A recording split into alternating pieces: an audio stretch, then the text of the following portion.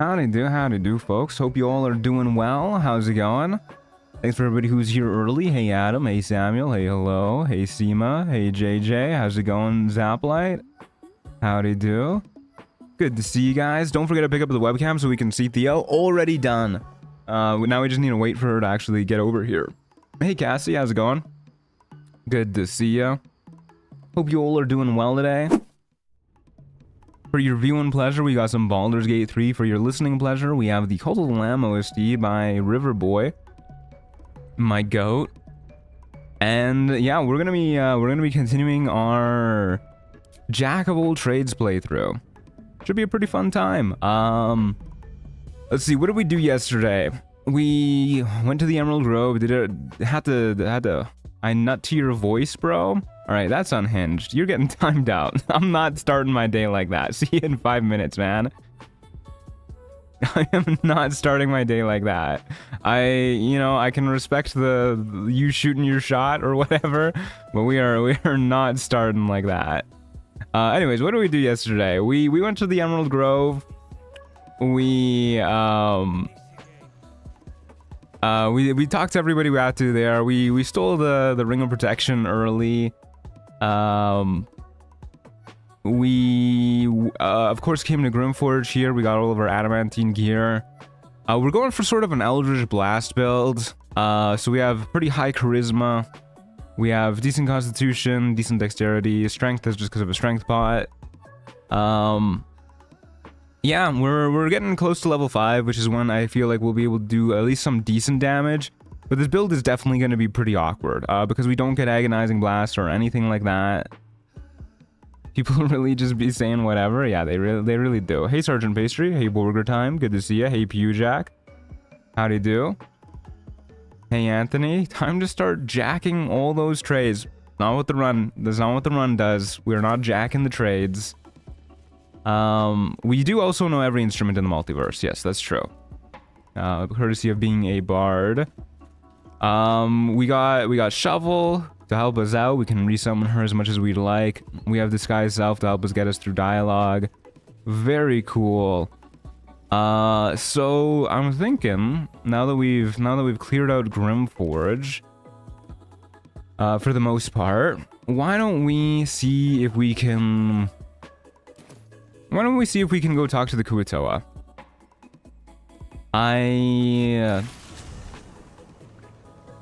I would love to get some free XP.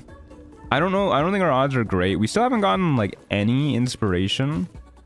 It's kind of annoying.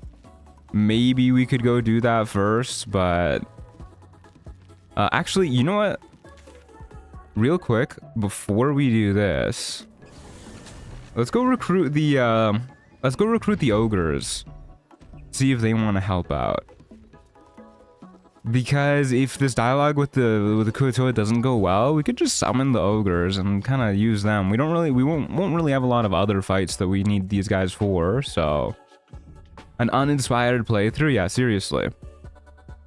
So let's go have a quick chat with these guys. We are branded, so it should be pretty easy. Tastes like chicken. No chicken.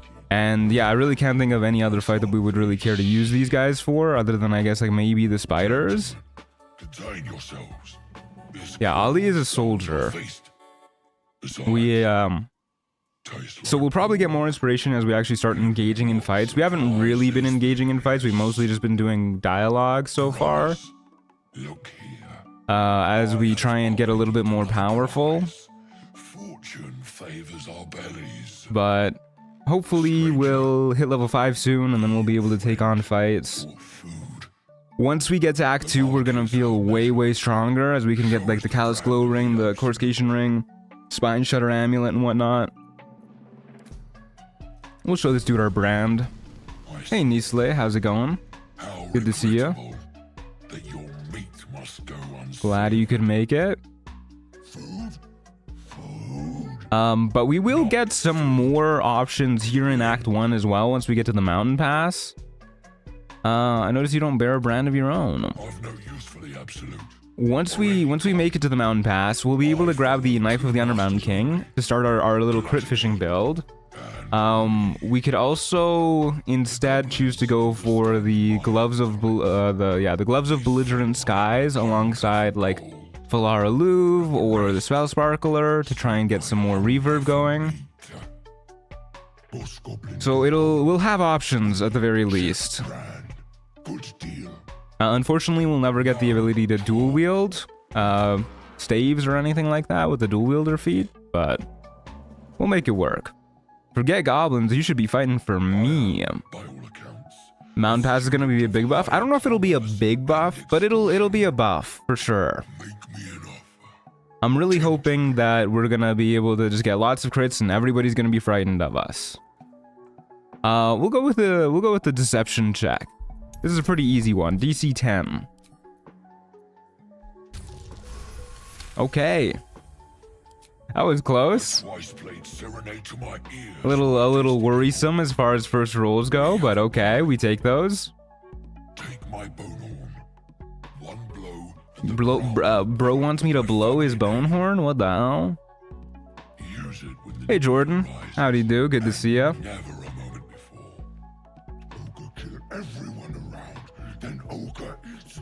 Okay. Thank you, Ogre. No feats means you can't use both Lightning Staff and Under Mountain Knife? Yeah, exactly. Means we don't get Spell Sniper either for the expanded crit range. Means we don't get a nice early 20 Charisma. Okay. Pretty good. 225 XP. I think now if we're able to talk to the fish folk, we should just be good. Let's actually take a long rest before we talk to them because we're pretty dry on resources. Let's go do that. Hey Raindrops, how's it going? Good to see you. Hey Arson Frago, howdy do. Is Volo ready for the operation yet? He doesn't have the exclamation mark, so I'm gonna assume no. We'll talk to him in the morning. Is that the best married warlock in the realms? Married warlock. Was Gunter ever married? I promised I'd be back. I don't recall that happening, but maybe it was like an off-screen thing. I have things under control. Yeah, I really don't like the yellow splotches on our dream visitor's face. Looks like she's got a skin condition. Using the powers the tadpole gives you. Wasn't it only Bobby Banks? Yeah, I'm pretty sure Bobby Banks was the only tab I had that was like canonically married. He's married to the curse. I forgot about Gunter's curse. You're so right. I don't know if multiclassing would be more fun if feats were tied to the character levels and not class levels. I think it would definitely be more fun. I don't know if it would kind of like destroy the balance, but it would be more fun for sure. It was worth a shot. You needed to see for yourself. And now you Hey deep sea creature, howdy do. Don't shame her skin condition. I think these are face tattoos, so I'm shaming her choice in ink. If I see anybody who goes to like a tattoo parlor and is just like, can you like sprinkle a little bit of like piss colored ink on my face? Just like go wild with it. I would question their decisions too. How do you know so much about these tadpoles? I actually like how the splotches mix with the horns. It is a little neat there. Yeah, you got a point. And it's not like too different from the eye color too. If it was a different color, I'd fuck with it more. Yeah, me too. The color choice that she made was definitely the one of the worst options she could have made. His colored is definitely a choice of words. I mean, look at it. Like, who are we kidding here? It's like, you know, maybe like a not enough water kind of color, but who are we kidding? More like an orange like the horns? Yeah, if it was more orange, that would be good. So would you. It would look really good on a darker skin color? Yeah, I agree. I agree. Why should I believe you? Just like you. And I need an ally. Just like you. I haven't finished the I was tutorial of infected with Pathfinder mind Wrath of the flayer Righteous, but it parasite. seems there are more feats both for the character levels and class levels. Yeah, that's just kind of how Pathfinder is built, though. It's I've an been trying entirely to different escape from system. this evil for a long time. Kind of hard to compare the two when they're balanced differently entirely. Missed the stream. Yesterday was the general build plan. Eldritch Blast build. You can also do exclamation mark build if you want the specifics, I guess. Hey Luca, howdy do? Good to see you. We may turn this around. Howdy do, howdy do. Hells. They need me. 2026 year of the little hamster. Good luck on the run, King. Thanks, Jess. Tell me where I can find you.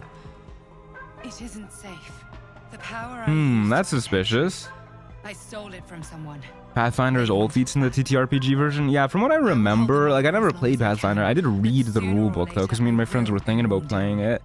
And from what I remember, a lot of the like character building is just entirely based on feats in Pathfinder, which I think is kind of cool. Gives a lot of variety. Lets you have a lot of different choices at like pretty much every level up. I think that's cool. There's definitely something to it. Makes things more complicated, but at the same time gives you more player expression. Our freedom depends on it. Okay, thank you, Dream Visitor. Wrath of the Righteous is really fun. Yeah, I do want to get around to playing some more Owlcat games. I think it was Owlcat that made Wrath of the Righteous, but okay. Why don't we turn into our true self again, real quick. I believe we are up here, Masked Dwarf, and we'll talk to Volo. Unfortunately, with Pathfinder 2nd Edition, some feats are useless in certain campaign styles. That's a bummer. Has your research turned up anything that might help us with the parasite problem? Hey, I missed some yesterday. What level are you and what classes do we have? We are level 4. We are a fighter, bard, monk, warlock right now. And we're going for a bit of an Eldritch Blast kind of thing. Hopefully. We'll see how it goes. I think for now we're still better off just whacking people with a strength elixir, but once we get level 5, we'll be better off blasting people, which should be pretty soon. We'll get a little bit of XP. I think we get a little bit of XP for doing this, and then we'll get a little bit of XP for talking to the fish folk. Begins to prod uncertainly with the needle.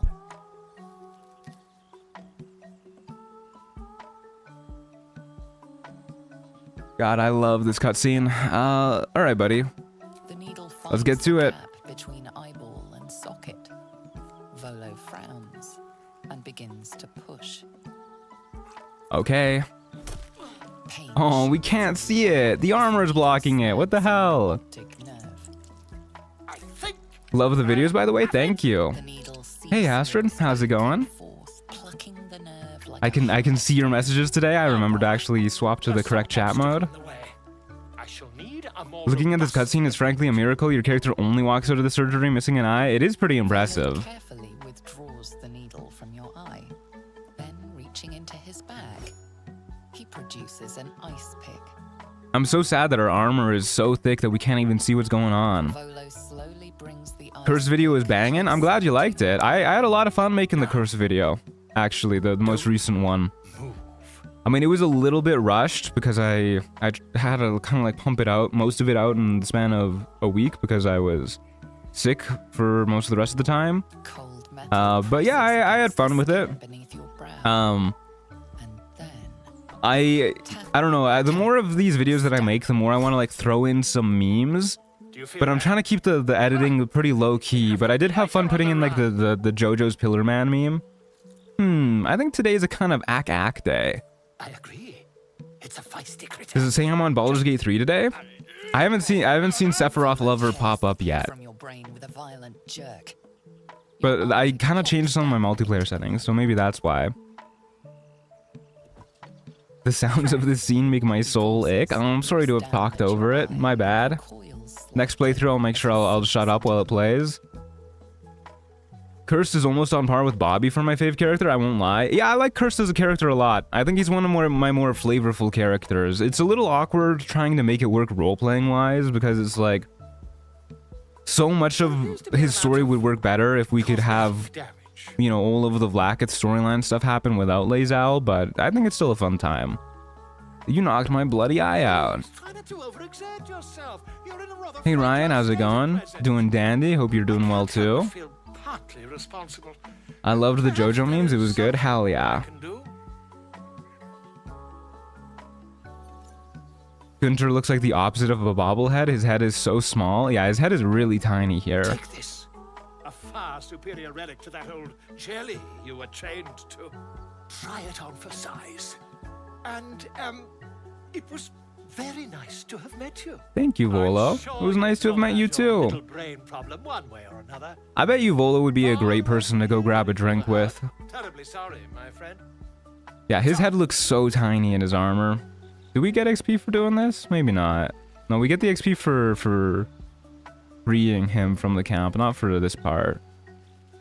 Okay, well, we can see invisibility now, which is pretty cool.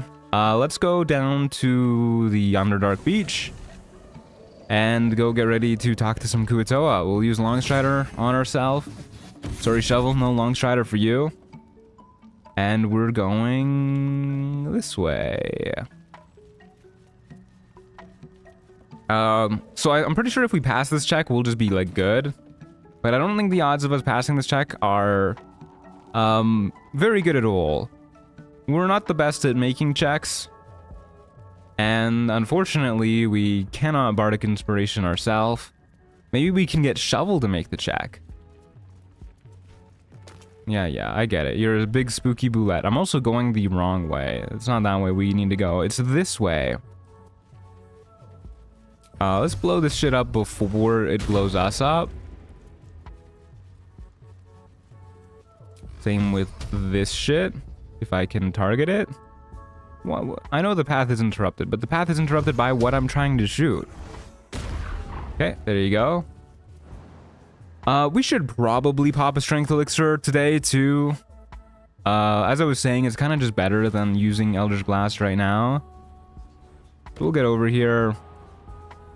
For those who don't know, here's another well-hidden secret. There's a skeleton right here. Kind of hard to see, but it has a pretty good item on it. I don't know. The Helmet of Autonomy. Proficiency in Wisdom saving throws.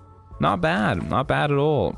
I think our haste helm is better for us, unless in like certain fights, but pretty good. Okay, let's get down here. Hey Ari, how do you do? Hey Will, good to see you guys. And let's go have a chat. Shovel, why don't you go invisible just in case we need you as backup? And it's always the skeletons. Yeah, there's some well-hidden skeletons in this game, for sure. And yeah, we'll just go in and chat with these guys, and hopefully it'll go well. I'm sure it will. Hey, fellas. I fast forwarded the stream and you roll a 20 on the check. I'm just that good. I don't remember rolling a 20 on any checks so far, but I'm just that good. Never knew there was someone to loot. Yeah, I'll try and maybe we can go to all of the hidden skeletons in this game that have cool loot on them. There's another one as you head north from the Blighted Village that has a pretty good ring on it. I kind of want that ring anyways, so maybe we'll go back there and pick it up.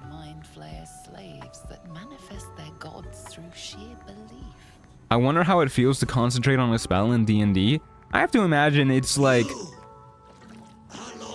trying to keep it like a number in your head, like a long number is what I imagine it as.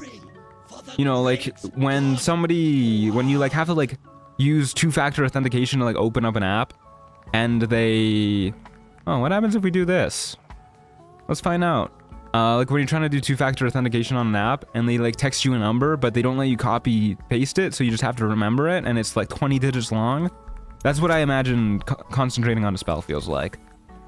Brother, are you for real? Why are we so bad at rolling dice in this playthrough? I missed the first stream. Do you know the class order you're doing? Yep, !build. I fancy a bit of Simple enough. Fucking DC 10. We can't even hit that. We have a plus 4 to 7. Sacrifice. Forward's blood. Wait, if it's blood you want, I can make another offer. What's that then? Okay, surely we're gonna be better at these. For blessed Volo. I have only 1 life, but I can kill many more in your name. So we could go for a plus 5 with advantage, or a plus 6 to 9. One or the other. Or we could do Scroll of Charm Person, in which case this guy will need to fail a wisdom save to be charmed by us. I don't know if he counts as an enemy quite just yet. I don't really know if that's worth it. Because then he needs to fail a check that's probably pretty hard for him to fail, and we need to succeed one that's probably pretty hard for us to succeed. Well. Plus 69? Oh, you're right. This is a nice number. Surely that means it's better than using friends, right? Normally, I think I would prefer to use friends here. Because it just kind of, I think it makes our odds better than just a plus 1d4. Because this is like a plus 2.5 on average. But plus 69, that's pretty nice. We'll go friends. Oh, we're so bad at rolling dice. We're so bad at rolling dice. All right.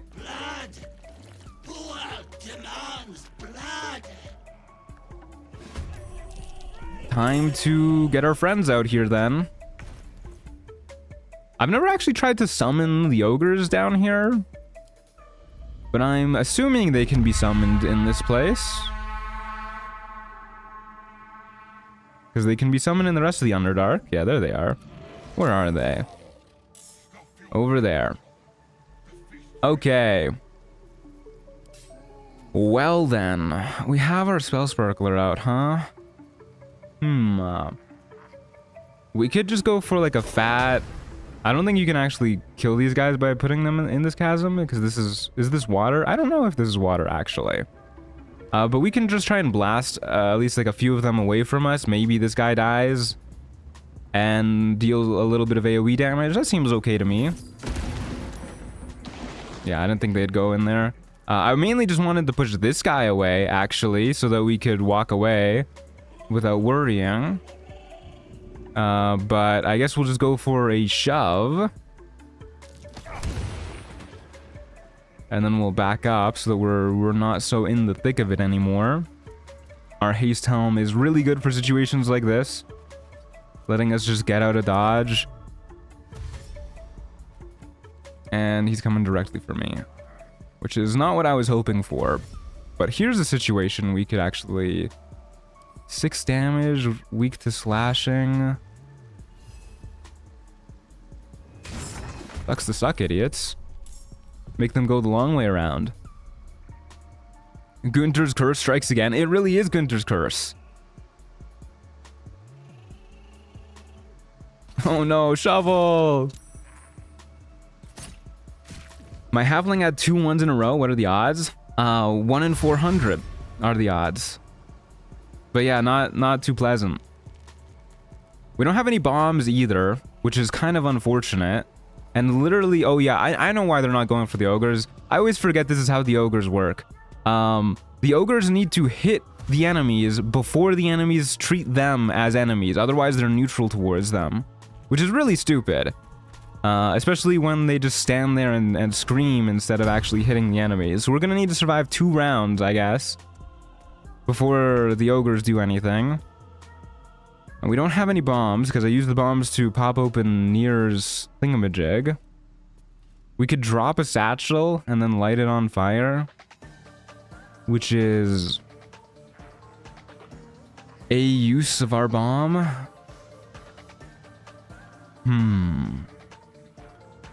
Or a use of our turn, our satchels.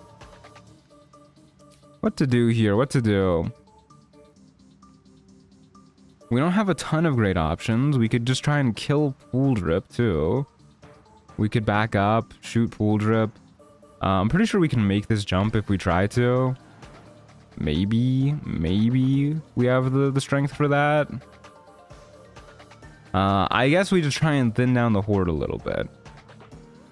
I mean, we could run. We could just leave too. Yeah, if we like really want to. But I feel like the whole fun of playing not with single saves is to be able to take unfavorable fights and play them out to your heart's content. So yeah, let's do... what if we concentrated blast this guy and then hex? Since we're gonna switch to hex anyways. And this is, I'm pretty sure, more damage than a Eldritch Blast. Because this is 3d6 psychic.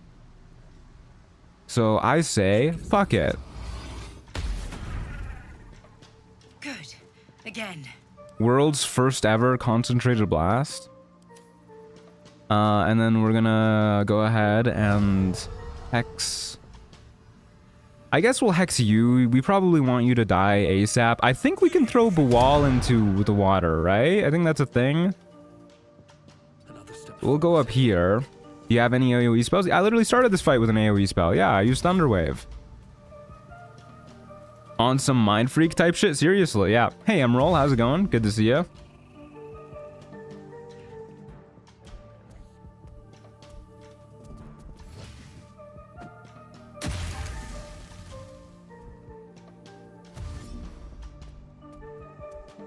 Okay, well, that means that they're aggroed onto the ogres now, which is pretty good.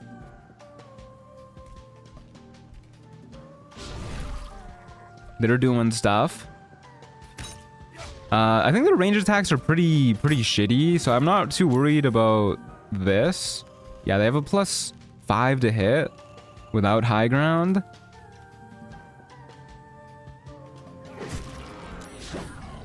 You gonna use the crown anytime soon from the ogres? You mean the headband of intellect? Probably not anytime soon, no. Okay, I'm like pretty sure we can shove you into the pit. If I can just get the right angle. Are you serious, dude? You really gonna make me use my action for this shit?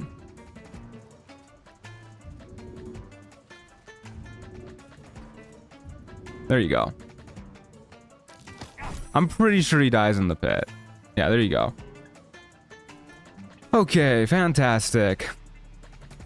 And then these guys are nice and frightened. We can go ahead and just shoot you.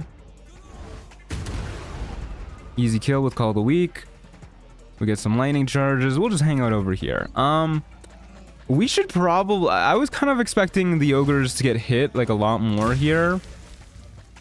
This might be a bad situation for us. We might have to run from the ogres. Because we don't have Repelling Blast in order to send them flying into the water. And we certainly won't be able to shove them. We can try Thunder Waving them. Which we only have one more spell slot for, actually. So that might not work. But I think we'll just let the fish are doing pretty good, actually. We'll just... Yeah, I guess we'll just shoot this guy for now. Can we make this jump, by the way? Maybe not. No, not quite. Not without using jump or something.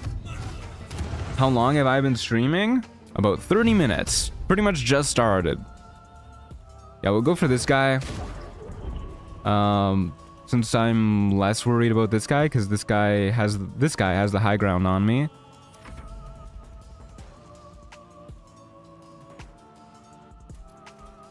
But hopefully the fish folk down here can do something to the big guys.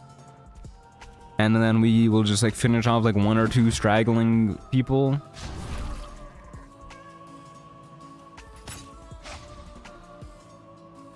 Bucket we bual. I bet you the ballist cultists have such a good time just saying fuck it we ball. That probably goes so hard at the ballist cultist fraternity. They love that shit there. Okay. Kind of surprised we hit that one, actually. We will get you all hexed up. Might as well finish off all of the little guys. Unless they're hitting the big guys for us. Firebolt for 4 damage. They're really doing it. They're really doing it. That's probably a bit better of a move. Just hitting them with your fists. But, you know, Lumpy Enlightened, he can do what he wants. He's his own man. He lost concentration on Blur. Okay, 1 down. Yeah, actually, I'm starting to get worried in the other direction now. I'm worried that they're not going to do enough to kill the fish folk before they die.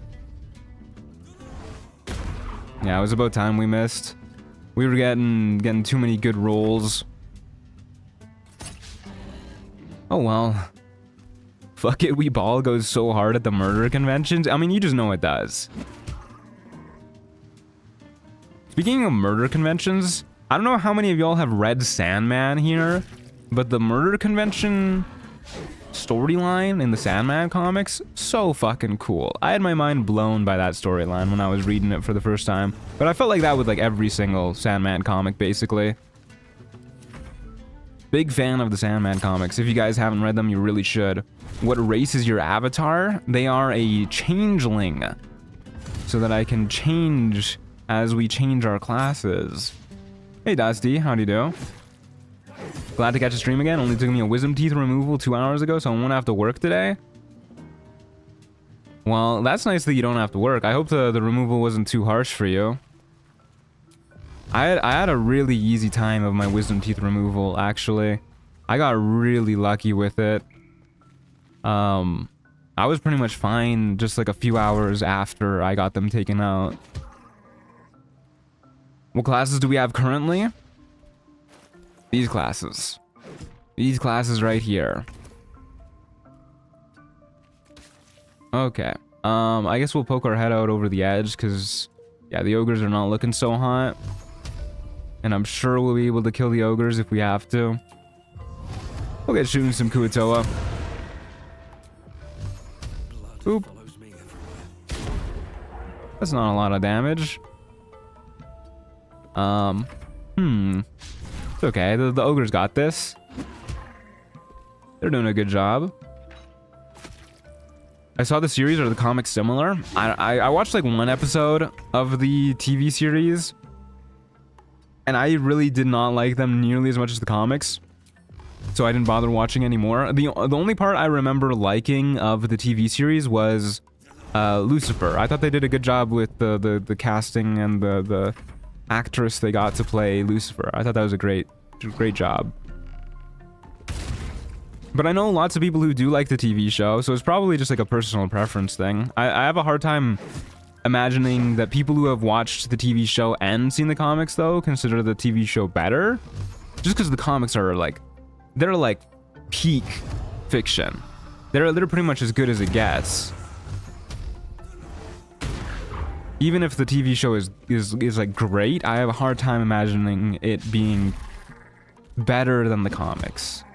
Hey Blanche, how's it going? Good to see you. I love the 3 ogres getting beat by some strange fish people. Yeah, they really got beat too. Like, they got their asses destroyed. Okay, I forgot to cast Hex there. That's my bad. Not that it really would have made a difference. Oh, never mind. It would have. It would have made all the difference. But such is life. Okay, Lumpy and Lion's dead. That's the only one we really care about dying. Well, no point using Hex now, because you're just gonna die anyways if I can hit you.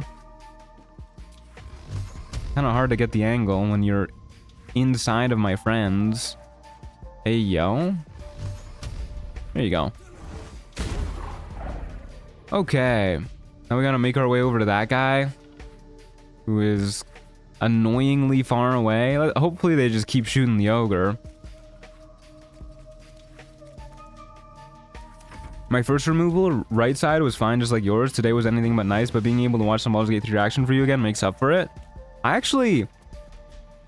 just had all my wisdom teeth taken out at once. I was like, you know what, this is probably gonna suck anyways. I would rather just not have to do this more than once.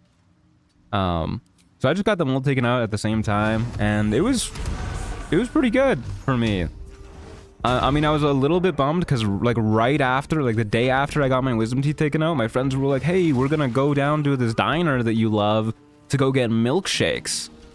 And I was like, oh, you know, like the drink you have to like famously drink out of straws. So I was a little bummed about that. I did end up slurping it up with a spoon because I'm not passing up on those milkshakes, but it just like did not hit the same, you know? Something about using a spoon to drink a milkshake didn't feel as good. Okay, well that was a pretty easy fight. We are 102 XP off, which is a little annoying. I'm sure there's somewhere we can go get 102 XP pretty easily though. Surely there's somewhere we can go. But where would that place be?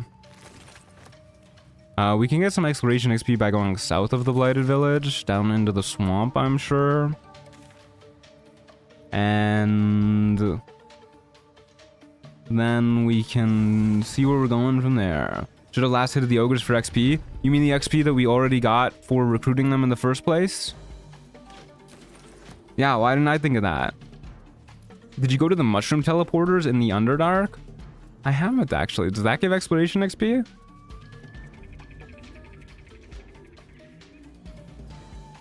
That might be a good idea. Well, let's get some easy exploration XP for coming down here, talking to Ethel. Gives 150. Whoa. That's interesting. Are you sure it's 150? Because most exploration XP in this game scales with your level. You get more exploration XP the higher level you are. I mean, we'll go check it out anyways, but it would be pretty interesting to have a spot that's like set XP. You there? Please, I don't know. Hello. What's come over these boys. I just want to go home. The old woman's face creases with false concern. It does, yes. Normal average exploration amount, 95 at level 6. I've tested this recently. Oh, that's pretty cool. Okay, we'll go down to the mushrooms in the Underdark. I always forget where they are, so you guys might need to remind me, but this has nothing to do with me. Goodbye. Which this is the most Gunter Goomly answer, so we're just gonna say goodbye. You were supposed to rush to my defense. All right, we'll finish this cutscene up, and then we'll go down to. I guess we'll get the waypoint down here since we're kind of like on our way to Auntie Ethel's place, and then we'll go down to the Underdark, in between the Kuo-toa and the Arcane Tower. Okay, I think I remember where it is. Some advice.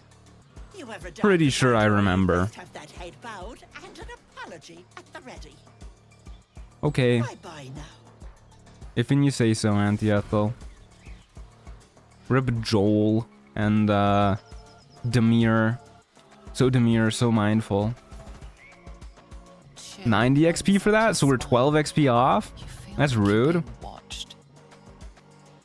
Warlock Arcana, Monk Wisdom. I guess we'll go Monk Wisdom. We can rock some Monk Wisdom. No, we can't. You might run into the Boulette though, so be careful. The Boulette never scared me anyways. Off topic, but whoever Auntie Ethel's VA is, they ate this role. Yeah, it's kind of amazing how there's like no real misses in the VA cast. They kind of killed it. An imp and a hellbore away from level 5? Yeah, seriously. I love how we always just use imps and hellbores as denominations for XP. Okay. Down to here again. Is it bad that I think it's funny when Ethel one-shots them right in front of you? No, it is pretty funny. They die in a very goofy way. Okay, so it's up here somewhere in between the Kuo-toa and the Arcane Tower. That's right here. Let's blow this up. Right here. I remember the coloring looking different. I don't remember it being so red right here. All right, let's see how we go up. Up here. Up here. You know, I'm going to save in case I fall to my death here. I have no idea how much falling damage we're going to take. I remember it not being like a ton. Am I just going to first try this route? Oh my god, I can't believe I remembered it. That's kind of amazing. It's been so long since I've done that. I've done that like 3 times. I really can't believe I remembered it. Okay, that was definitely not 150 XP. That was 40 XP. Hi, Theodosia. She's really mad at me for not paying attention to her. Okay. Do we get more XP when we go through here? Nope.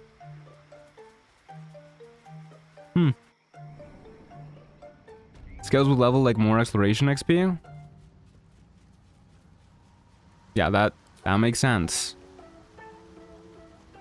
Where does this one take you? It's been so long since I've been in this one.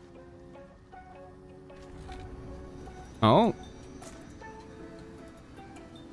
Should I have leveled up first? Is this the one that summons spiders? I could swear one of them summons spiders. No, never mind. We're just down here. Okay, we're fine. All right, we'll level up. Sorry, I gaslight everybody, I guess. You're good, you're good. Okay, level 5. Very cool. So next up, let me double check. Allow me to double check. I believe this is our druid level, but it has been a minute. Oh god, how do I get to my channel? My playlist. Okay, let's see. We did fighter, bard, monk, warlock, druid. Yep. Okay. Druid is number 5. Very cool. We really don't get anything interesting here. We get more spells, more cantrips, sure, whatever. I guess we'll take resistance, because that can be pretty useful for checks over Shillelagh. And I guess we'll take guidance. We don't actually have guidance. We just have it from our amulet right now. So resistance and guidance seem like pretty good ideas. Thorn Whip is going to be gone awful because this is going to scale with wisdom. It's bear time. No, you don't get wild shape to level 2. So we are not going to be able to wild shape. Unfortunately. What do you mean Woodrow is the 5th mono class? Yeah, Woodrow is the 5th. We're doing levels in order of the runs we've done? Yeah, exactly. This is the throwback playthrough. I'm sure this run would be way easier if I got to like choose the order of the classes. Probably just go like fighter, wizard, and then just like take a whole bunch of spellcaster levels in order to spam magic missile to get you through act 1 and 2. But this is a fun little bit of extra challenge. And it's kind of why I decided to do an Eldritch Blast build instead, because we get our warlock like pretty early. But yeah, druid is a class for sure that we get. We get to prepare 1 spell from it too, which I guess will take and nothing that uses our spell save DC because they will never work. So I guess enhanced leap. Why not? Okay, sure. There you go. We also get light armor, medium armor, and shields proficiency, which we already had. Doesn't Shillelagh add damage to Eldritch Blast, or is it only the Magic Club? That's Magic Club glitch nonsense. Shillelagh definitely does not do that. Okay.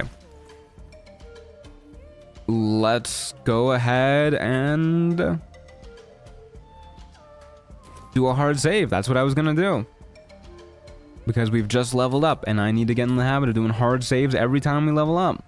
Longstrider is always a good choice. We already have Longstrider. Don't worry. If you don't have Longstrider, you definitely want to take Longstrider the first chance you get. But we already took it first chance we get. What attribute affects your spellcasting now? For specifically items, wisdom. But spellcasting based off of classes is always affected by whatever class you got the spell from. I was hoping that would show it off, but I guess that doesn't have a attack roll to make there. We also have 2 Eldritch Blast Beams now. Very cool. Please let me Eldritch Blast you. So as you can see, our Eldritch Blast is still based off of Charisma. Very cool. So our Druid spells will always be based off Wisdom. Warlock spells will always be based off of Charisma. And our items will always scale, and our Illithid powers will always scale based off of the most recent spellcaster class that we took. Okay, so now that we're level 5, we have a lot of options on where to go. I think I would like to go actually to Ethel and go do all of this nonsense. We do get another first level spell slot, which is worth mentioning for the Druid level. That is definitely pretty good. But I think we actually go murder Ethel and try our hand at getting our hair so that we can get up to 18 charisma, so that we can actually hit more often. Doesn't scale our damage because we don't have agonizing blast, but being able to hit more often is pretty cool. Oh yeah, we got a shapeshift as well. You're so right. Thanks for the reminder. We are a mask drow.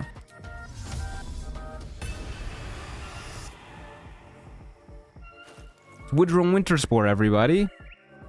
He looks significantly different. Wasn't Woodrow like way more jacked than this guy? What's going on with that? Oh well.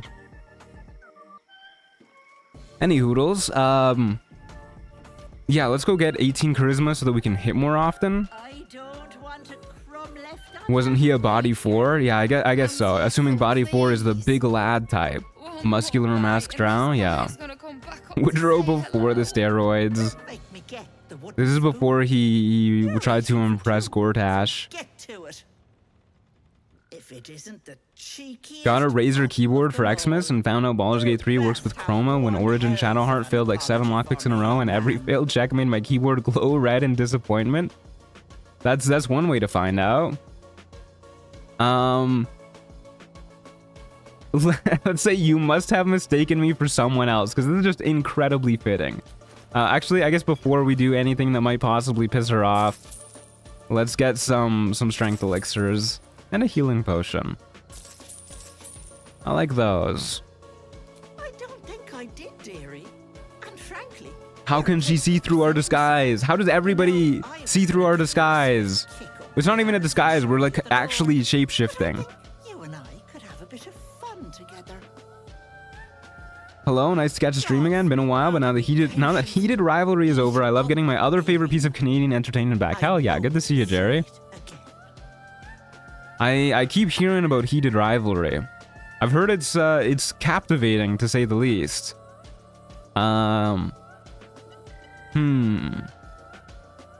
Do you treat all your guests so poorly?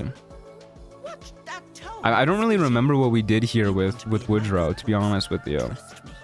I'm trying to channel my Your head.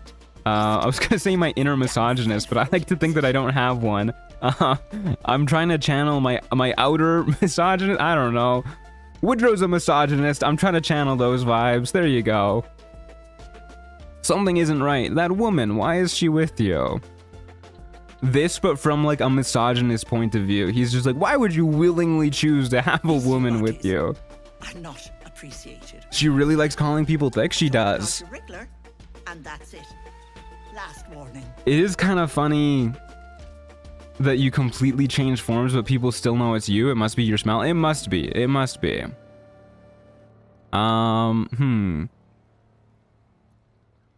What happens if we just leave here? What happens if we just leave here? Role-playing as a misogynist? Yeah, Woodrow was a villain. He was a horrible person. And that was one of his traits that made him a horrible person. My door is always open, Petal. Auntie Ethel is here for you. Woodrow had a podcast? He did. Yeah, that's how you knew there was something off with him. Okay. Well, I guess we'll loot this place a little bit later, because right now it's just all stealing. So we'll just get down into her basement.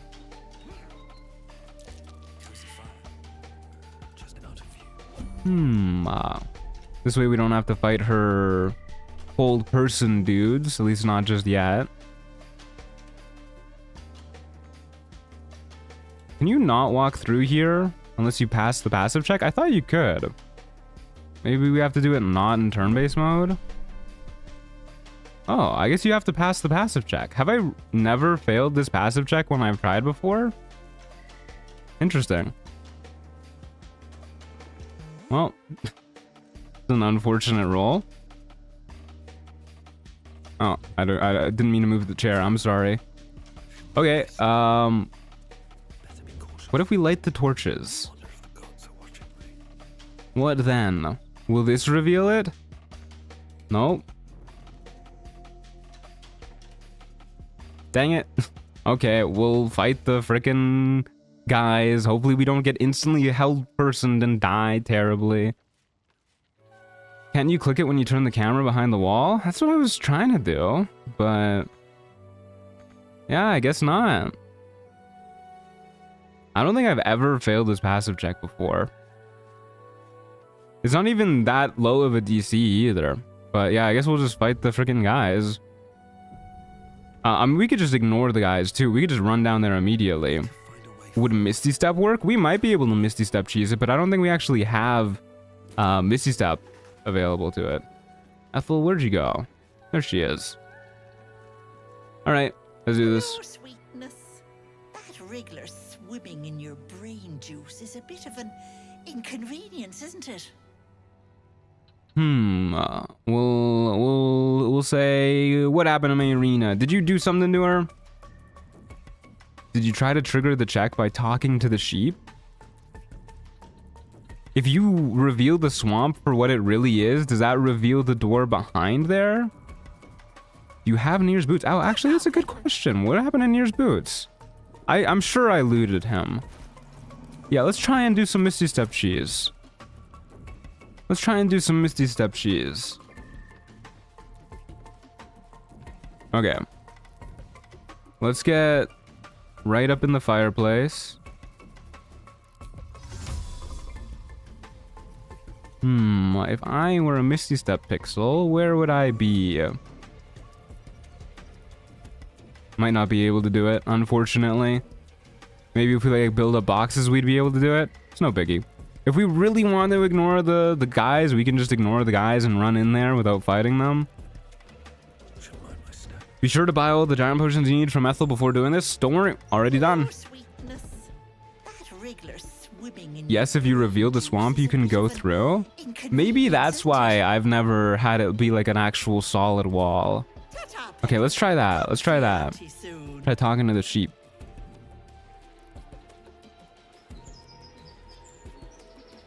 And let's put some of our boots back on.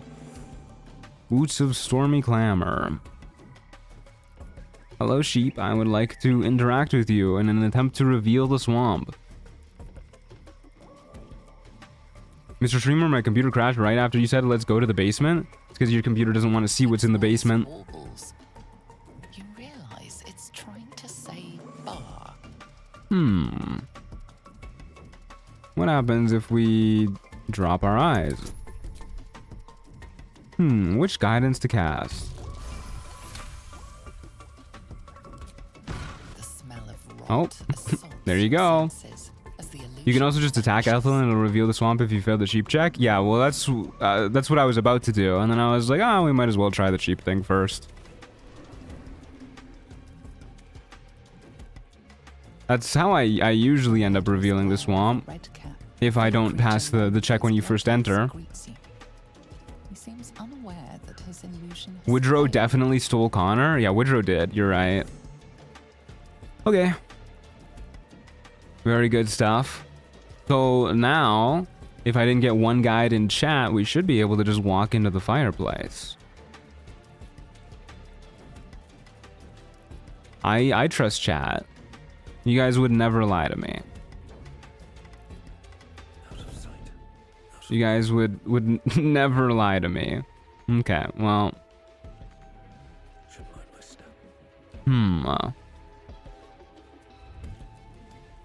All right, let's just bite Ethel, I guess. Where is she?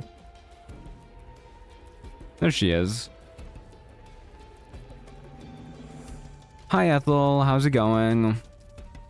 Hello, sweetness. Epic streamer troll? Yeah, you guys got me so good. You rapscallions, you. Convenience, isn't it? What happened to Marina? Did you do something to her? Keep your own little nose in your own little dish, Petal. I don't like busybodies. Okay, well, I guess I thought that would piss her off to the point where she would just transform, but let's just attack her, I guess.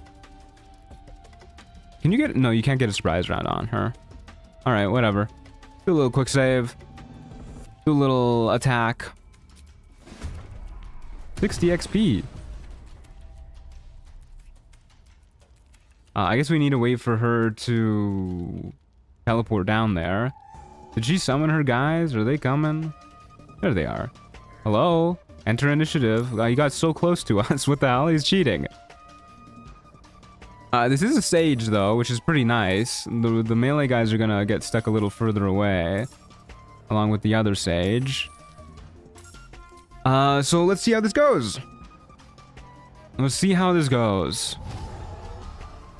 We'll do a little bit of a hex and do a little bit of a 1-2.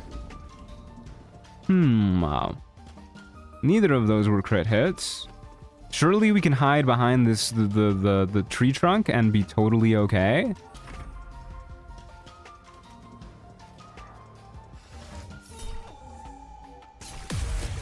Okay, we saved. We're actually goated with the sauce.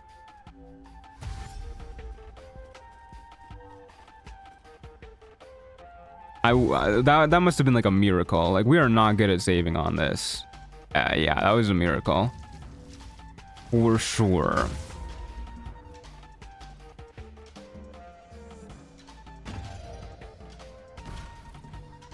Okay, we could just leave if we want to now. Which might just be the play.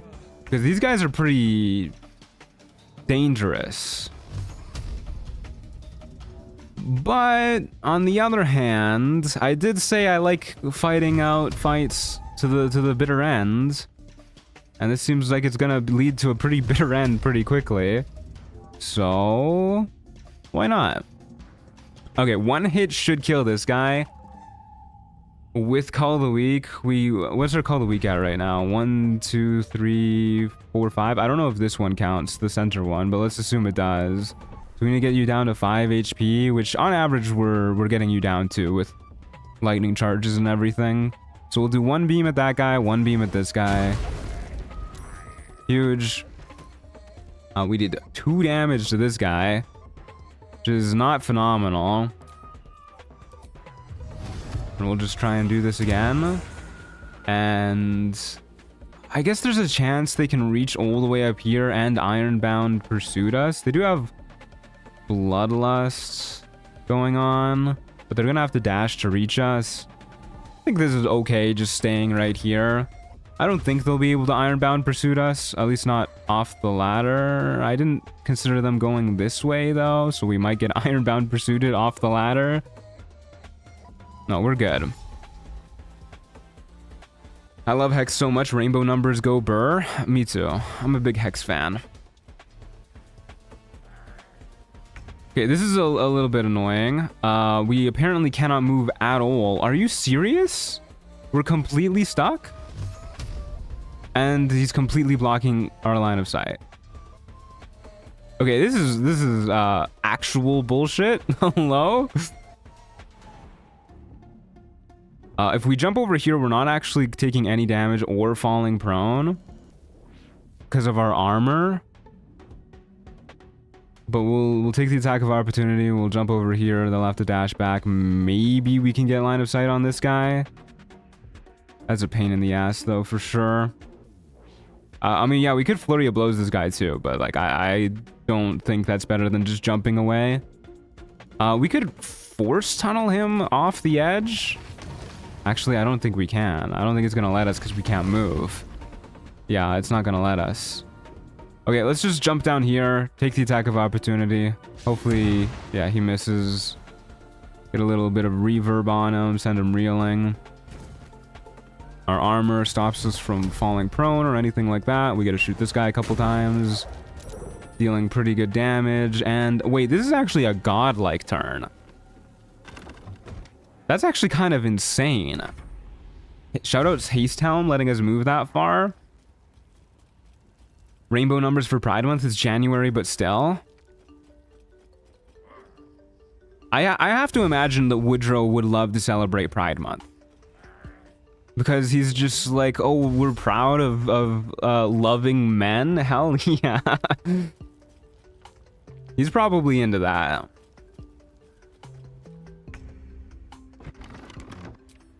Okay. Probably do 2 beams with this guy just to guarantee the kill. 80% isn't great odds, and we really want this guy dead before he even gets the chance to do another hold person. Woodrow is a homophobic gay for sure. Yeah, you might be onto something there. Okay. Make sure you die. Then we'll get hexing these guys. Get some more reverb on you. I think we'll jump up there next turn if we can. That looks like a pretty good time to me.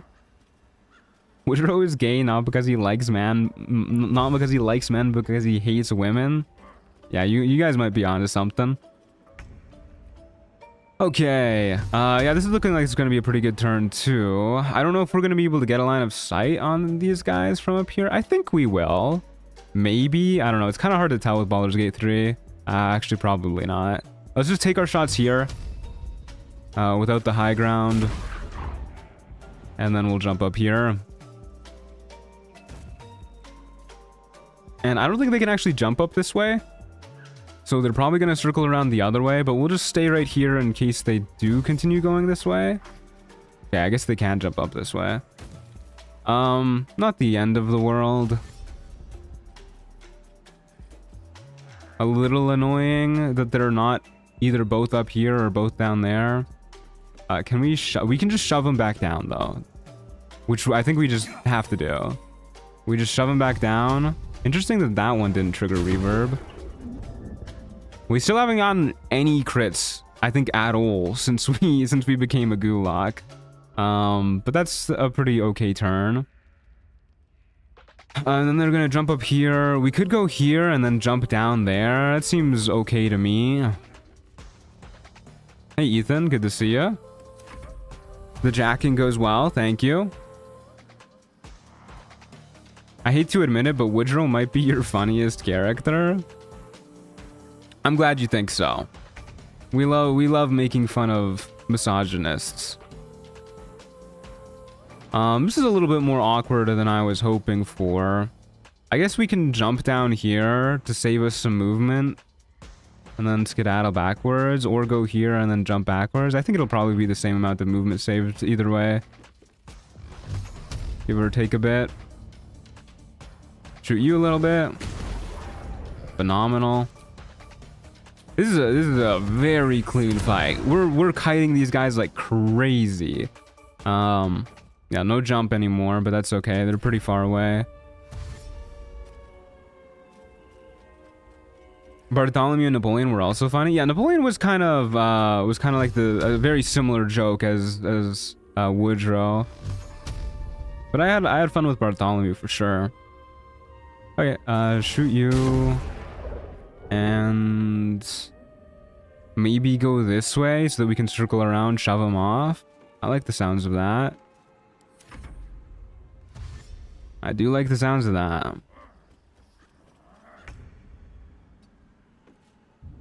Yep. Shove them off.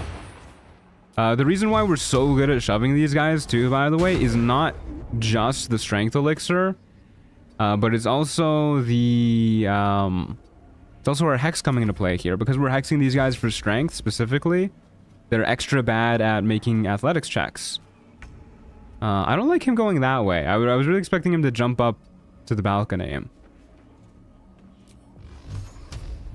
Oh, come on. We gotta be able to hit him. Oh, yeah, there's a pixel. I saw it. I seen it. Unfortunately, we're missing an annoying amount of shots here. Making the end of this fight take a little while. Come on, buddy. I think we just shove this guy backwards again. We could do flurry of blows, point blank shots with Eldritch Blast, and then maybe we'll get a kill. But I don't think the odds are good enough. Well, Hex working on flurry of blows is pretty nice. See, that's an average of 22 damage right here, and then we only need one beam to hit. The beams are 50% chance each. We could just take an attack of opportunity. It's not the end of the world if we get hit once. So let's do this. Oh wow, we got some big damage rolls there. Holy shit. That was crazy. Yeah, look at that. Almost max damage rolls for both of those hits. Okay. Flurry of blows coming in clutch. That's the power of a true monk. Okay, pretty clean fight. Amazingly clean fight, actually. Didn't get hit a single time. We only had one attack made against us. We had to make that one saving throw, too. We got extremely lucky with making that whole person save, but... if you consider that to be just raw skill and game sense, then that was your goat at his finest. Okay, I think we'll take a short rest. Might as well get our warlock spell slot back, get our key point back. Sure, do a little quick save. I want a vigilance elixir before we fight Ethel. We have a vigilance elixir. Very cool. Okay, let's go down here. Honest question, what makes you prefer scrolling the log rather than hitting the plus sign? That's because you always close it when you're done, so it's not like it takes up a bunch of room on the side. Just what I'm used to, honestly. There's not much of a reason to it. Doesn't really bother me either way. Kind of feels like the same end result. Or what? I like stuck up nobles when it's sanitized in a funny way. Trin got a pretty nice balance with that, in my opinion. That's kind of what Gunther was, yeah. Gunther was an easy character to hate too. I was trying to go for landlord vibes, like rich landlord vibes with Gunther. Okay, I did not mean to click on the door. I'm sorry, door. I'm skipping you. You talk too much. And it takes so long. And you never say anything meaningful. Okay, let's go for a surprise round here, actually. Summon shovel. Turn her invisible. And God, I love when we mouse over ourselves. We see fighter, bard, monk, warlock, druid. What a beautiful class. Hello, Mr. Ant. Hello. I don't know how to read your name, but hello to you too. Okay, well, we definitely want to kill the Mask of Servitude first, so I guess we'll just go send her... Oh, I forgot about the puddle. Forgot about the puddles. Whatever. It's no biggie.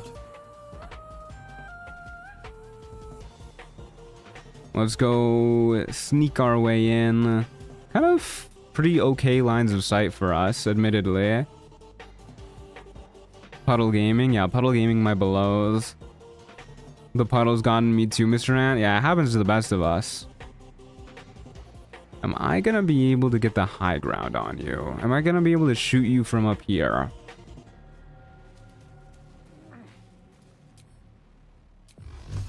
I can.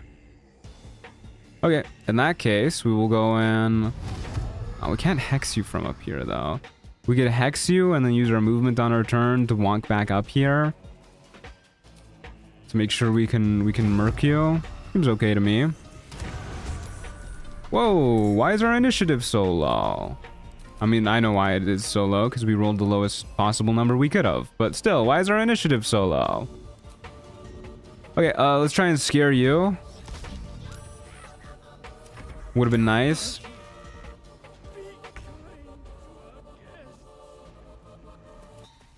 But that's okay. The only guy who went before us failed his save. And that is a dead Mask of Servitude. And I think we'll go to the edge here. We don't really care if they shove us off of this. It's not high enough for us to take any real amount of falling damage. And then if the Mask of Vengeance comes up to us, we can shove them off the edge so we don't have to worry about their reaction. Which, speaking of, we're just gonna keep Shovel here, because if Shovel attacks or runs away, they're just gonna die. So we might as... Oh, not a fan of that frighten. We might as well keep Shovel there so that she can take another hit. Damn. Bro really line of sighted us good. That's crazy. We can't see any of them from here. That fucking blows. Does Hex only apply to spells? Hex applies to attacks, not spells. So this applies to weapon attack rolls, this applies to spell attack rolls. Any attacks. When you attack the target. Okay, well, that's unfortunate. I guess we're just kind of passing our turn. Yeah, we can throw fire to try and hit this guy. Do a little bit of damage, I guess. Because I like that guy the least right now. Don't like this guy either, actually. But I do like it when we save. Okay, Mask of Vengeance failing is nice. Good old those lightning charges kicking in. Saved on the Curse of Terror. It's very nice. This guy's doing an amazing job with his line of sights. Like, I've never seen an AI do so good in this game at kiting. That's my shtick, brother. I would love to shoot the Mask of Vengeance from here. I think maybe that's more important than the Mask of Regret. Mask of Regret's a little harder to hit, and the Mask of Vengeance is significantly scarier if they actually get in our face. So let's go for the Mask of Vengeance.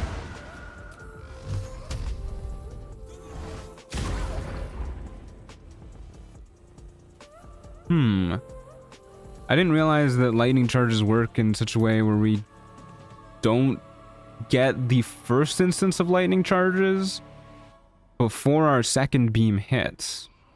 So we have 4 lightning charges, but they didn't trigger on either of our beams. Interesting, very interesting. Yeah, I guess I'll keep doing this. Why not? The tunnel thingy doesn't work when frightened, right? I don't remember actually. Oh, well, there goes Shovel. It's a lot of damage that Alchemist Fire did. Okay. Well, we could reasonably kill... We have a chance to... We should probably just kill one of these guys. Question is, which one of them? I do think the Mask of Vengeance is scarier than either of these other 2 guys, so we'll just kill the Mask of Vengeance first.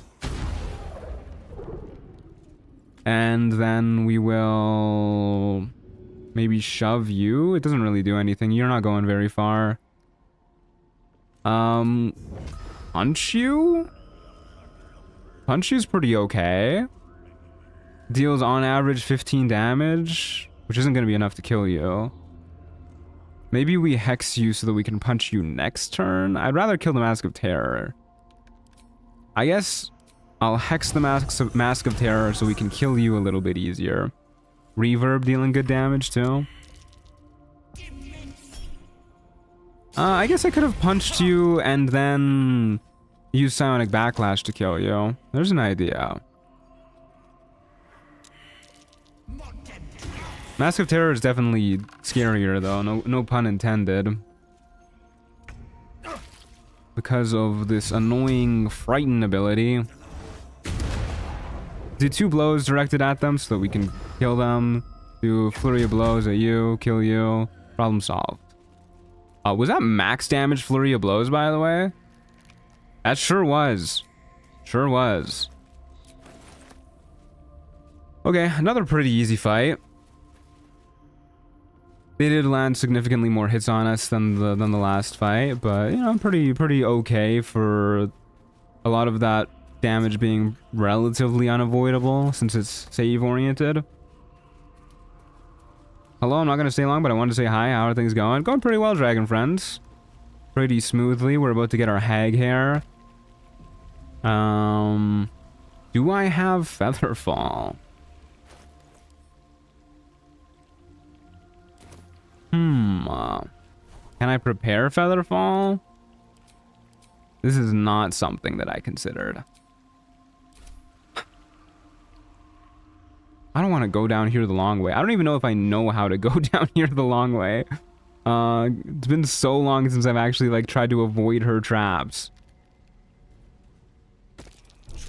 There's a scroll in the basement. Like the room that we just walked past. What happens if I jump down here?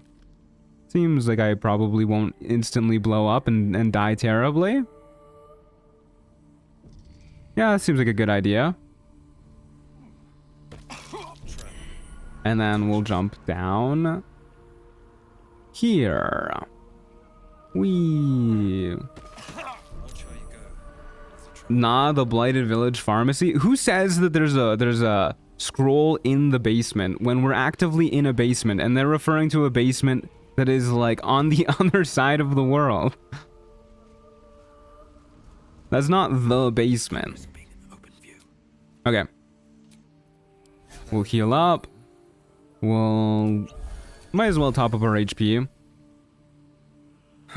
There is a pair of boots to give you Featherfall and Chests of Mundane in the Arcane Tower. There is. You're right about that. But who needs Featherfall when you have HP and potions to spare? And then we'll go in with an Invis scroll. We'll go in with a... not a... I almost typed in a Vengeance Elixir. Vigilance Elixir. Vigilance Elixir... I guess we'll go with the Bow of the Banshee. It's probably pretty good against Ethel. Rather than the initiative bow. I guess we can swap out if we like really want to.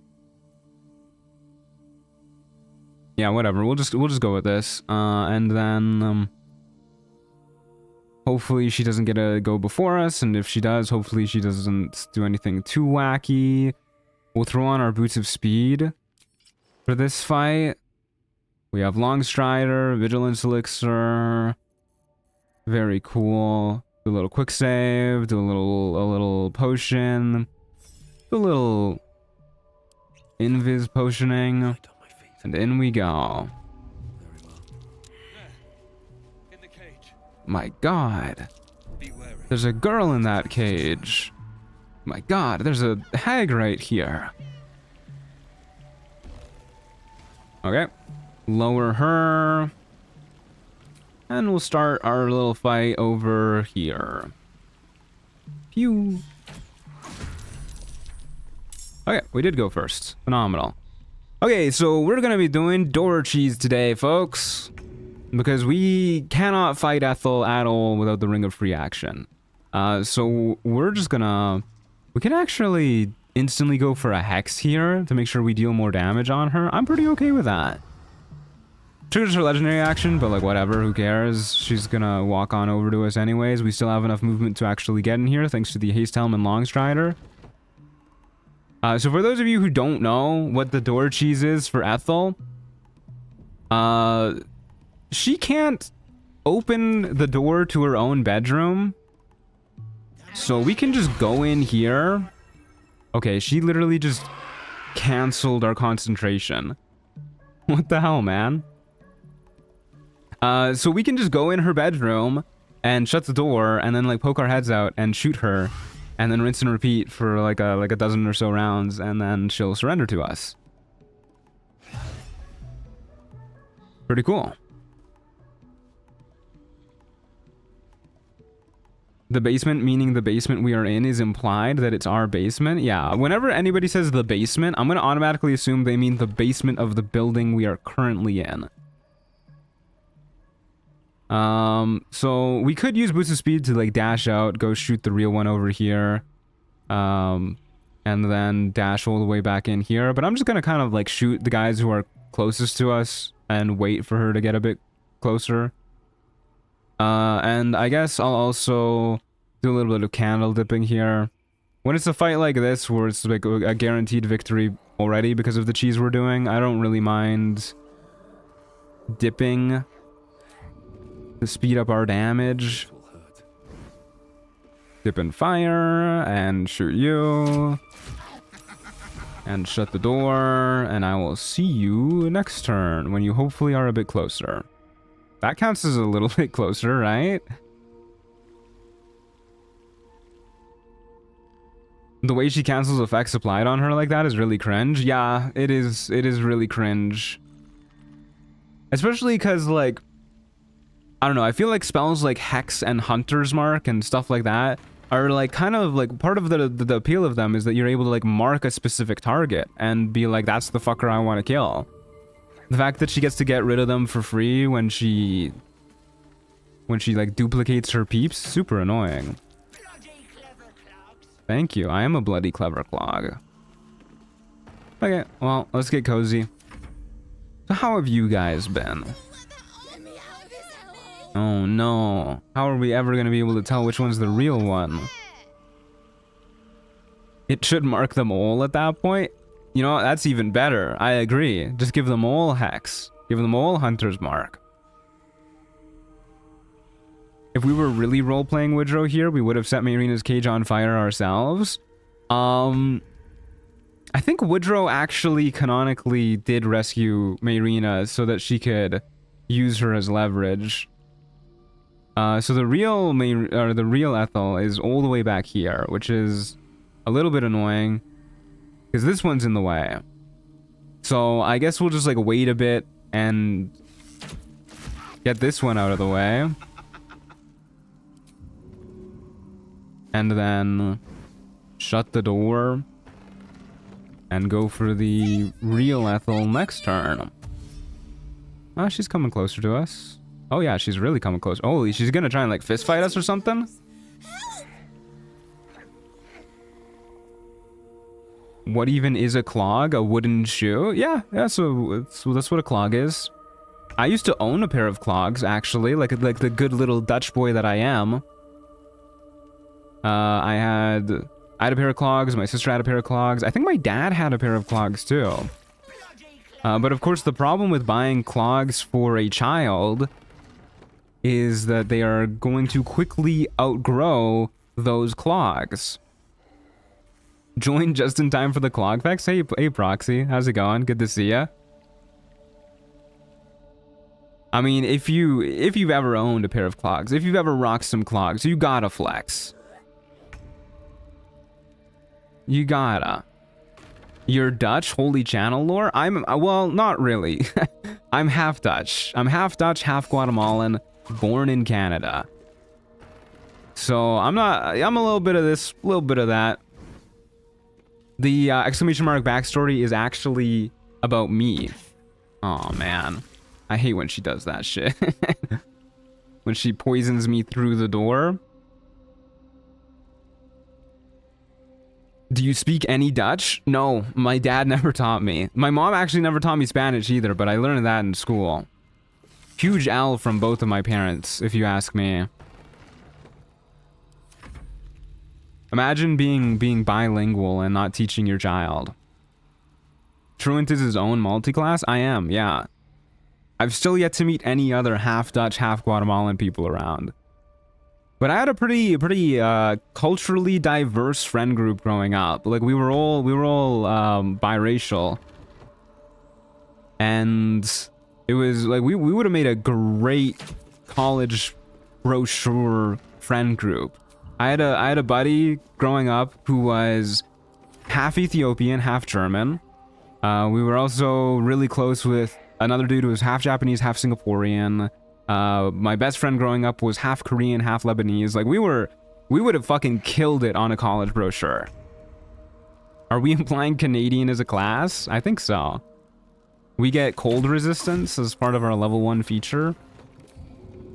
What else do we get? Proxy, you gotta help me out here. What's the Canadian class get? Assuming you're still here. Not the college brochure. I mean, we would have done amazing on the college brochure. United Nations as friend group. There's a lot of, I mean, especially in Western Canada, there's a lot of biracial, like, second generation immigrant people there. There's an absolute buttload. Which is what our friend group all really was. Poison resistance for drinking beer? I did grow up next to a whole lot of breweries, so I wish I could, like, deny that one, but I don't know if I can. +2 to charisma checks? Now that's a pretty cool one. I won't complain about having a free +2 to charisma checks. -1 to deception because they're too nice. I don't know. I don't know about that one. Like, so there's definitely some of those Canadian sorries are not genuine sorries. You can cast friends for free. Maybe that's more accurate. We manipulate people with the powers of our sorries.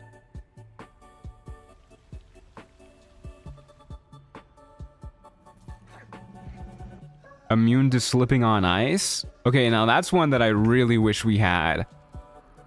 Because, good lord, is it icy here? And I am not a sure-footed man.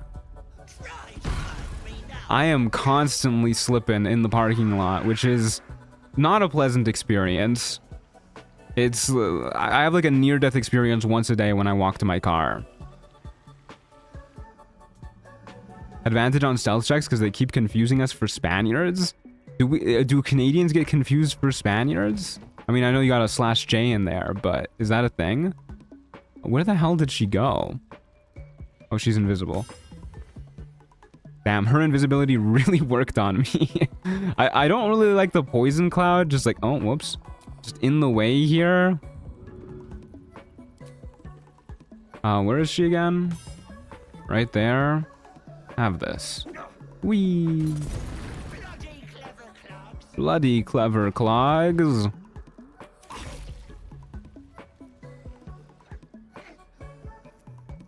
Canadian class features, cold resistance, conjure maple syrup, can cast friends for free. I do like conjure maple syrup. That's a good one. I would make good use of that. After spending a summer in Asia, weakness to heat has to be included somehow. I was dying. Yeah, weakness to heat for sure. When I went to Guatemala last year, I was fucking melting. I went to Chiquimulilla, which is like really close to the equator. It was February, and it was God, I don't know, it was like 33 degrees or something stupid like that. I thought I was going to literally melt into a puddle. I cannot say I was a fan of that. And then I come back home and it's negative 30 degrees, and it's just like, oh my god, 60-degree difference fucking murdering me. I think you missed a previous message about being Portuguese. Oh. I definitely did. Yeah, I definitely did. That makes more sense that people confuse Portuguese people for being Spaniards than Canadians.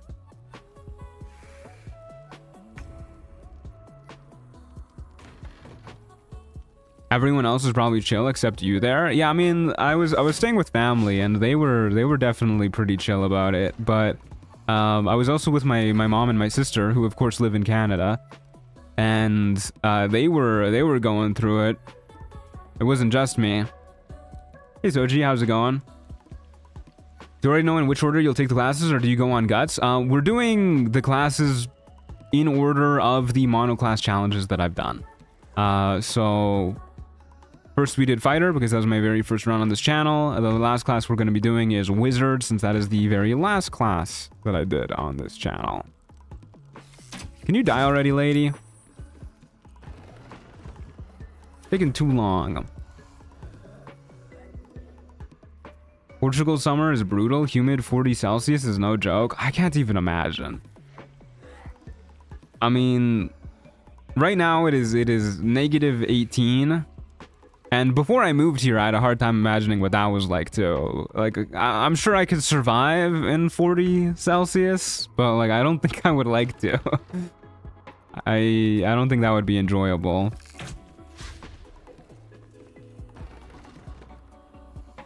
I forgot to dip my weapon. How silly of me.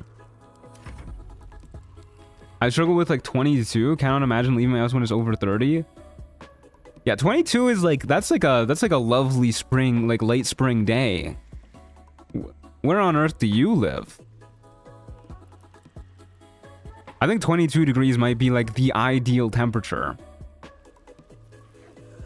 Solid 20 Fahrenheit where I am. I have no idea what that is relative to Celsius, but that sounds cold from what I know about Fahrenheit. Hold up, what are you at, lady? 38? Okay, see you next round. It's over 40 daily in the summer. You survive, but not going outside. Once I had to go out midday in summer and got a pretty decent sunburn despite only being outside for like 10 minutes. Yeah, that's brutal. I mean, that's kind of what the winters are like here. When it hits like negative 30, you survive, but you just don't go outside. And if you do, you don't really go outside for more than like 10 or so minutes. Or deeply bundled up if you have to work outside. Oh man, 31 HP. Do we just fucking go for it? 55% chance twice. We're not gonna make it back inside if we miss these attacks. Kind of a lot of risk for not great odds. Okay, you get one more turn, lady. You get one more turn. What happens to her clones if you don't kill them all? They just disappear. They just go away. No biggie.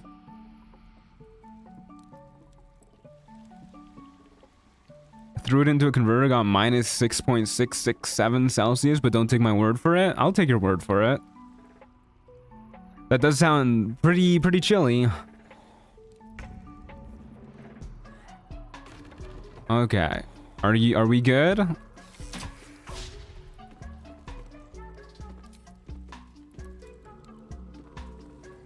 It's so tempting. It's so tempting. I can't do it. We spent so much time fighting her here. I can't throw it all away.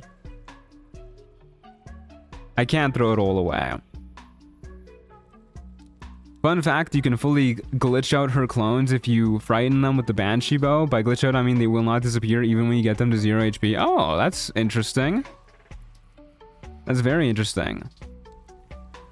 Anything above 25 is hell in my opinion. Maybe I'm weak like that. I kind of like when it's like 30 degrees on a summer day. Okay, we're good. Let's go have a chat with her. Hi, Ethel. How's it going? Wait just a tick. Killing me. So for those of you who don't know, the exact health threshold for talking to her, having her surrender to you is 30 HP. So once she gets down to 30, you are good to go. Which is why I was so choked that she was at 31. Pleasant. So how about we be civilized about this? Okay. I'm down to be civilized about this. Something you want? I'm an expert on deals. No funny business. You wound me, sweetie. My offer. 30 with a slight breeze and occasional clouds is peak summer weather. I agree. Yeah, I fuck with that heavy. And I'll give you power.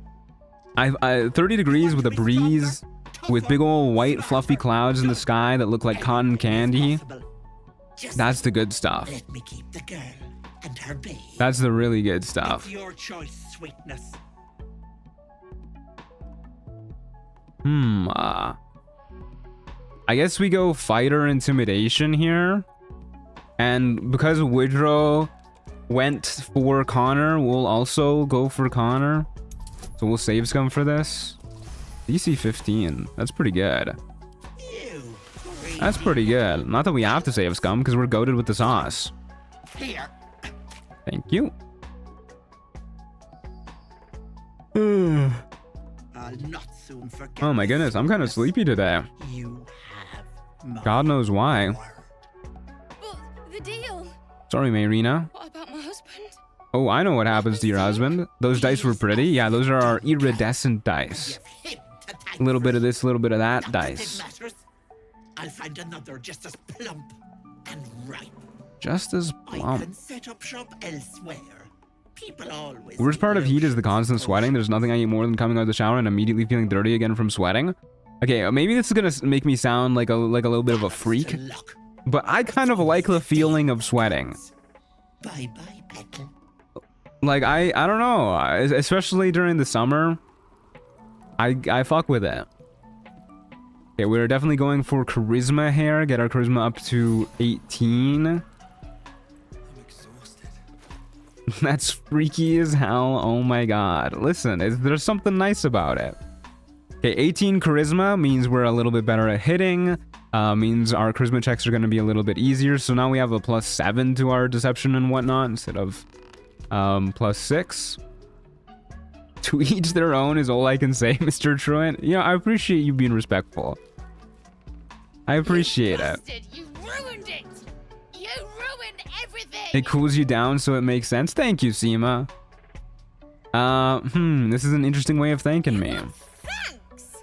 A slap is all you deserve. If you're freezing, you can put on more clothes. If you're hot, you're fucked. Yeah, I mean, that is the problem with summer heat. Never see him again. But like when you live alone and you live in like a half underground apartment like I do, it's not too bad. Like I can just be naked if I want to. A bit longer and my Like for most of the summer last year, I was just walking around my apartment in my underwear. and all this.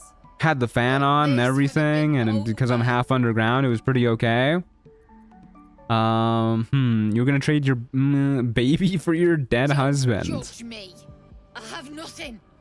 My baby would have been Liking raised sweating in is such a rags. man thing to say. I guarantee you there's ladies out there that like sweating too. Good life.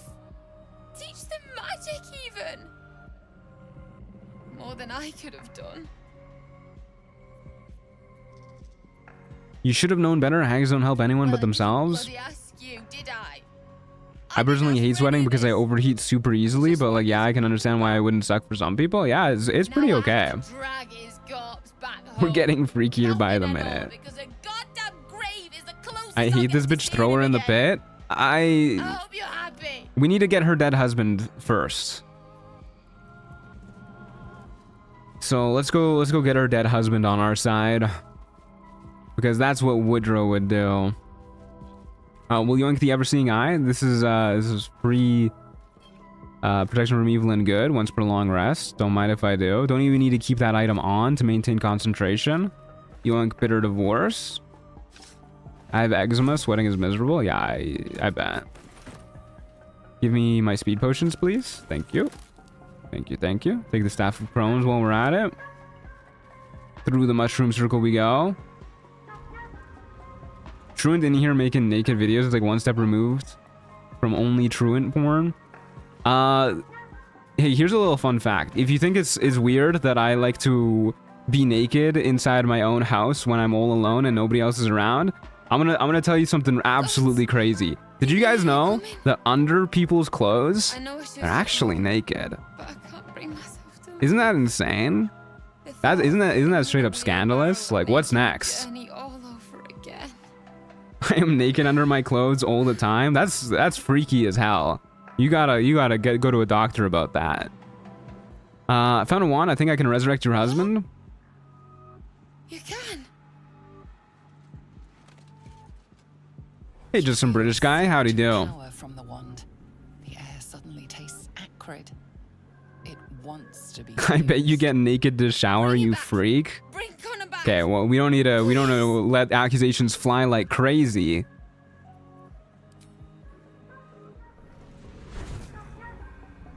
Shaking and crying, this can't be true. I know, it's a little upsetting to hear for some people. What's happening? Why is he still dead?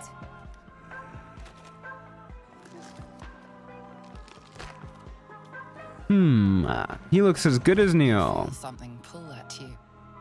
The creature yearns for a master. I got you, homie. Is that him yearning for a master? Okay, speaking of freaks though, that's kind of freaky. What have you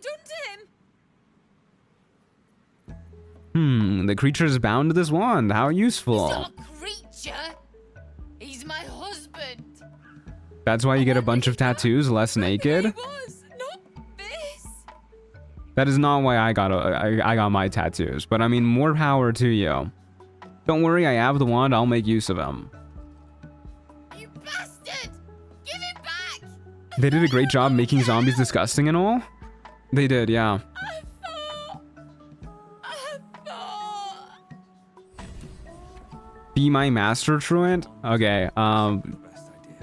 Dust my shelves and do some meal prep for me, please. I hate doing meal prep.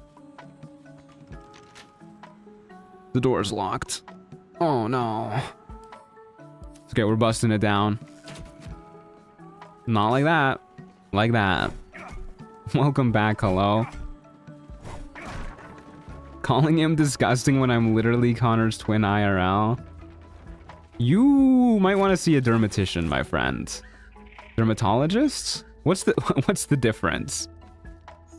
Is a dermatician even a word? I don't know. Skin doctor. Go see a skin doctor. Is there any other speed potions in here? Or is it just the one? Dermatologist? Okay, dermatologist.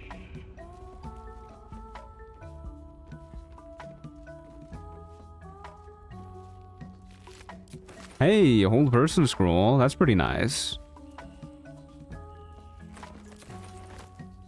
Maybe you're thinking esthetician? Maybe. There's too many words in the English language. We gotta do some culling for sure.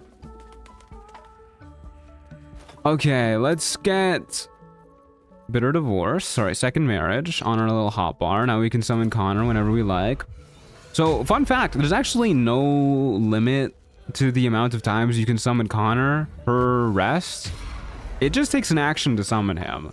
So, as long as you have an action to spare, he's kind of an amazing tank.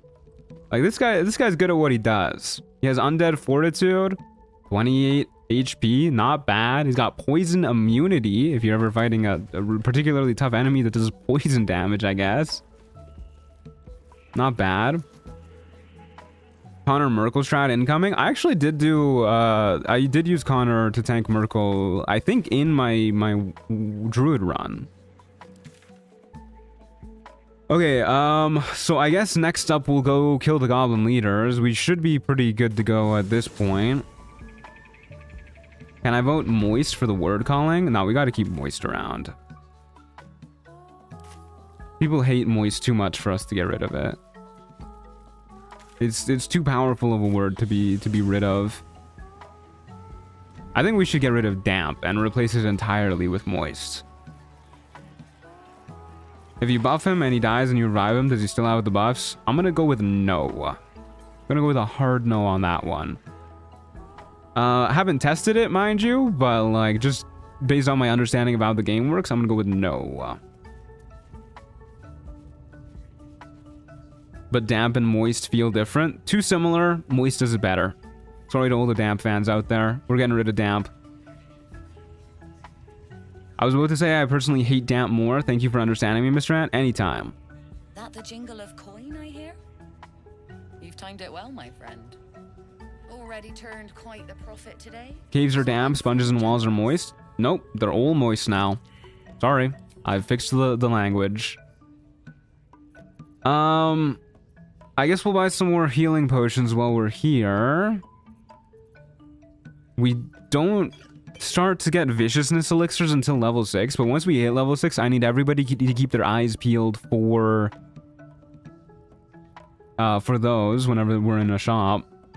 I guess I should probably buy scrolls and whatnot, like Wall of Fire, Lightning Bolt, all that shit is gonna be really good. Fireball, Magic Missile, like this is how we win fights, right?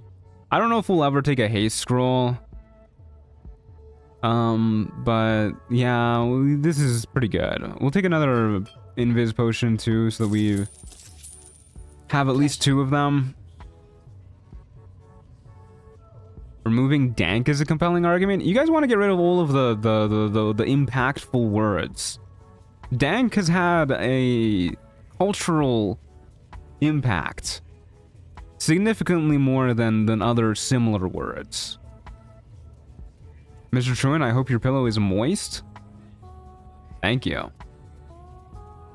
Okay, we should probably try our best to murder this woman.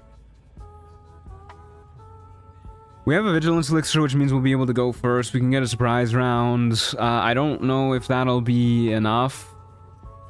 I guess we can go in with a speed potion, surprise round, hex. Just go for it. Seems okay to me. Gotta get in her room first, I guess.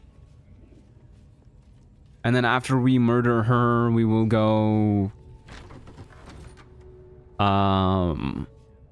take out all the drums, and then we'll murder Minthara next, I guess. I do want Minthara's boots and her tadpole, so I don't think we'll bridge her. Okay, we'll summon our cheeky Quasit. Have her go invisible. We will summon Connor too while we're at it. Should I take a short rest? I can't take a short rest. We can get by with one spell slot. Can changelings be put to sleep? No. Unfortunately, we cannot have Corilla do this for us because we have Fey ancestry. What a bummer. Okay. Yeah, we'll summon Connor. We will have Shovel go in. That's not Shovel. We will have Shovel go in, do a little quick save to try and get our sneak attack, which surely this will work. Sort of fight. No surprise round for us. I think maybe if we were further away, so she like couldn't talk to us, or if we were hiding, then maybe Shovel could have got the guaranteed surprise round. But that's a bummer and a half. Because now I just don't think we get a killer. What does Shovel do? Hits people. Okay, so maybe in this case, we go... Speed potion... Shoot. And then just like, pray to God we get like a crit or two in there.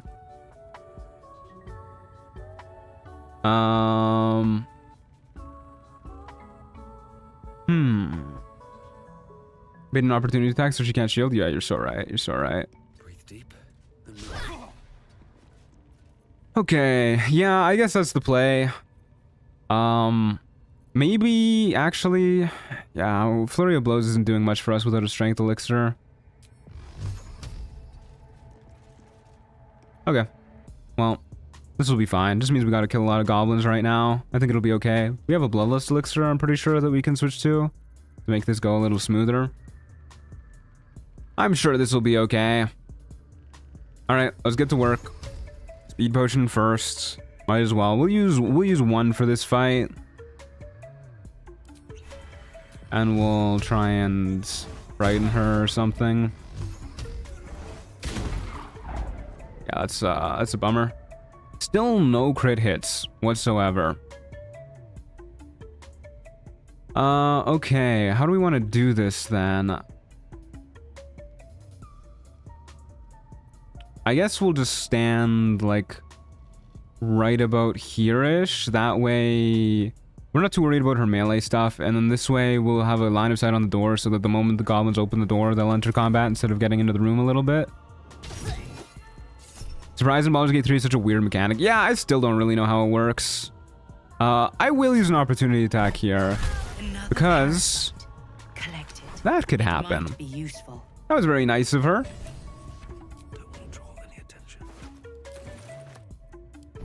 Very, very kind. We definitely want Psionic Overload. I should have gotten this earlier, actually, but this is a really good ability with Eldritch Blasts. Being able to deal an extra D4 with each Eldritch Blast, pretty cool. It does make us take psychic damage at the end of every turn, which just has a 50% chance to deal damage to us because of our armor. So the only thing we need to watch out for is ending our turn with like 5 lightning charges so we don't take like a D8 lightning on top of it. Sonic Overload sucks when it breaks your concentration. It sure does. Okay, either way, that was a pretty easy fight. Shovel might go. Shovel is so goated. I love shovel.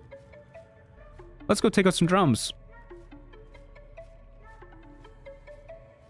Watch out for these losers. Oh no, we can't reach. Can I reach with my bow? Nope. Okay. Super stealthy. Be quiet, everybody. Quick, go. Jump back. Before they see. Shovel, you're gonna get caught. Okay, I think we're good. Think we're good. How is surprise calculated? Honestly, I don't know. I know Evelyn mentions, she like gets in depth with the mechanics of surprise whenever, or in her super long stealth Gloomstalker Assassin thesis build. But I have no idea how it works. I think the basic gist is you need to be within somebody's vision cone when you sneak attack them to get the surprise round, like guaranteed, but I don't know. I love breaking drums. Do you want to do this for me? I always get so nervous when I'm doing this stuff. I'm always so worried I'm going to get caught. Shovel, quick, come up the ladder. I should probably just turn Shovel invisible.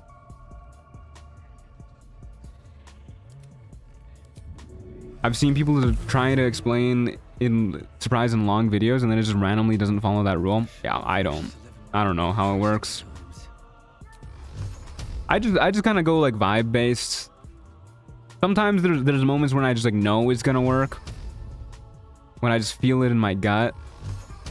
Okay, we cannot shoot these drums. It's impossible. Cannot be done. All right, I'm using my bow. Okay, we'll do another little quick save in case we start a fight here and then have to murder everybody. Sneak. We're so good at this. We're so good. Okay, let's go over to the side where Abdurak is hanging out. Go break the drum over there. And then we'll go get ready to murder Mintaro. Didn't Slim X do a video on it? Maybe? Probably? Slim X has some really good good videos on Baldur's Gate 3 and like the inner workings of it. My man delves into the code. Me, when I'm scared I'm gonna get caught committing a crime. I have committed a crime before in my life. When I was terrified of getting caught. I shoplifted magic cards once when I was like 14 or something like that. And a friend of mine really wanted me to play Magic the Gathering with him. I did not know how to play and we couldn't afford cards. So he was like, let's go to fucking Target and we're gonna steal some magic cards. I'm gonna teach you how to steal. And so, oh no, you're arresting me? Oh dear. Oh no, don't put me in handcuffs, please don't. No. Anyways, yeah, so I was like shitting myself. I was so afraid that I was going to Abdurak, I don't like you looking over here, man. I was so afraid that I was gonna like get arrested, get sent to jail forever. Okay, this is not gonna work how I want it to. We gotta be like further in this room. We gotta wait for fucking Tracker Tozad to stop being a little snitch. Target didn't exist in Canada for long and now we know why. Honestly, like when I heard Target was shutting down, I was like, oh god, it's my fault.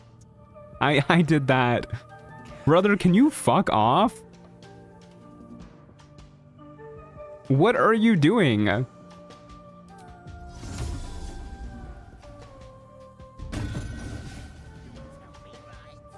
Oh my god, now everybody's looking over here. This is not going to plan.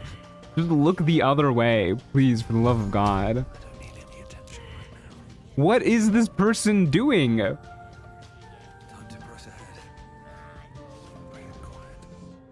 Okay, surely this will work. Oh, we can't even fucking see it now. Tracker Tozad, I swear to God. He's drawn to your presence. I guess so. Oh my god. Oh fuck, it triggered the cutscene. This is the hardest drum to break.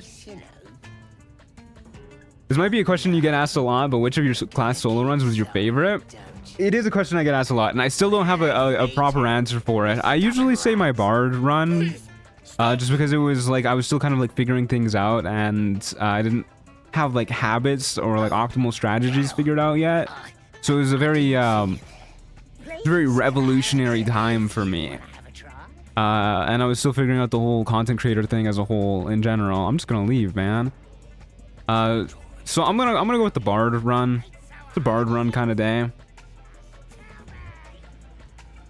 Tracker Tozad, I am going to cut you in half from head to toe. This will work, I'm sure.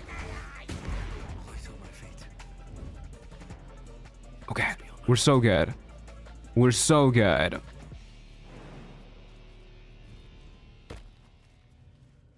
Yeah, we'll give them some time to... Did I not break the drum? I fucking hit it for 2. Damn it. No, the drum's alive. Oh, no. After all that effort, this is gonna take forever. I'm gonna crash out, man.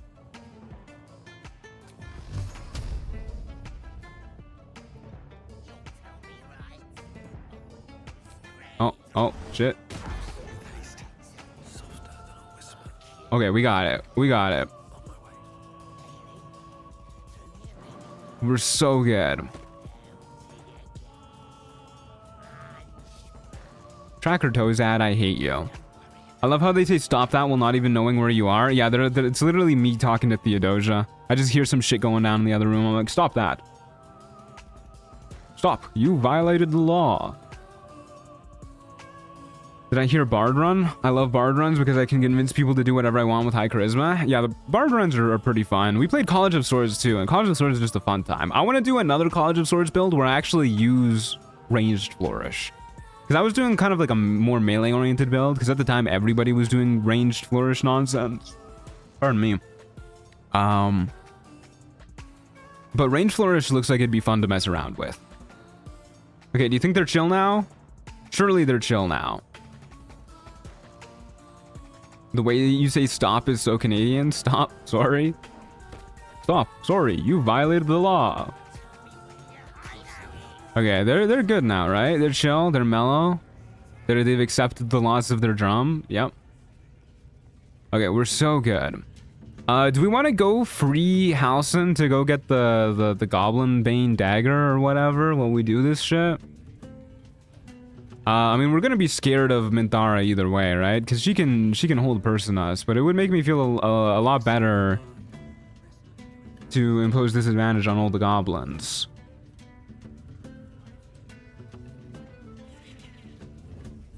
The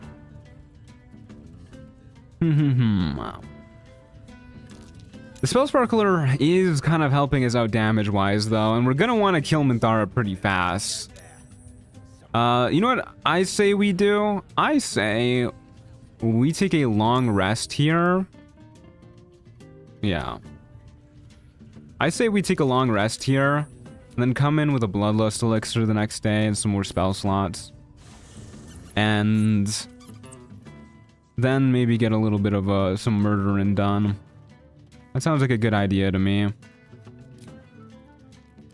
Off the bed we go.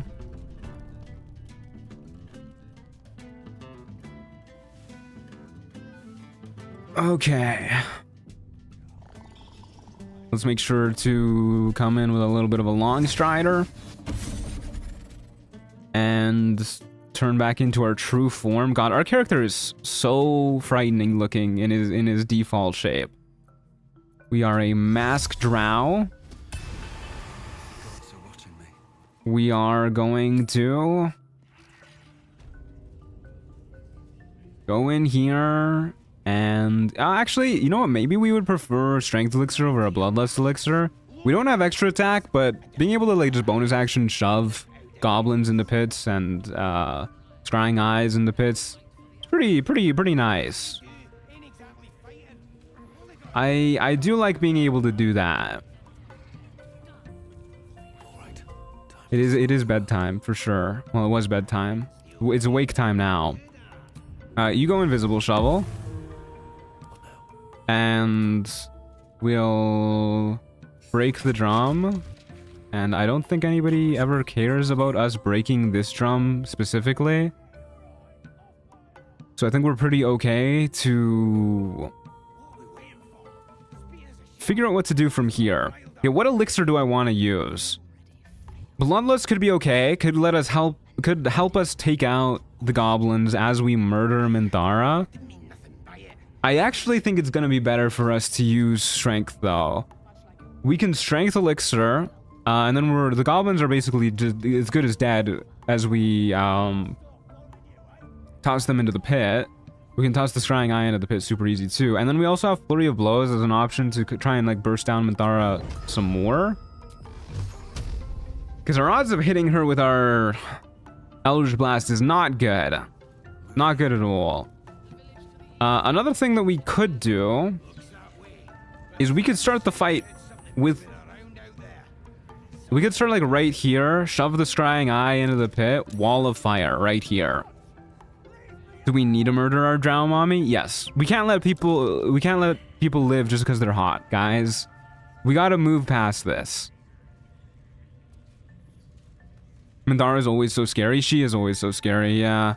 The whole person she's got, which is kind of why I want to start with a wall of fire. Because if we start with a wall of fire, she's basically guaranteed to spend her turn using lay on hands instead. And then so long as we can keep damage up, we're looking pretty good. I love a woman who can beat me up. Okay, like me too, but... yeah, I mean... Who doesn't, right? Hey Ariana, how's it going? Good to see ya. What did I miss? Nothing too crazy. We murdered Ethel. I think we're going to start the fight here. I think we're gonna try and get a surprise round using Shovel. The freak ant strikes again. Hey, I'm talking about one specific lady who can beat me up. I don't know what you guys are talking about. No, Shovel, stay there. Fuck. Stay over there. Okay, yeah, maybe we start like right here. Go for a surprise round, and then this way we can like wall of fire right here and shove this in here, and then as goblins approach, we can just shove them into the pit one by one. Seems okay to me. Yeah, seems a-okay to me. Maybe we go in with a speed potion as well. Speed potion here, have Shovel go for the surprise round. Wall of fire. Shoot the bridge out. Which isn't going to kill the Scrying Eye because it's kind of an annoying spot. And then I think we'll get our bonus action back, so maybe we can just shove the Scrying Eye in. Alright. Seems like a good plan to me. Seems like a good plan to me. Okay, speed potion. Surprise round. Huge. We did get our bonus action back. Pass her turn. We're going after her though, which is kind of a bummer. I should have moved Shovel as well, so that they were a little less hard to accidentally set on fire with our wall of fire. Can't wall of fire through the table either, which is annoying as hell. It's okay. We will simply go right here.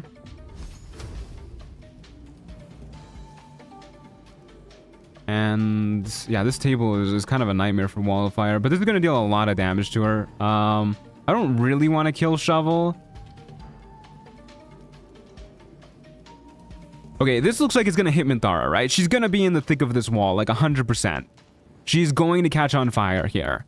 No doubt about it, right? We can all agree on that?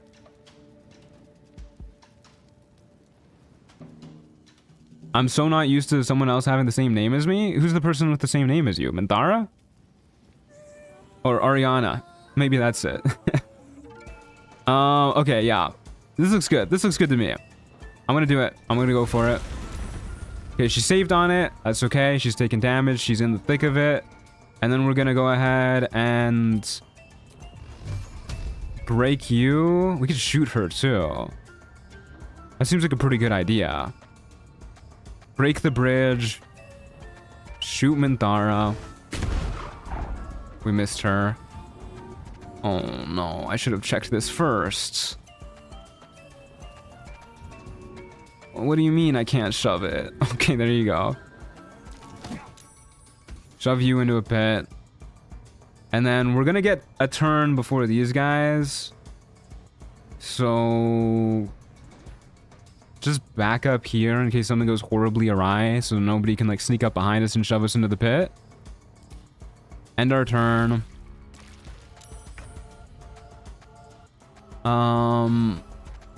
Try and frighten her inside of the wall. It's only 10%, but if that worked, that would have been huge. She would have taken... She took 4 damage from the wall of fire? That's not possible. What? She didn't take damage from the wall of fire. Why? Oh, is she supposed to take it at the start of our turn because we cast it on our turn? Fuck me. Fuck me. Okay. Well, now we need to hope we make the save.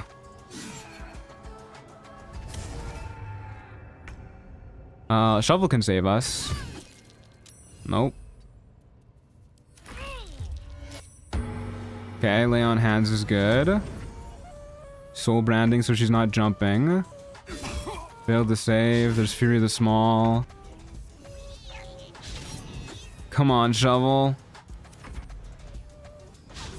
Oh, come on, Shovel. Vow of enmity on Shovel. What is she throwing at us? Come on, dude. She does not have a high spell save DC. I guess 16 is pretty okay. We have a 25% chance to succeed.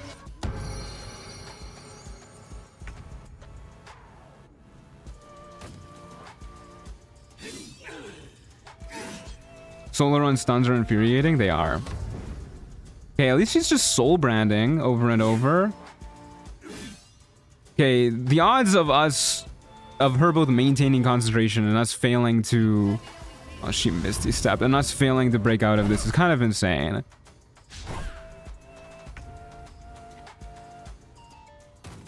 Like, 25% is not as low as the game is making it look.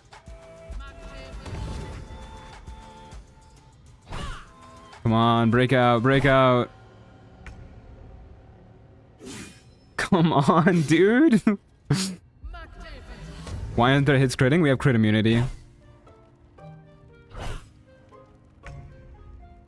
Thank you.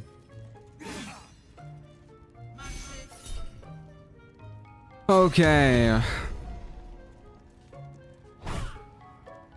We should be good. We should be good.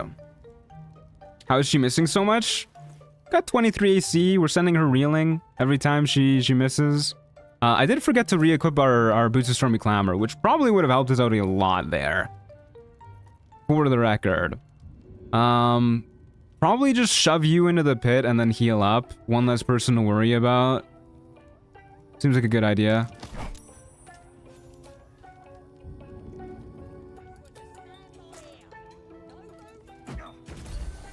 Phenomenal. Keep our back to the wall. Yeah, I'll give you disadvantage on that hit. That is our Changeling feature. Okay, and now we are just going to punch each other back and forth, I guess.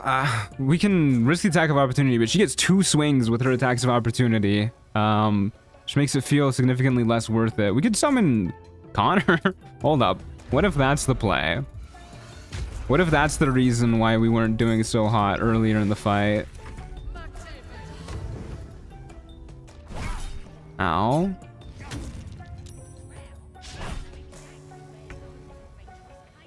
Okay, I guess we just punch each other back and forth. Like, it's kind of lame as hell, but we gotta do something.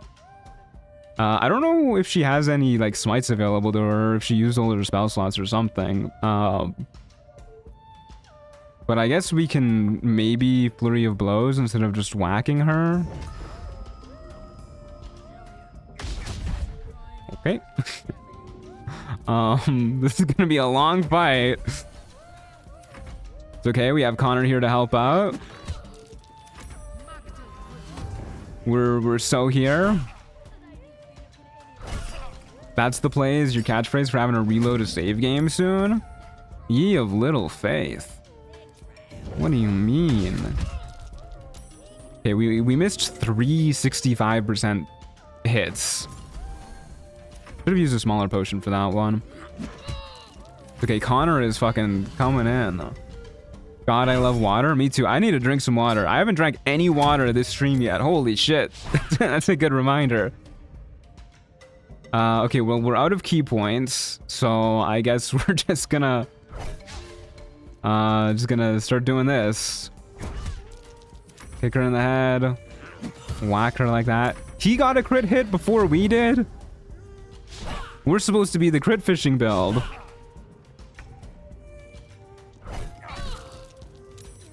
I think he's gonna get the kill, too. At this rate.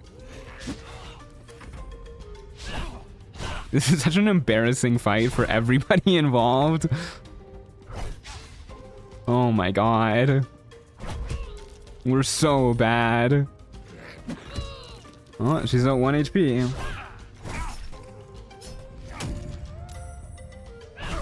Ow.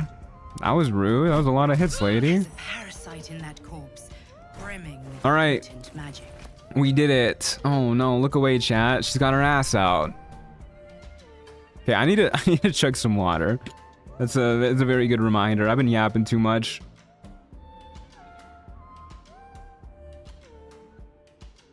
Use guidance on yourself and then concentrate a blast. See, the funny thing is, that does like on average about the same damage as one of our hits, but it takes 2 actions to do. But the fact that it's 100% guaranteed to hit would probably make it worth it at that rate. But how could I have known we would miss so often? Okay, we're probably gonna take ability drain here. Trigger our boost of Stormy Clamor a little bit more often. Why not? And then if we're ever whacking people with strength, then that helps out too. Get our boost of Stormy Clamor on. Okay. Connor died. Rip my goat. Take a little short rest. The drums were not sounded, so nobody really cares what happened over here. And let's go kill all the other goblins in the camp, I guess, so that we are free to murder drag Ragzlin to our heart's content. Yeah, you guys feel like dying? I simply just won't be crushed by a statue again, like that one run. Freakant has infected the chat. People have the hots for Dead Minthara now. You cannot blame people having the hots for Dead Minthara on me. That is not my responsibility. Okay, let's murder these losers. Should probably summon Shovel. Okay, buddy, Baldur manifesting. We were talking about it yesterday.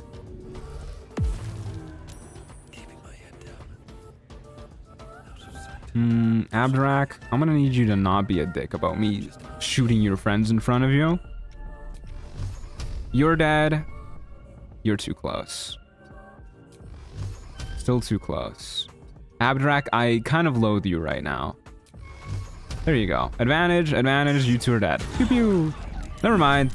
Call the Weak didn't trigger because they're not hostile yet. You'd think if I was shooting somebody, it would just be like, yeah, I would consider them hostile. I don't know what I'm doing. They're surprised. Doesn't matter. They're dead anyways, probably. Never mind. Hey, we finally got a crit hit. Yippee, we're doing it. Go get him, Shovel. What? Just die, lady. All right. Abdurak, you saw nothing. I get to catch another stream starting the new year off strong. Hey, Swarm of Bees. Good to see you. Good to see you. Okay. Let's murder these guys next, I guess. Tracker Azak. Tracker Azak Schrader. My go. Maybe we'll start by shooting a Booyag Shecht. Maybe we'll start by getting a surprise round, actually. Booyag Shecht is probably a little scarier. And I don't know if I just quick save, but I'll do it again. I want to play RE7 again. Can I watch you when you do? I love me some RE7. Love me some mold daddy. Okay. So you're probably just gonna die to one beam, especially if we hex you. Okay, two of these guys are not surprised. They were fucking ready, I guess. And shoot you, shoot you. Okay. I was thinking about switching to our bloodless elixir, but we only have the one. I don't really think we need it, to be honest with you. Might mean this fight will take a little bit longer, but it's okay. So these guys are gonna run up to us. I guess we'll just take like a few steps back to hopefully make it so they can't reach.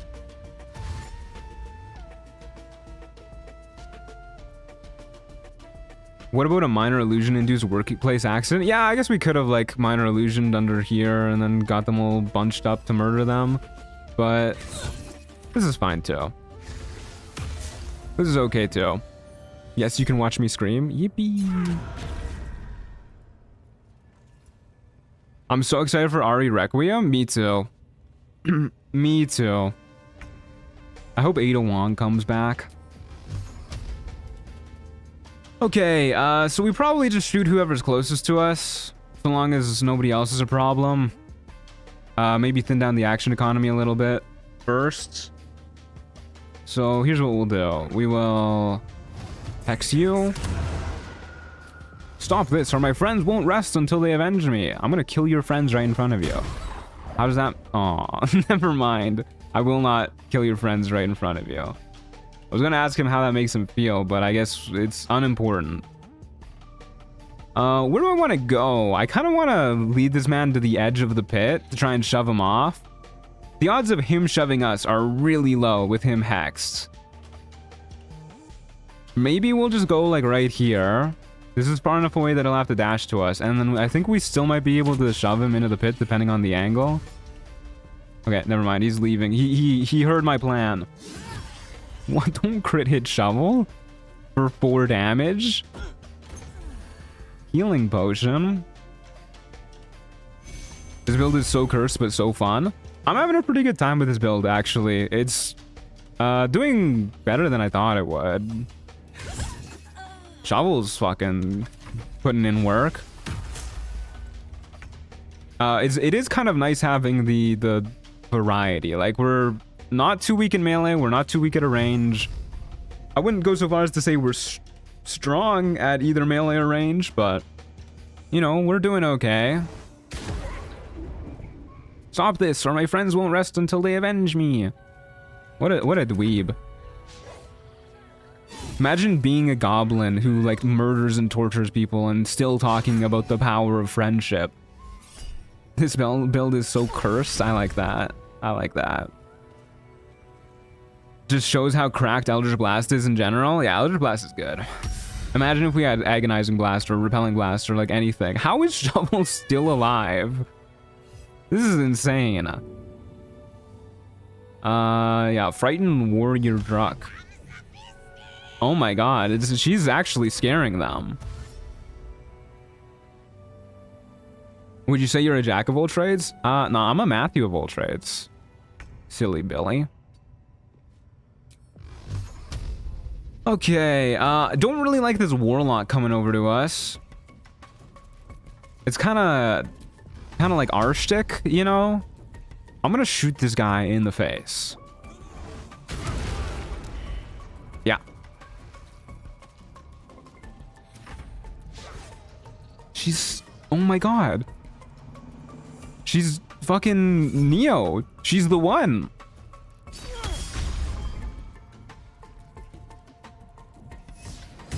Oh my god! She's been tanking like 4 people for like 5 rounds. She got crit hit too. This is insane. She's landing blows too. This is actually crazy. We gotta break this dude's concentration so they have lower odds of hitting shovel. We can't even hit our attacks. Oh no, shovel. What level are we right now? We're level 5.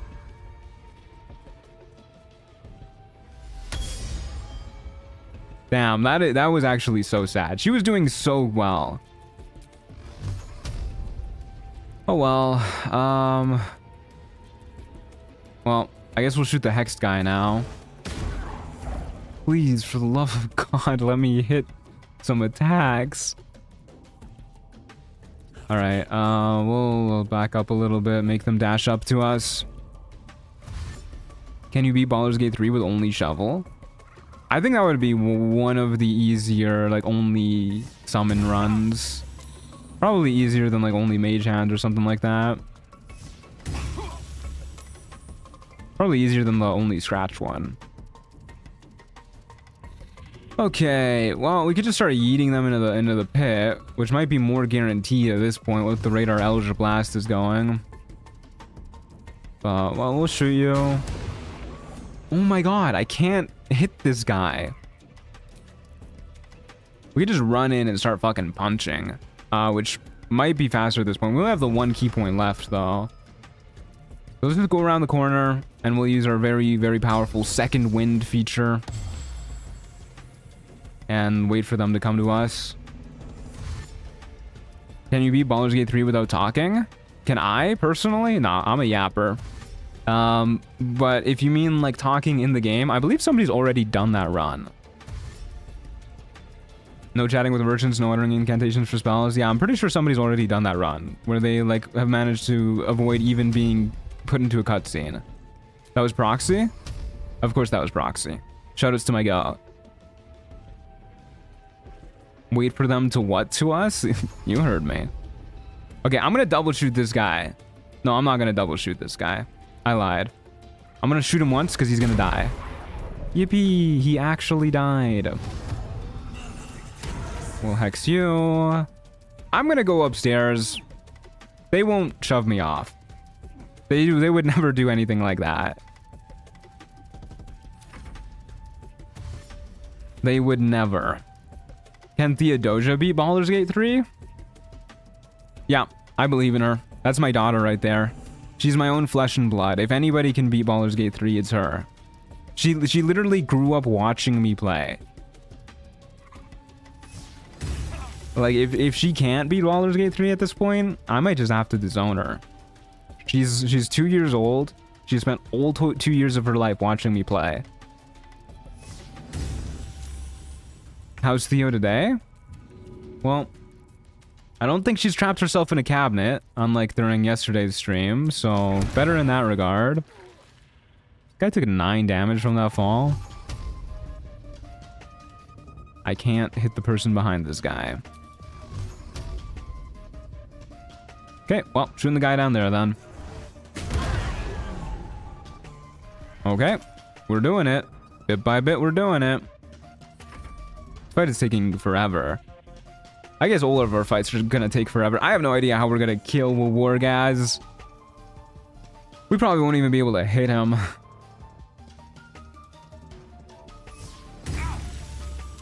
You can beat Baldur by luring him out of his sanctuary with minor illusion and all the way down to the trial of misstep, having him fall to his death, so you can beat Baldur's Gate 3 with Theodosia. She would just claw attack him, one shot him, easy. Her claws do a lot of damage. Take it from me.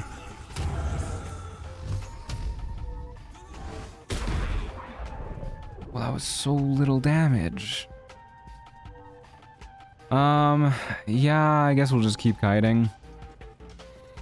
Why not? Yeah, I'm really gonna need to try and figure out how to yeet Wargaz into the abyss.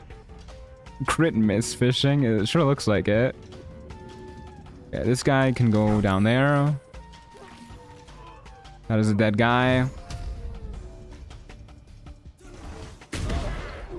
Oh my good lord.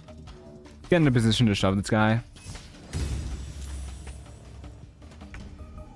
Thank you. He even walked right up to us. Save us the effort. I think we've done more damage by shoving people this playthrough than we have with Eldritch Blast. Which is kind of just embarrassing. But let's go into this room over here. We'll probably want a strength elixir for Ragzlin too, to see if we can shove him. We could minor illusion Ragzlin and shove him into the pit that way, actually. But then we lose out on his parasite. I kind of want his parasite. Yeah, let's shut this door, kill these guys. Take a short rest, get our HP back. Get our spell slots back, whatever. And we'll summon Shovel to help us out a bit more.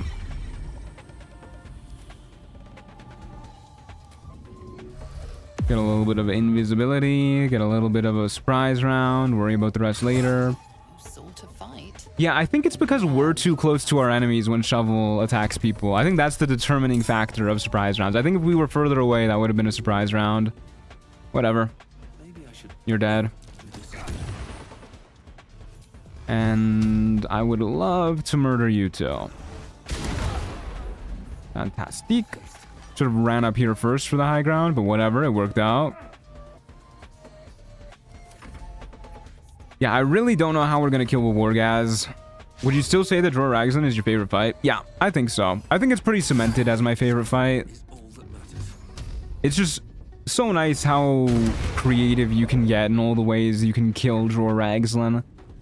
All of the like it feels like the whole like Shattered Sanctum area as a whole was kind of designed to inspire your creativity into coming up with a cool way to murder Draw Ragzlin specifically, which I think is really cool. Sharp Eye Crub, my friend, you look like you would fit wonderfully inside of this pit. And I'm gonna do a little quick save in case I get shoved into the pit by this guy.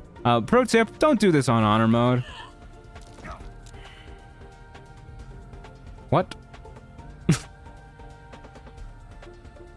What?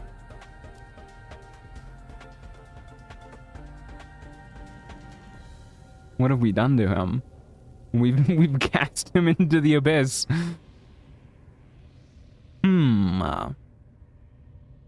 All right. Does that count as a kill?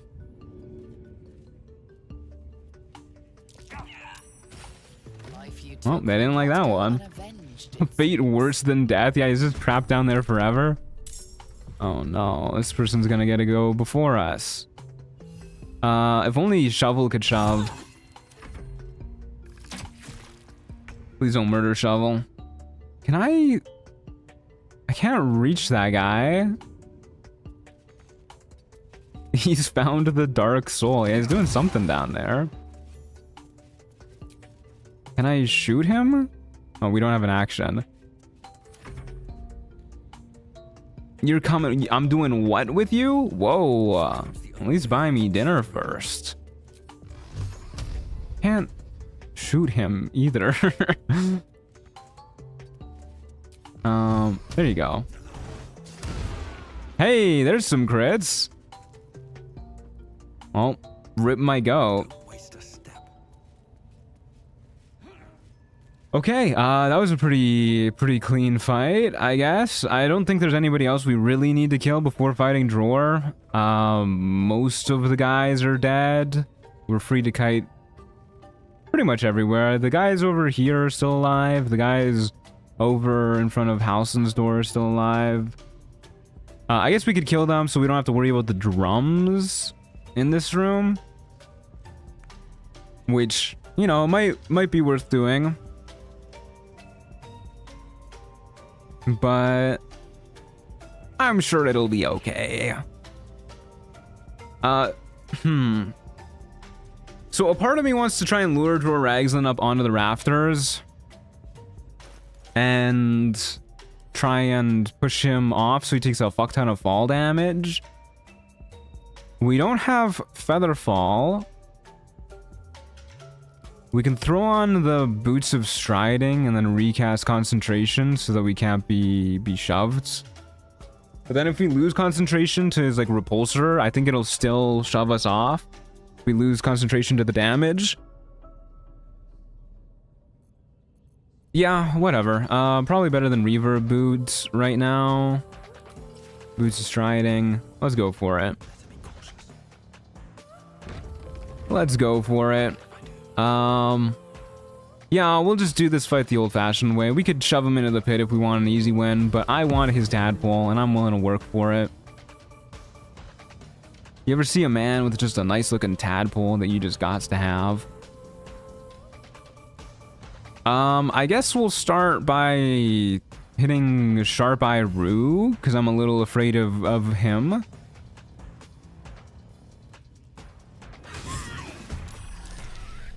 Yeah, I think because Ali was far away, this actually did trigger this rise round because they couldn't trigger dialogue with us. Which is very interesting that that's how it works. And then we'll come in by going up here, I guess, and casting a Hex on Ragzlin. Can't say I've ever seen such a man. I mean, look no further. Here's Ragzlin, a man with the most desirable tadpole in town. I wonder if reapplying Hex is going to count as us casting a new concentration spell for the purposes of Boots of Striding, or if we need to like actually recast Hex. I'm going to recast Hex just to be sure, because I know Boots of Striding is a little iffy. And I think our main goal is to kill Ragzlin as quick as possible. So we'll do this, and we will get shooting him. Deal some damage from up top. We have a surprise round, so we get to shoot him a couple more times before we have to worry about movement.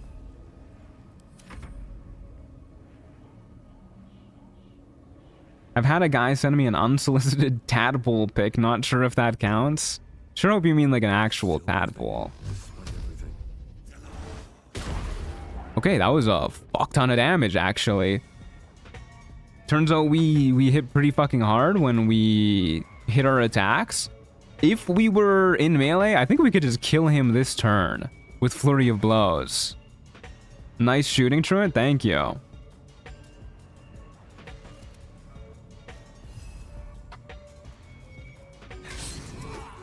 Well, they're gonna hit the drums. I don't really care about that. I'm gonna be honest with you. I will back up so that they can't very easily shoot us. And we'll go like right here-ish so that if anybody comes up, we can shove them off. Void Bulb rerun. I would be particularly choked if they get us with a Void Bulb, given that we have the Boots of Striding on and we're concentrating on a spell. Yeah, we really don't care about the goblins. I'm pretty sure the only person who's actually like a real danger to us, just because of how tanky we are, is Ragzlin. Okay, you did not need a menacing attack my shovel. Kagran, your ass is getting Kag shoved off the edge. Assuming I can get you in a hole somewhere. Narvas. Yeah, I mean, the jokes write themselves with a name like that. Sorry, dude.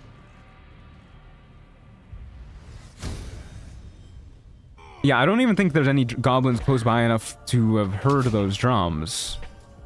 I'll give him disadvantage on that. Yeah, whatever. I don't want to lose concentration.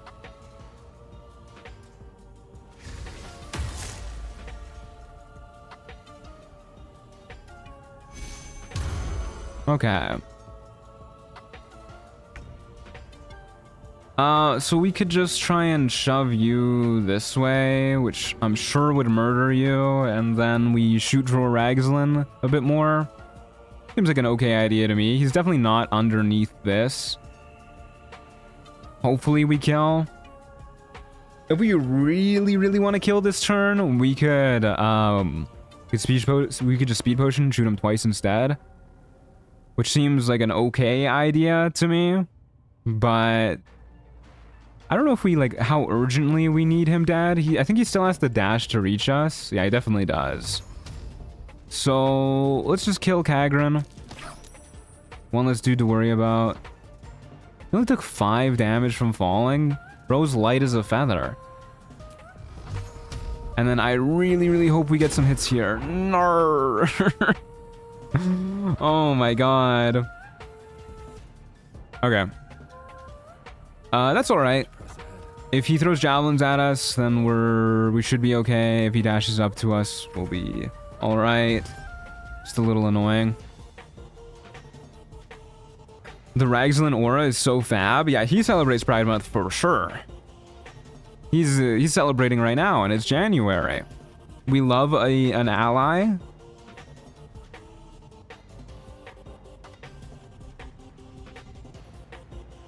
Please don't shoot me, Sharp Iru. Sharp Iru is gonna shoot me. I think ladders should cost movement for specifically my enemies. Oh, we have to make 2 saving throws there. That's scary.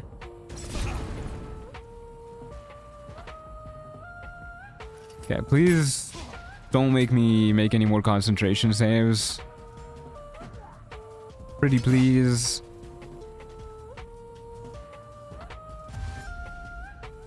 If we lose our concentration, I think it's Devout Cry that has the Void Bulb. So if we lose concentration before Devout Cry's turn, we're like a little giga fucked. It's kind of like the worst possible initiative order in terms of not wanting to get Void Bulbed.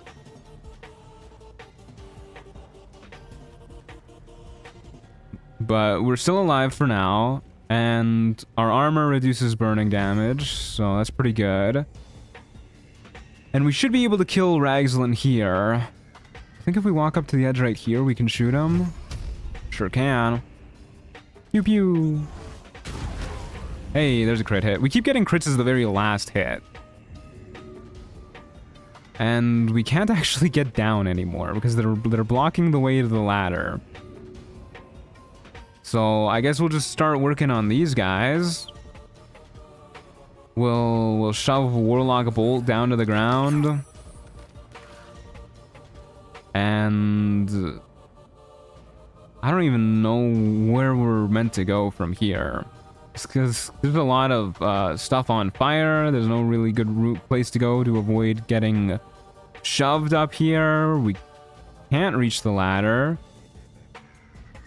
I guess we could just walk back into the fire. Probably the safest spot to be. But I don't want to be on fire. So we're going to go right here and pray to God that we maintain concentration and nobody shoves us. Or void bulbs us. Oh, I forgot they had a hold person scroll. Well, there goes our concentration. And there's the void bulb.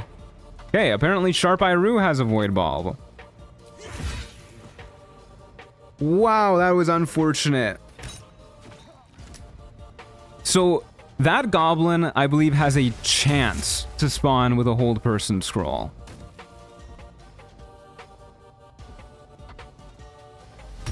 Which is so annoying. Okay. Please don't kill me. Okay. Please don't murder me. Okay, out of everybody to hit us, that's probably the most okay.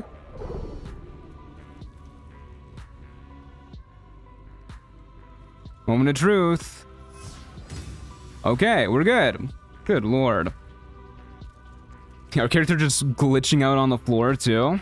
What is this guy's AC? 23. Pretty good. Okay, well that's annoying as hell. I hate how that spell is a game ender at lower levels. Yeah, specifically for solo runs. plot armor. Yeah, we're so good. Okay, well, we definitely need to heal up. Question is, do I also want to do a potion of speed to maybe even double heal up, get our AC boosted up a little bit more? Might be worth it. Probably worth it. Let's do it. Potion of speed. Double heal up, get our AC boosted. We can kill a little bit faster on future turns. Okay. Do I want to move further away too? I think it's worth it. These guys are both going to have to dash to catch up to us, so basically breaks even. Well, the morgue might not have to. And then the guys upstairs might have to start moving in uncomfortable ways. We have a lot of AC, so we don't really need to worry about these attacks. Main thing is we want to make the spellcasters have to move in annoying ways for them. Which, yeah, it doesn't look like we'll get this round, but maybe next round as we move further back. That's okay. Stairs didn't even eat the pots? Yeah, hell yeah. Attempted a solo run recently and kept getting clobbered even with like 20 AC. You're actually built different. There's a pretty big difference between 20 AC and 23 AC. The higher your AC gets, like, I mean, we have 25 right now thanks to the speed potion. But the higher your AC gets, the more like drastically you relatively start to reduce your opponent's chance to hit. So these guys have a +5 to hit without high ground. So the difference between them hitting a 20, which is a 25%, no, a 30% chance for them to hit, and them hitting a 23, which is a 15% chance to hit, which is like, it's literally, we're literally having their odds of hitting there, which is pretty good. Crit immunity is also important. Yeah, crit immunity is also important. And we have reeling, so if they miss us, they have even lower odds of us hitting, which is pretty good. Pretty good. So AC stacking really gets better the more you do it. God, I hate this freaking warg. What are my odds of hitting you? Probably not great, even when I am not threatened. Let's just beat the hell out of Warrior Huck, if we can. Murder you. And 2 Eldritch Blasts have to be better than 1 punch. Yeah, kind of annoying. I guess we'll kill this warg the hard way. We'll get kiting over into the corner here so that these guys have to move. Matt is mathing the maths. I do like to math the maths. Playing mages that can't use adamantine equipment is hard. I mean, mages have other ways to survive that are useful for them. They're significantly better kiters than like a fighter, for example. You can long strider plus boots of speed. You can misty step. You got ways. Okay, we're about to lose our speed potion. I don't really want to refresh it. I think we're at a much better spot over here. So let's simply take the attack of opportunity. I don't think I looted draw Ragzlin yet. Yeah, so we can't go in there. You're an annoying dude, you know that? I want to heal up this turn. So let's get rid of you. We'll use one of these potions. We're about to lose our next turn. That's okay. I really, really doubt that even with 2 turns in a row, these guys are going to be able to do anything to us. Unless he void whelms us closer so that his allies can reach. Okay, Giga Brain strategy? What? Remember to have karmic dice off though? Yeah. Definitely turn off karmic dice.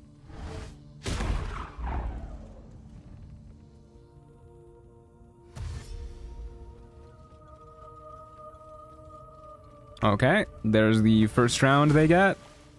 Here's their second round. I would love to psionic backlash you. Thank you. Damn, we had an easier time killing Draw Ragzlin than his buddies. Yeah, I should have killed the Sharp Eye a little sooner, I think. I don't know if it's a chance for him to spawn with the old person, or if it's just like a chance for him to use it or something. Because I swear to God, he doesn't use it in most of my playthroughs. But he uses it sometimes. Let's just thin down the action economy a little bit here. Starting by shooting Narvas, and then going for... I guess the Warlock. Cool. Thumbs a couple of dead fellas. Just go back in the corner. I've never been able to play solo. Seriously, dude, you're built different. I mean, I have a lot of practice. I have about 1,000 hours of this game playing solo. I had hoped that I would be at least like a little decent at it. Little okay.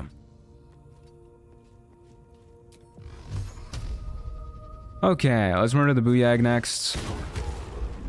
Dead Booyag. I don't really want to go upstairs, but we'll hang out next to the ladder so that we can like pop our head up. So that we don't have disadvantage on our attack rolls, and then we'll just pop down. I've had the goblin void bulb me into the spider pit in solo runs. Always tread carefully around that Booyag. Yeah, they do like to do that. Speaking from experience. Murder you. That's why we do the double raise in case one misses. Sucks to not have repelling blasts. Yeah. Sucks to not have agonizing blasts more than that, I think. Having agonizing blasts, we would be killing these guys like twice as fast. But oh well. You win some, you lose some. Back down the ladder we go. In loving memory of Burge the First, yeah. Poor Burge the First.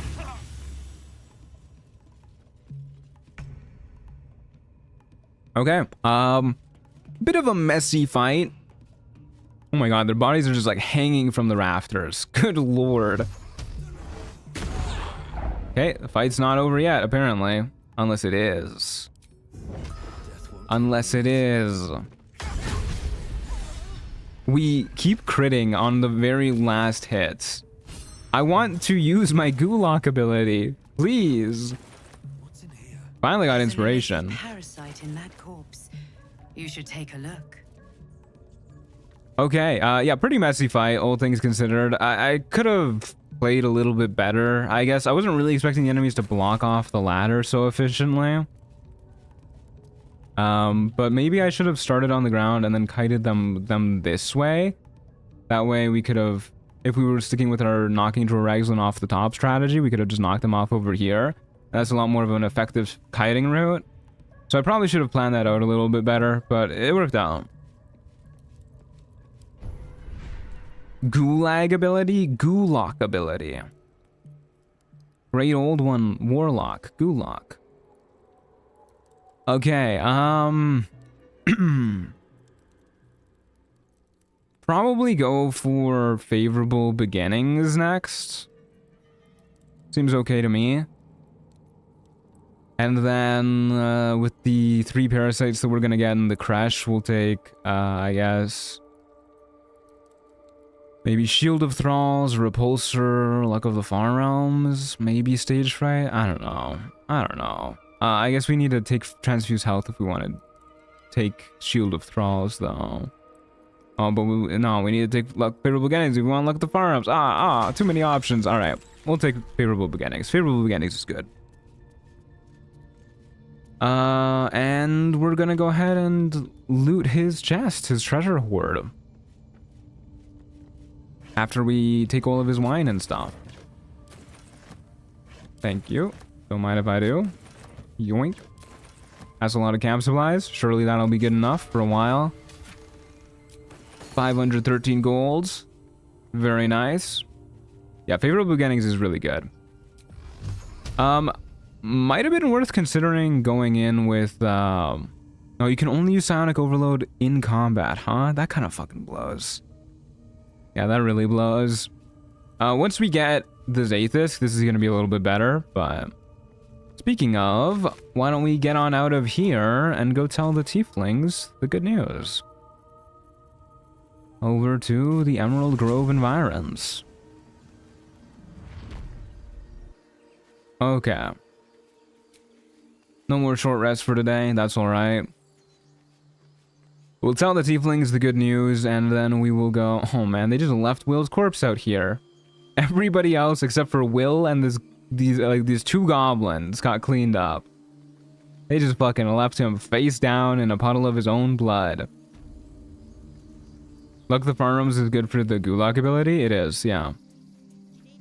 A scout just reported. It definitely is. Goblin's leadership has been decimated.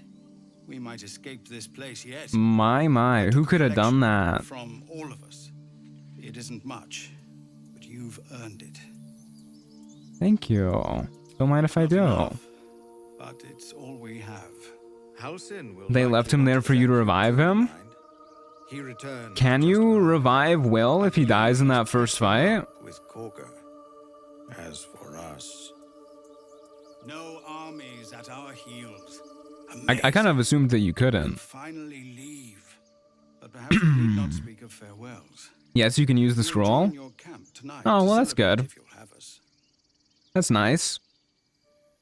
All right, let's go there right away. I don't think there's anything else we need to do. Lead the way.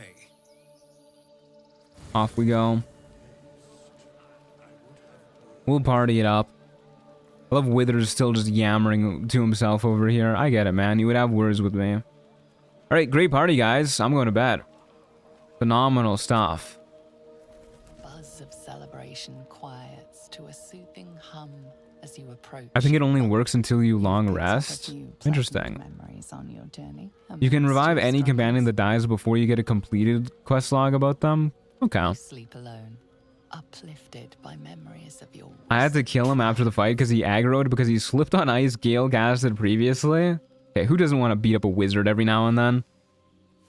Is it just me, or do you guys also get like an overwhelming urge to shove a wizard into a locker? My apologies for showing up unannounced. Oh god, he caught us before we put on our morning makeup. Emerald Grove, and I Look away, Halson, look away. If you hadn't seen to the leaders of that goblin, We're hideous. the grove would be no more.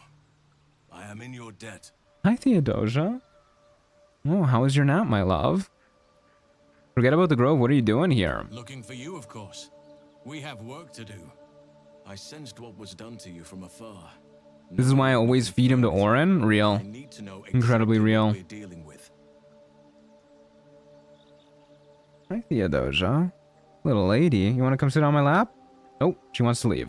Bye, Theodosia. She literally just, every time she wakes up from her nap, she will come over to me. You're infected, She aren't you? will stretch on top of my chair. Spawn. She'll like scratch the armrest, and then she'll just leave. And she'll just go You're aware back of to the sleep, I monster guess. inside you. You don't bow to the Every absent single like the time. true souls do. How is this? Personally, I get an overwhelming urge to make out with wizards to silence them, of course. Well, we all have our anti-wizard tech. I shove them into lockers, you make out with them. That Such is sounds life. Novel. What She says hi and potential? checks on you? I guess so. You can see that I have free will. You don't need to know any more than that.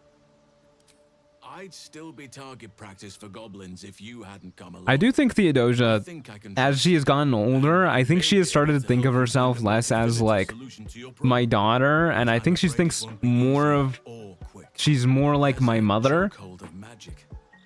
Like I'm like incompetent and I can't like, I can't even lick myself to clean myself, so she's gotta do it. Gotta make sure that I'm not up to mischief, like washing dishes or something like that. Why would I want to spend so much time around water? You learned all this from your studies? After we dealt with the drow that ambushed us, Nettie and I were able to inspect. When I the get cultists Gale-splained on Karsus' Folly, I really get the urge. Yeah, he's a No yapper. idea anyone beyond their ranks was infected. She's thinking you'll never survive the winter? Yeah, I guess so. The magic you mentioned, it isn't normal for these This parasites. is different. Altered. But I believe I know where answers can be found. Moonrise Towers. Wow, we should get going there then. That place is where the cultists send their captives.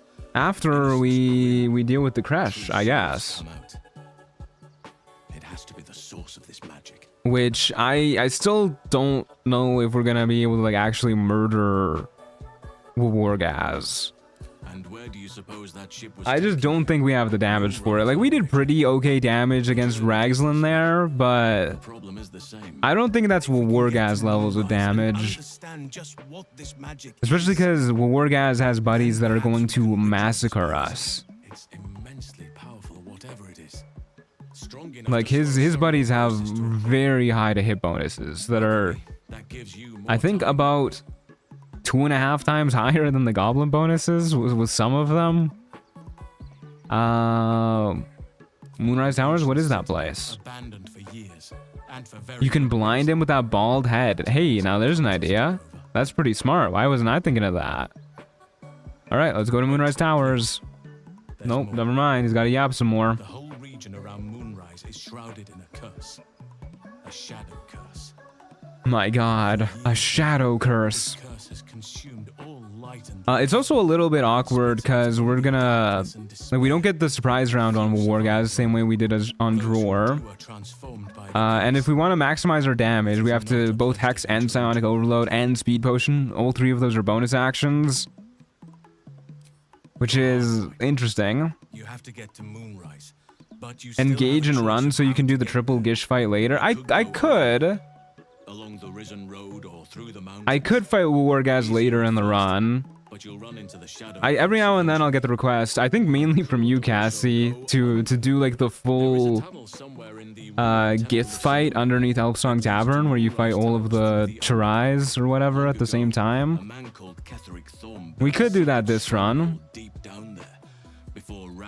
Would probably be a lot easier to fight them in Act 3 than in Act 1. Looking for a way down there. They were promised riches if they retrieved a relic called the Night Song. Patch 8 really changed how the Jack of all trades plays. How do you figure? Sorry, it's my favorite fight of all time. Huge fan. I mean, if there ever is a run to like mix things up a little bit, I feel like Jack of all trades is an understandable one. It's gonna be a pretty hard run, even if we're not taking the hardest fights in the game at the hardest possible moment to fight them. Plus, it could be interesting. You've already been impressive. You'll make me Will you do the mind blown achievement? What did you find? Nah, I did that once. That's all we need. Maybe I even did it twice, actually. I got more exploring to do. Oh, that's not the button I meant to press. Underdark is dangerous, yes, but the alternative is suicide. Be patient and be thorough. The path will reveal itself in time. It You're so may wise, prove Halson. impossible You're to so avoid the wise. shadow curse entirely. But if you find any way to limit your exposure, seize it. Yes, sir. I would like to join your camp, if you'll allow me.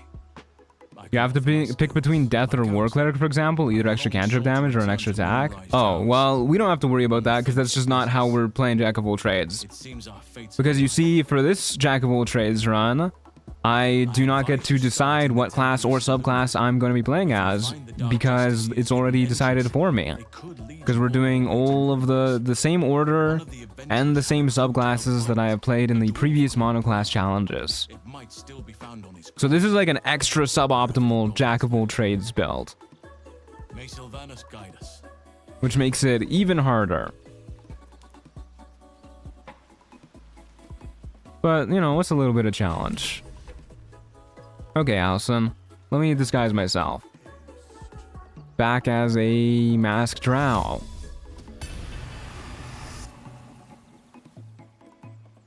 There's a mod which makes Allison a recruitable party member after this point. Nice way to spice up a new run. You could not pay me to play with companions again. I've done my time. I've paid my due. You can't make me do it again. I refuse. Okay, good stuff. Let's go over to Keen's Rest, the mountain pass. Go up that way. Should be no more Githyanki there. And we should be good to go get some mountain pass gear. Truant companion PTSD. Yeah, it was hard. If you turn a Wargaz into a sheep and then use Dominate Beast on him to turn him into a thrall, he'll also show up there. That's interesting. Oh, they're still here. I thought they left at this point. Or maybe they leave once we actually go to the crash.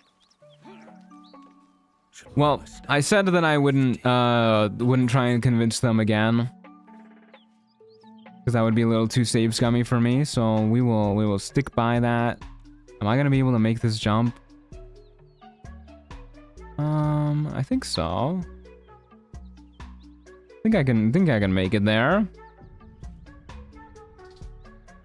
How are you memorializing polyamor? By getting drunk over the holidays. That's how I memorialized her. Okay. Off to the mountain pass we go. See you guys. It does feel bad missing out on all that free dialogue XP, but whatever. Hello? Is this a loading screen? There you go. Had to think about it for a bit.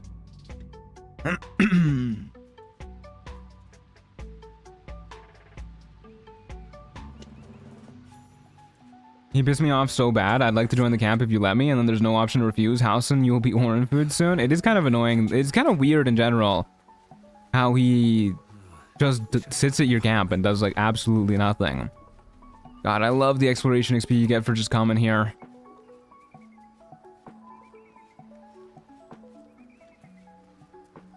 I did not realize that you could just sneak past everything. Yeah, it's pretty easy to sneak past there. Like, that was without a strength pot. We literally have 8 strength. You can just jump past there. Pretty good. A friendly face. I know last run was traumatizing for you, but I miss Polly so bad. She was so cute. I'm glad you think so. I mean, it was a hard run for me, but there's fun parts to it, yeah. Chased, insulted. Look over there. You should have met Housen again in the last light in. Yeah, I think that would make more sense if they wanted him to just be involved with like the portal defense stuff. It's a Lethendarian monastery. Hold off on that. Hold that thought. I want this preemptive wound closure. Do I want anything else here? I don't think so. Healing potions, maybe? And maybe we want the graceful cloth? Or Cat's Grace whenever we're like lockpicking and stuff? Maybe. We got stuff to sell. We could sell all this junk. Don't need all of these mundane weapons, that's for sure. You can have this and that and this and all this junk. Don't forget all about all this junk. And all this junk. And this junk too. And you can have this and that and this and that. You can have Minthara's at ease clothes. Yeah, why not? Don't ask me where I got them. Okay. Good enough. Alright. That's a Lethendarian monastery, lady. No offense to the Morning Lord. I simply prefer. I admit I'm kind of curious on seeing a run with your original monoclass barb idea before Giant Barb. Yeah, I still want to do that. I still want to do the Tiger Barbarian that's all about healing using the Shattered Flail. As if it weren't actually And then later on, I guess, the Sword of Chaos. That sounds like a pretty fun I time. was doing them a favor offering to buy one of their eggs. And how am I repaid? Attacked. But, yeah, maybe we'll get around to that at some point. There's a lot of runs that I want to do. I think after this, I want to... We're playing Woodrow Wilson right now. How much did you offer? Woodrow Wilson? Woodrow Wintersport. Not Woodrow Wilson. The Society of Brilliance asked me to acquire one of their... I think for my next run, I want to do a modded class, monoclass challenge. Because I'm kind of missing the whole monoclass thing. Like, there's a lot that was going on with it that I was kind of taking for granted as we were doing it. Stuff like the build planning to capitalize on class abilities was a lot of fun. Like, just poring over the wiki for a couple hours. They used to think my people were inherently evil too, you know? yes. Because I'm a Now you drow. know better. Yeah, it would probably be Artificer first. Bloodthirsty terrors. Because that sounds like a fun time. But if you But yeah, believe just in poring this over the wiki force for of like a couple hours, planning out a build was really fun for me. And then like seeing it come together as a run goes on, it's pretty cool. But a lot of the runs that we have done lately have just been very not very build dependent at all. Like we had the Kodiak Jack run after the Wizard run, which was just a Moon Druid, which really doesn't care about gear. We'll go. I want payment up front. Give me guidance on this bad boy too.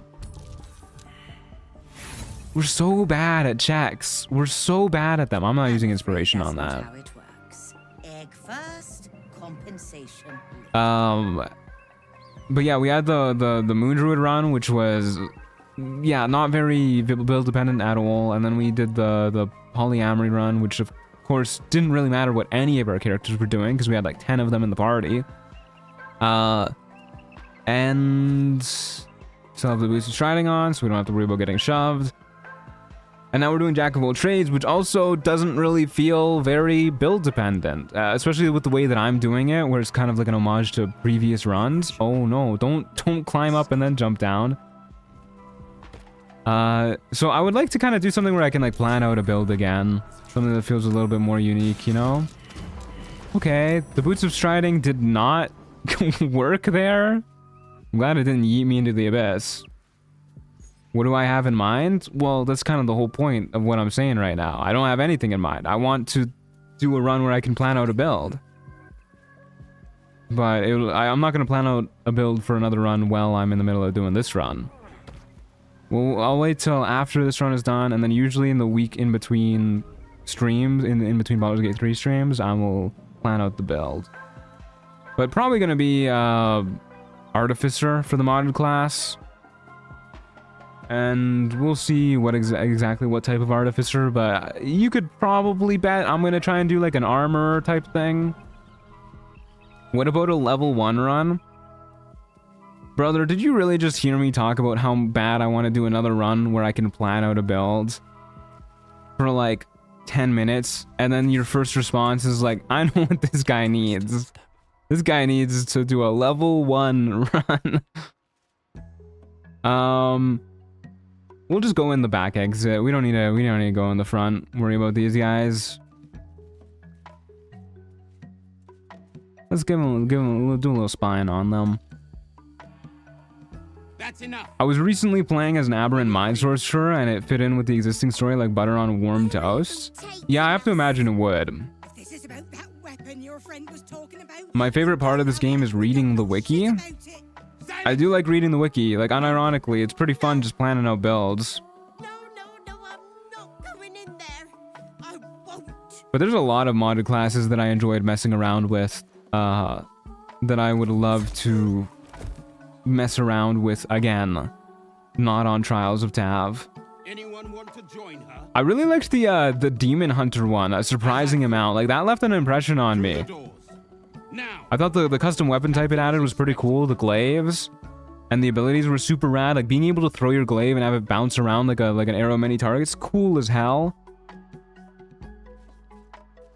Good night, Seema, thanks for being here. Hope you sleep well. Okay, where are we going? How do I get down? I've forgotten. Right here, okay, there you go. Moving ahead. Okay, let's get inside. Do you get any XP for talking to the Gith here that you don't get for just walking past them? We'll see. I don't really want to do dialogue with the Gith if I can avoid it. Another vigilance elixir is very nice. We were missing one since our Ethel fight. Down, down, down we go. And in the back exit, easy 80 XP. Another 120 XP just for walking in here. A little enhanced leap nonsense, so that I don't have to worry about taking a strength potion. Wonder if the gods are watching me. Can you guys stop wandering around? What are you doing all that for? Within the artifact of feeling stirs. Uncertainty. I don't know if I'm gonna be able to jump past these guys in this current position. Do not let it. There you go. Stay away from the Githyanki. You stay away from the They're Githyanki. hunting you. They want the artifact. Okay, apparently I jumped through somebody's vision cone. That's my bad. It's okay, he saw nothing. Okay. I think we're good to go from here. Whee. Okay. Made it inside the crash. Nice and easy. Don't gotta worry about any dialogue. They just see you and they're like, oh yeah, that guy looks like he belongs. Totally. Okay, let's get our waypoint, and then I think we get some more exploration XP. Just there's somewhere around here I think we get exploration XP for. Maybe this way. Maybe the front door.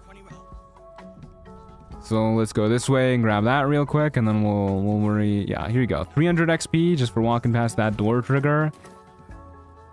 Get exploration XP in the nursery too. Okay, we'll swing by the nursery after we go here, because there's definitely more exploration XP for walking up to the main door in the monastery.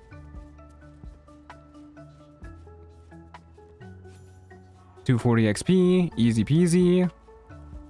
I don't know if there's more just for walking like specifically up to this door, or if that 240 is it. Yeah, I'm pretty sure that 240 is it. Use the lever, pop it open. Yeah, looks like that 240 is it. Okay. If you walk through an internal door with confidence, most people would assume you're meant to be there. Yeah, I remember watching YouTube videos of a guy just like throwing on like a vest, high-vis vest, and then just like walking into a place like he belongs, and everybody's just like okay with it. Okay. There's some easy exploration XP. Let's go back to Kreshulek. We'll swing by the monastery. Yeah, I thought we got a bit more for walking up to the waypoint. Another 120 for teleporting there. There's so many flags in this area, and they're so weirdly specific on where you have to go. Okay, let's go to the nursery, which I think should be right here. Been a while since I've been to the nursery. Yeah, there's another 80. Good call. The hatchery. Okay, very good. Got like a absolute fuck ton of XP just for walking in this place. And now let's go talk to my goat. My waifu, the only waifu I've ever had in this game, Ajaknir Jira. Absolute goat. I need a quick word. Blood, rust, squaw. Blood Rusk Sukva? I was thinking the same thing. I'd heard this plane was disgusting, but I didn't think it would be like this. Care to trade, partner? But your paraphernalia had better be pristine. God. Well, I love a woman who's just a little bit mean to me. Okay, let's grab Potion of Supreme Healing for sure. For whatever reason, I don't know why, Ajaknir Jira is the only vendor in the game who sells these before you're actually level 10, which is weird as hell. She also sells the ones that are a tier below this before you reach level 8. So she's the best vendor in the game for potions. Of course, she's a Githyanki vendor. I don't know why Larian have given the Githyanki everything. So we have a lot of choices here now. I feel like the Daredevil gloves are a really good choice for us. As we've seen in recent fights, enemies are going to get into melee with us, and having the option to shoot them without disadvantage in melee is really nice, especially because ideally we're going to be knocking people prone with our boots of reverb, the Stormy Clamor boots.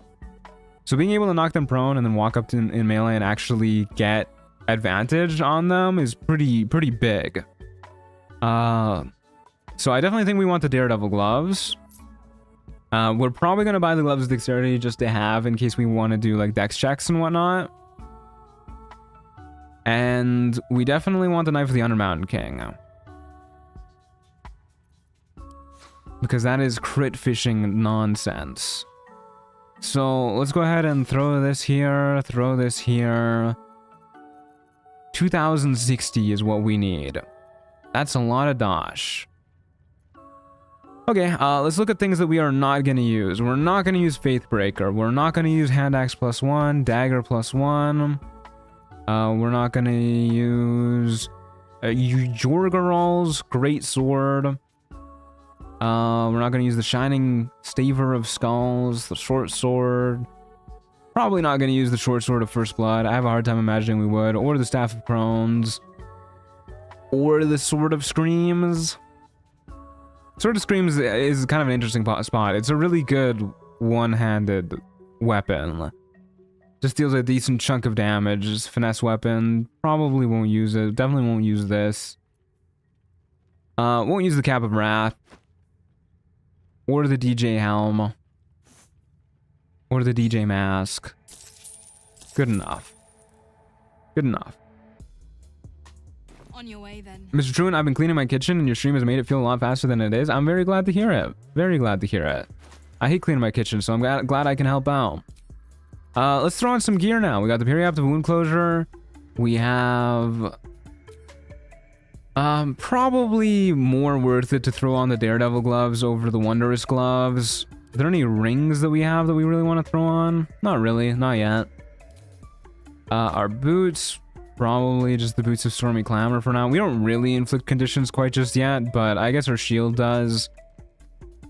And I think better than the Spell Sparkler is probably the Knife of the Undermountain King. So that we can actually... crit people? Maybe? As an idea? Could be interesting. There's a thought for our crit fishing build. Clean up our inventory a wee bit. Scandalous, I know. Okay, this is probably what we'll rock for now. Yeah, I don't know how this Daredevil glove thing is gonna work out. This build really won't come online until we get the Callous Glow Ring, Coruscation Ring nonsense going on to help out with the Boots of Stormy Clamor.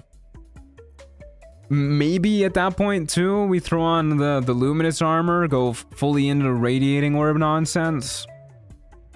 But I don't know, it's so awkward. Either way, we won't have to think about that till Act 2. For now, I want to worry about getting the Zaith'isk activated. So we have the Safeguard Shield, we have... Crusher, or we have the Ring of Protection, rather. We have an Elixir of Heroism. We have Resistance. Let's get the Whispering Promise Ring on. We have that too. Very good. And yeah, that's probably about all we need. This is mostly mental stat stuff. So I guess we might as well throw this on too, in case we want to do intelligence stuff. I guess there's no difference from the Helmet of Autonomy though. Well, yeah, they're about the same. Whatever. Yeah, okay, let's just do this. Do this now. Any boots that we have that can help out? Doesn't look like it. Any gloves? Doesn't look like it. I don't think there's any dex checks that get made during this, but we might as well throw that on. Might as well throw on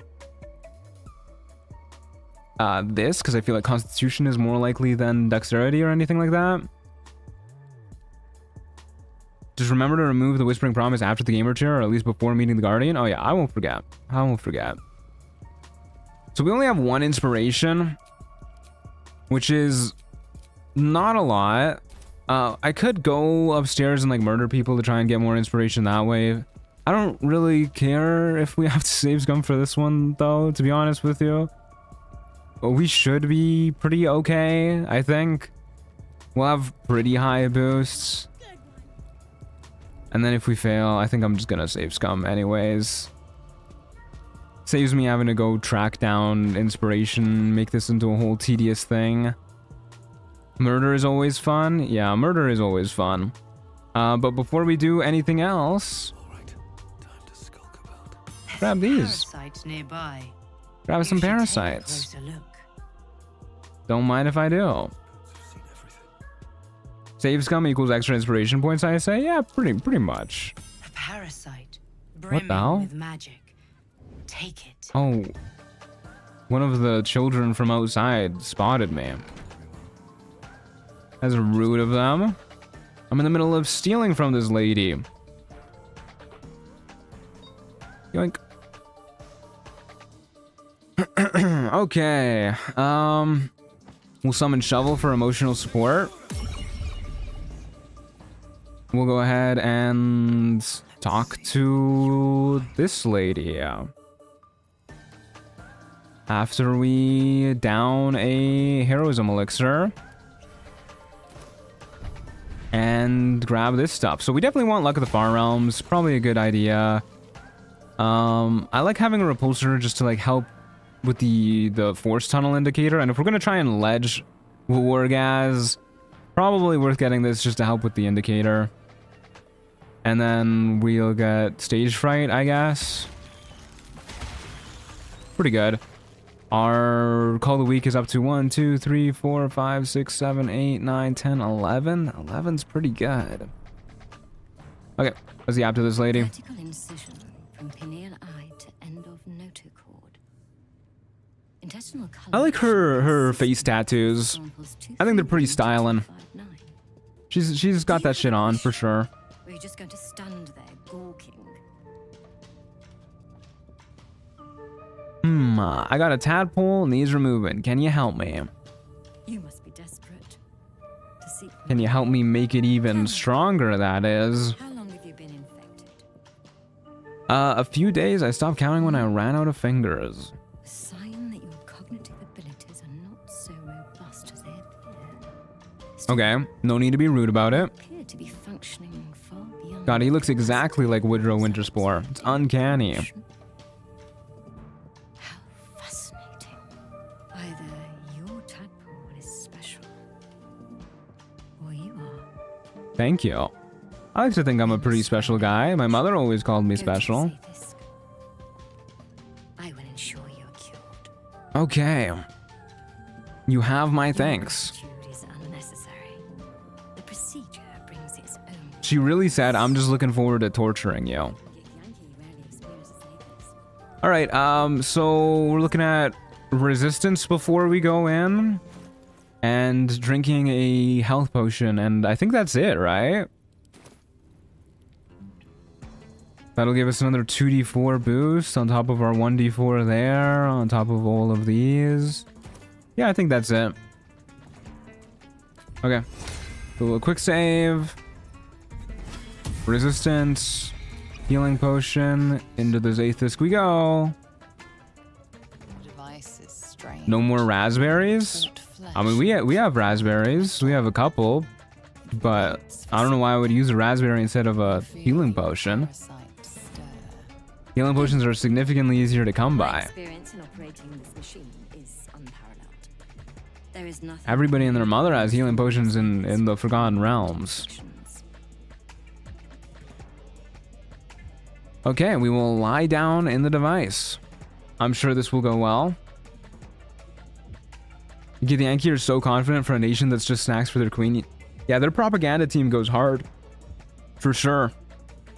Your body grows cold. Whoever's in charge of nationwide propaganda is doing a wonderful job. The machine awakens.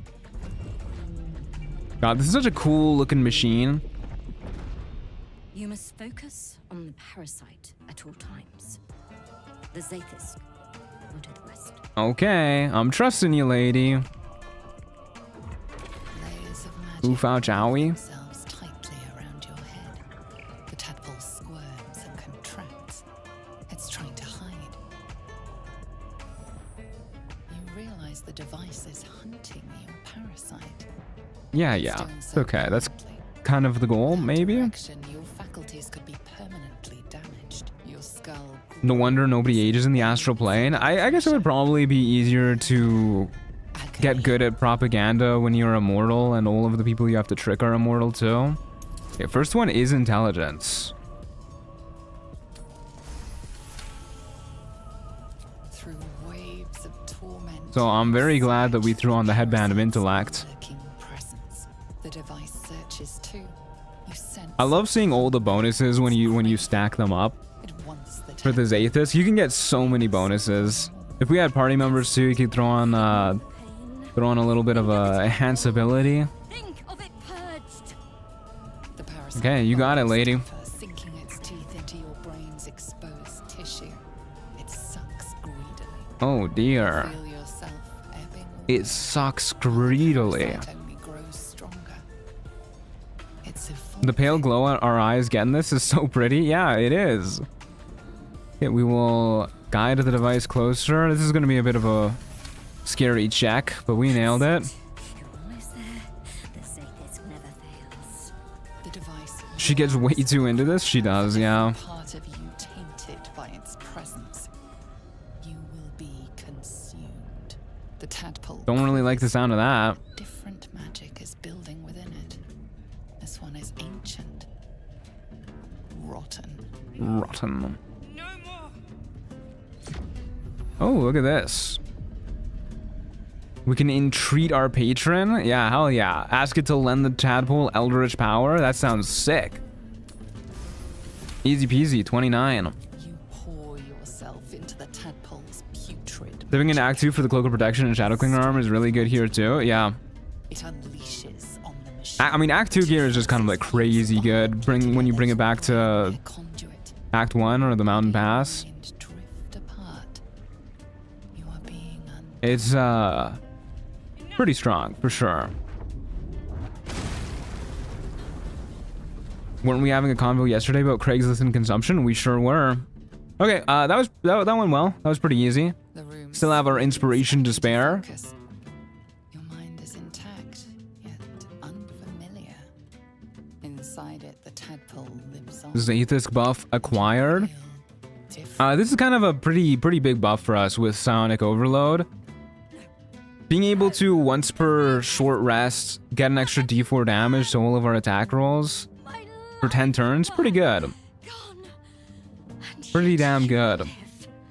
Especially because it stacks with our hex, so long as it doesn't make us lose concentration on our hex. Bordering on mania. If there's a chance the parasite lives, she wants it. You're wrong, the parasite's dead, I felt it die. Yeah, that's probably what we want to do. We'll do a little bit of guidance here instead of friends. Don't want to piss her off. Easy 28. Really? Then all this destruction was a symptom of its power? Incredible. I am disappointed. She really buys that one easily. Alive. It would have been an exceptional specimen. Don't worry, it's totally dead. Don't do any tests or anything. Is resolved. Leave me. I must salvage what I can. Okay. Your parasite is even stronger now. Yippee. Let's throw all of our good gear back on. Adamantine Splint, and we'll throw on the Daredevil gloves, throw on the Haste Helm, throw on Crusher's Ring. Very cool. Take off this, throw on the Adamantine Shield. Very nice. All right, what say you we go test out our power? Our brand new power on the kobolds upstairs. Sounds like a fun time to me. Let's go murder some kobolds. Up to Rosymorn Monastery. It's especially funny if Lae'zella's there because she's just yelling about how it's still alive and the lady believes you regardless. Yeah, she's nice like that. Very trusting lady for having just met you. I think what I'm gonna do is I'm gonna try and do the war guys fight once, and then if it doesn't work out, we'll just save him for Act 3 and do like the whole big try fight all at once together. Because I'd like to try at least once, but I don't know what elixir I want to use for the war guys fight. Like psychic resistance is probably a good choice. Heroism is probably damn near necessary though if we want to land attacks. I just don't know. Let's obliterate this dude. Pew pew. Nope, that's okay. I'm gonna turn that off so that I don't have to deal with that popping up all the time. And I'll try and remember to turn it on for fights later on. A while back was complaining about not having a build for Death Domain Cleric, and now I can say I have a build and I've taken it through Honor Ruleset. Hell yeah. Yeah, it looks like a pretty fun subclass for sure. Okay, let's go get a surprise round by hitting this guy. Look at her go.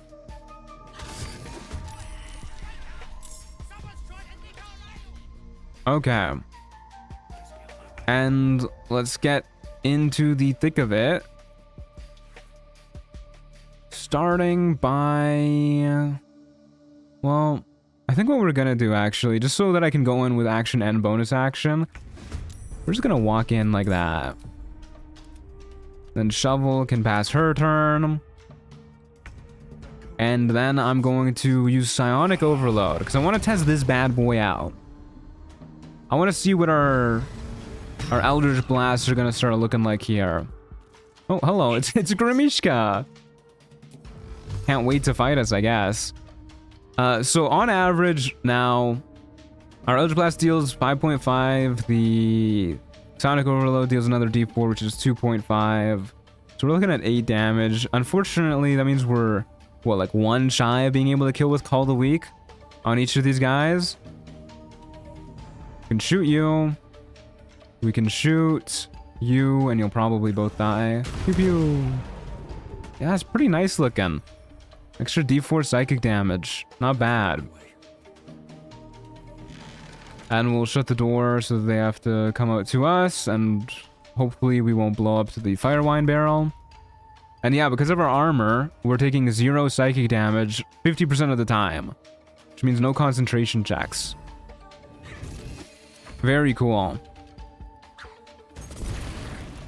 My god, was Kalemvor, and I had some cool interactions with Withers. Yeah, I was wondering actually if Withers had any interactions with Kalemvor or something like that. That makes sense. And then on top of using Psionic Overload, we can also Hex if we want to, like, absolutely obliterate a guy.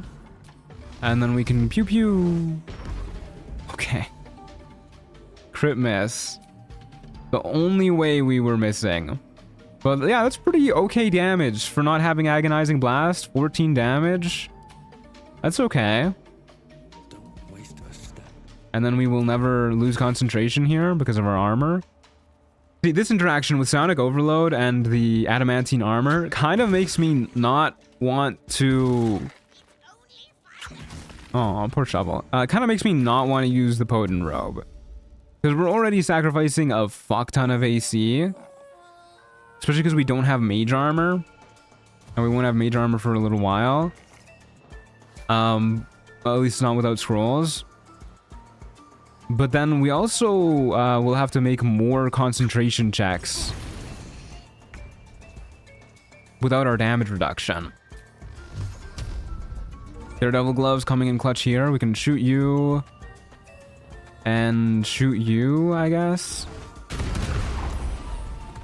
Yeah, that's pretty good. That is pretty dang good.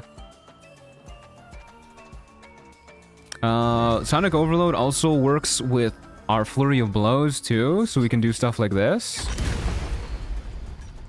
Like, yeah, that's like, this is pretty slick looking. I'm not gonna lie to you guys. We frightened this guy. Do you have the disguise buffering? No, I don't. I thought about getting it. Decided against it. I don't know why that item feels so exploity to me.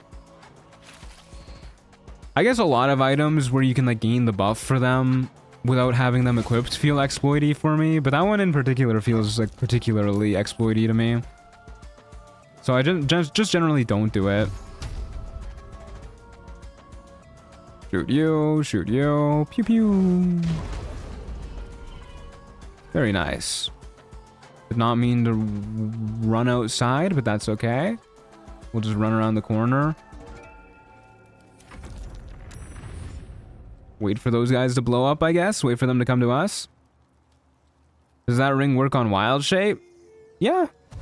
I think so. I believe so. I think that might be like the intended purpose of it. The Shapeshifter's Boon Ring working for Wild Shape. Okay. Why don't we throw a little Hex on you?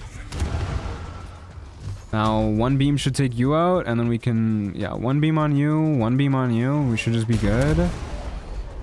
We've got, like, a real damage now. Like, this is pretty okay looking. I'm happy with this. Not going to be usable against the Grimishka, mind you, but against anybody else we can cast spells on. Not bad. Hey man, how's it going? You want to get obliterated? Wait for the last guy to come out. We're pretty good at con saves too. Because we started with our fighter level, we add our proficiency to it.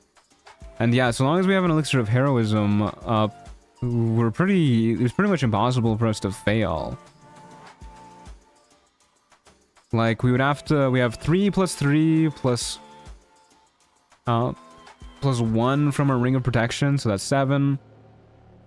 Plus 1 from, at the very least, plus 1 from an elixir of heroism. Means we only fail on a nat 1, which we're failing on anyways. So that's pretty cool. To be fair, you kill a low HP bull and get a permanent buff as early as Act 1, so I can understand how it feels cheaty. Yeah, I guess that's basically it. You don't even have to kill the low HP bull. You can literally just hit it once and then buy the ring off of it, which is how I usually do it when I get it. Fear it, dread it, now one comes for his soul. Yeah, it will happen eventually. It will happen at the worst possible time, but for now, that was a pretty good showing. Like, I am very happy with that showing. I think that looked incredible. Where the hell... There you go. Is the ceremonial mace. Okay, let's make some more kobolds pop up. Okay, not out of that barrel, apparently. It's so funny how you don't get a surprise round on these guys. Damn, that used up our action, too. Oh, that's one way to get it done. We can use our bonus action to kick this open, so we actually have our action. He still goes before us. Pew pew. Yeah, without Hex and Sonic Overload up, we're not looking too good, unfortunately. But whatever. I don't really care if you hit me, man. 5 damage, sure, whatever. Okay. There's a dead guy. Is there a guy in here, too? Nope. You can see the ceremonial mace on the back of the kobold who has it. I haven't actually bothered to look that close. That's kind of cool. Oh, there's Sephiroth Lover. I wonder what's going on with that. I literally have it set so that this is like a private game. How peculiar. I will flourish on you. Leveled up since I was last here? Brother, I don't know when you were last here. What level was I when you were last here?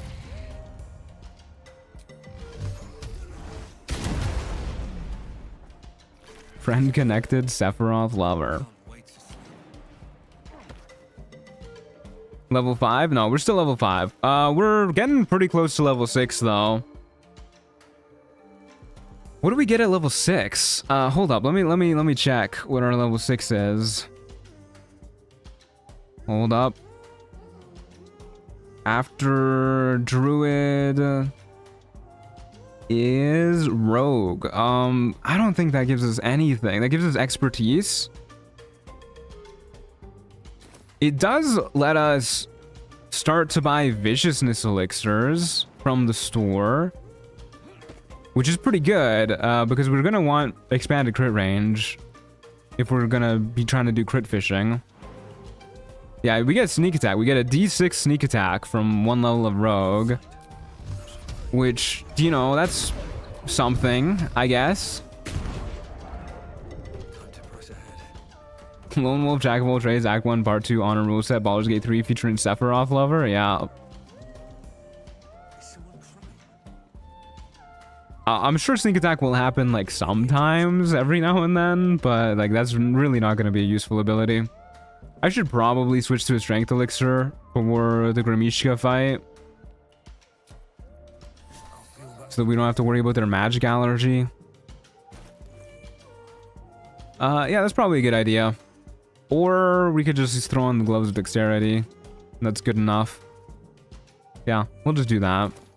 Throw on our gloves of dexterity, get stabbing. If you have shovel, then you can offhand sneak attack reliably. Yeah, but I really don't think that's worth it. We'd have to either use like 2 hand crossbows, and which I don't really want to do, or we'd have to use 2 melee weapons, which I also don't really want to do, in order to get on average 3.5 extra damage once per turn. Using our full action, by the way, rather than like casting a cantrip that fires twice. True, we can get Cloud Giant Fingers at level 6 as well. That's a pretty good point. I don't... actually, wait, what if that's how we kill a Wargaz? We get Cloud Giant Fingers, get our Cloud Giant Strength Elixir, and then just take him to the bridge and yeet him off the edge? That seems like a pretty okay way to do it, now that I think about it. Because Force Tunnel is so awkward with getting the angle, but if we have 27 Strength, I'm sure we can just throw him off. That's actually kind of giga-brained. We'll worry about that after we kill the Grimishka. But that's really smart. Oh, I thought I was still sneaking for some reason. Whatever. It's okay, we're close enough to run in. Yeah, I actually think that's how we kill Wargaz. I'm gonna Psionic Overload this fight too. I think the extra D4 psychic damage is just gonna be something we have to have with like every single fight. Keep going. Unfortunate max damage roll. I forgot about our bonus action. Oh wait, no, I didn't forget about our bonus action hit. We couldn't do a bonus action hit last turn. Flurry of blows. Pretty nice. Shovel, you can go ahead, get in here and scratch. Yeah, I think that's how we're gonna try and kill Wargaz. We're just gonna try and kill him with a Cloud Giant Elixir. A little bit lame, but like, you know, we need to get creative when we're doing Jack of all trades and we don't have a real build. They one-shot shovel, and then they blew up the fucking box. What the hell, man? Okay, let's stab this guy. Boop. And then, Flurry of blows this guy. Nice. Still killed, even with a crit miss. Yeah, don't like you hitting me.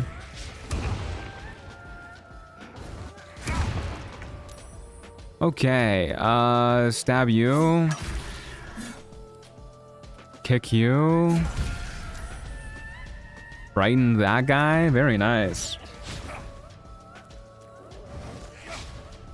Okay, we're doing it. We're really doing it. Yeah, the extra D4 damage is kind of crazy. I think Psionic Overload might be one of my new favorite illithid powers. It's not something that I've really used in previous playthroughs, but I think that's just because most of the time when I have builds that could make good use of it, I'm also not using illithid powers in general, like my Gunter Gunli build. I guess we'll keep concentration on Hex to go kill the birds upstairs. And we have one more short rest, we can do that today too. Get some scrolls. Glyph of Warning is a pretty good scroll. Mr. Shrun, I'm having another surgery soon-ish, and I'll be completely unable to do my normal day-to-day stuff, playing games, drawing, cleaning, so I'll be relying on the backlog of your streams. I hope you find them enjoyable. Sorry to hear that you got another surgery coming. But yeah, I hope my videos and VODs and whatnot can help. No, Psionic Overload does not work with magic missiles. Yes, it only works with attacks. Unfortunately. Okay, let's go beat up this guy a little bit. How close to level 6 are we? 1120. I do want to be a level 6 before fighting war guys if we can be. That's unfortunate. For the extra HP, if nothing else. Okay, brother, we gotta pop this bad boy open. It's a good surgery? Okay, good. Alright. Time to shoot this guy a million times. We're gonna be here for a hot minute. Might as well hex you. Give me crits out the wazoo, please. That's not a crit. Are you immune to necrotic damage? What happened to my hex? Just doesn't have my hex on him. Can you not be hexed? Did I not use hex on you? Did I use it on something else?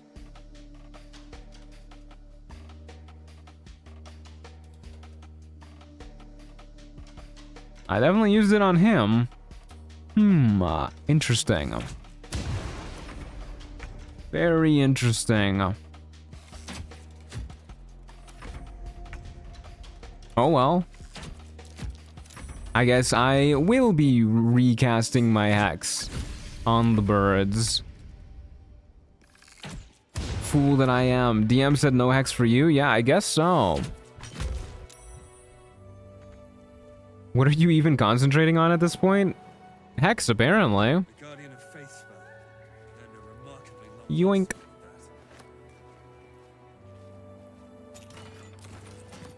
Banishment and fly. I guess fly could be useful. Not too happy about banishment. Immune to hex, supposedly? Did it pop up and say immune to hex? That's interesting. I wasn't looking too close. Okay, well, I guess we short rest, go murder these birds.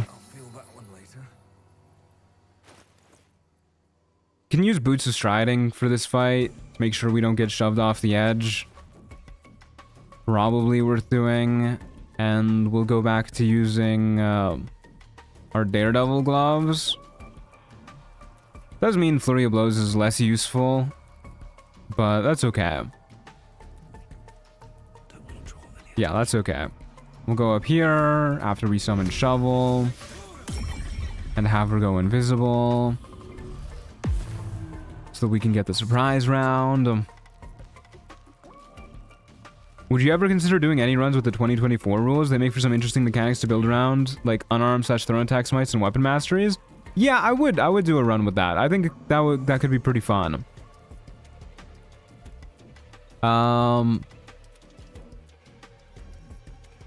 Well, let's see how this goes. Do a little quick save. Do a little huzzah. Get our surprise round.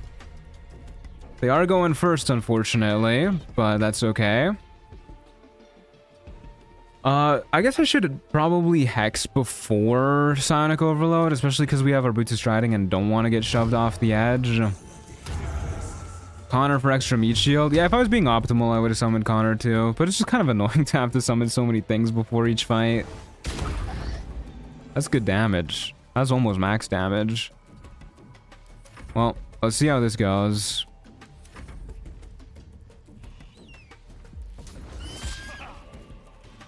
Okay, nice.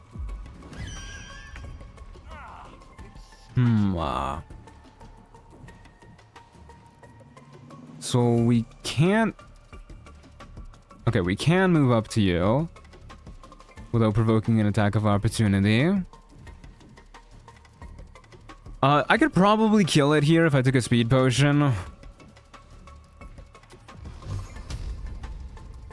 I might be able to kill without taking a speed potion. With flurry of blows. See if Shovel hits. Shovel missed. No, I don't think we kill without getting a crit, unfortunately.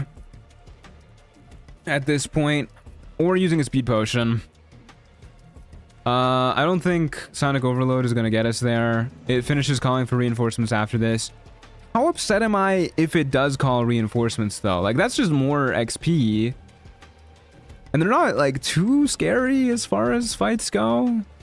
They're pretty okay. Let's just get ready to fight a whole lot of eagles or get a crit here. How about that? Why did it toggle that off? Okay, no crit. We're gonna fight a whole lot of eagles. Okay, bye shovel. All right, let's get to work, folks. Can we stop turning off my daredevil proximity? Okay, shoot you, pew pew. Do a little bit of a reapply hex type of move, I think. Move over here so that we're like in less of a wind gustable position. Reapply hex to you. Shovel can try and frighten this guy too. Eh, no such luck. Good evening, my good man. How art thou? I'm doing pretty good, Matthias. How art thou? Oh, at least there's more XP for you? Yeah, I won't complain about more XP. We'll probably go kill Flynn after this too for even more. That's not my character sheet. Yeah, hopefully that'll get us up to level 6. We'll be pretty close. I'll give you disadvantage. Ow. Okay, that was a lot more damage than I was expecting. How hard did these guys hit? They deal 2d8, huh? The +7 to hit? This might be spicier than I was anticipating. Okay, let's shoot you a couple times. That was very bad damage. Stage fright? Stage fright better than healing? It's based off of fucking wisdom. Our illithid powers are so bad, actually. It being based off wisdom, I think, means we're just gonna heal up. We could go for the kill with Flurry of Blows. Odds aren't great, though. We'll just heal up. Oh, I have a periaptic wound closure now. Don't use the big healing potions. What am I doing? Max psychic damage, unfortunately. So long as they keep just spamming their Gale, I think we're pretty okay. And so long as we don't lose concentration. So long as we don't roll a nat 1. Hey, please don't kill Shovel. What the hell did I just say? Okay. Shoot you a couple times. Pew pew. 40 XP each is not a lot. That's kind of a disappointing number, actually. Oh, max psychic damage again. Did you have a nice Christmas and New Year's? I did, yeah. I mean, my Christmas I was sick for, so that wasn't very nice. I was just in bed with a fever all day. But my New Year's was pretty fun. I don't really care too much about Christmas anyways. It's not like I had plans to celebrate, so I'm pretty okay with not celebrating Christmas, not being healthy for Christmas. Oh my god, max psychic damage again. At least we haven't lost concentration.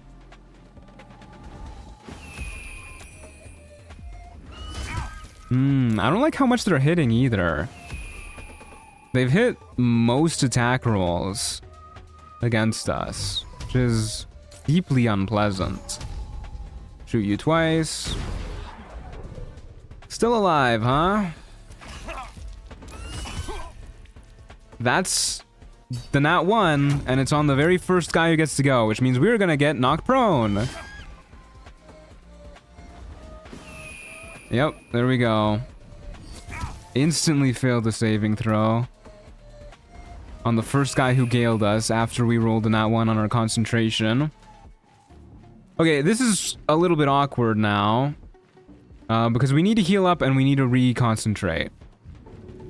And we're kind of in a bit of a tough spot to do it here, because I don't know how well this is going to act terrain-wise to let us heal. But we'll go for it. Hope we don't heal an enemy. Yeah, we're good. Reconcentrate on you, because you're missing health. And let's just not roll an out one again. How about that? There you go. If my math is right, we got this banger run, and then the next is Chocolate Edition. It's either going to be Chocolate Edition, or I'm kind of getting the urge to do another monoclass run. So I don't want to get your hopes up and say for sure I'm doing the Chocolate Edition next, but we'll see. Chocolate Edition is coming up the pipeline for sure, though. Who am I concentrating on? You?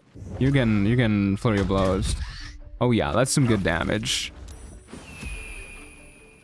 But I am looking forward to playing the Chocolate Edition. I'm just also missing doing the whole build planning segment of it, and like actually knowing what I'm going to play. Maybe I'll do the original barbarian build I had planned for Chocolate Edition, though. That's fair. A modded monoclass? Yeah, a modded monoclass. I'm thinking maybe Artificer. Was Chocolate Edition? It's like a mini overhaul mod, basically. That like just changes. That's bummer. I'm gonna punch you. Nice. It just changes like the way the game works in quite a few ways. And it was made by Creative Excuses Gaming here in chat, a member of the community, which is part of why I want to check it out. Okay, we are out of Psionic Overload, unfortunately. Such is life. I feel like this happened with Gunter too, where we, like, even after expanding our crit range, we continued to get way more crit misses than crit hits. Such is the life of any crit fishing build, though. I'm pretty sure we'll kill you with one beam. Oh no, not without Psionic Overload. Okay, well, stage fright it is. 2 of them failed. That's kind of surprising. Not the one I wanted to fail, mind you, but still kind of shocking that 2 of them failed. Okay, now this guy dies to 1 beam, and then this guy can start getting shot. And we'll reapply our hex to you. Expanded crit miss range, sure feels like it. Changes a ton, spells, feats, some class reworks, also some homebrewed fun for the origin characters. Yeah, that sounds like a pretty fun time. I won't lie to you. Hey, there's our crit hits. 2 in a row. Game was like, you want crit hits? Here's some crit hits. You'll love to see it.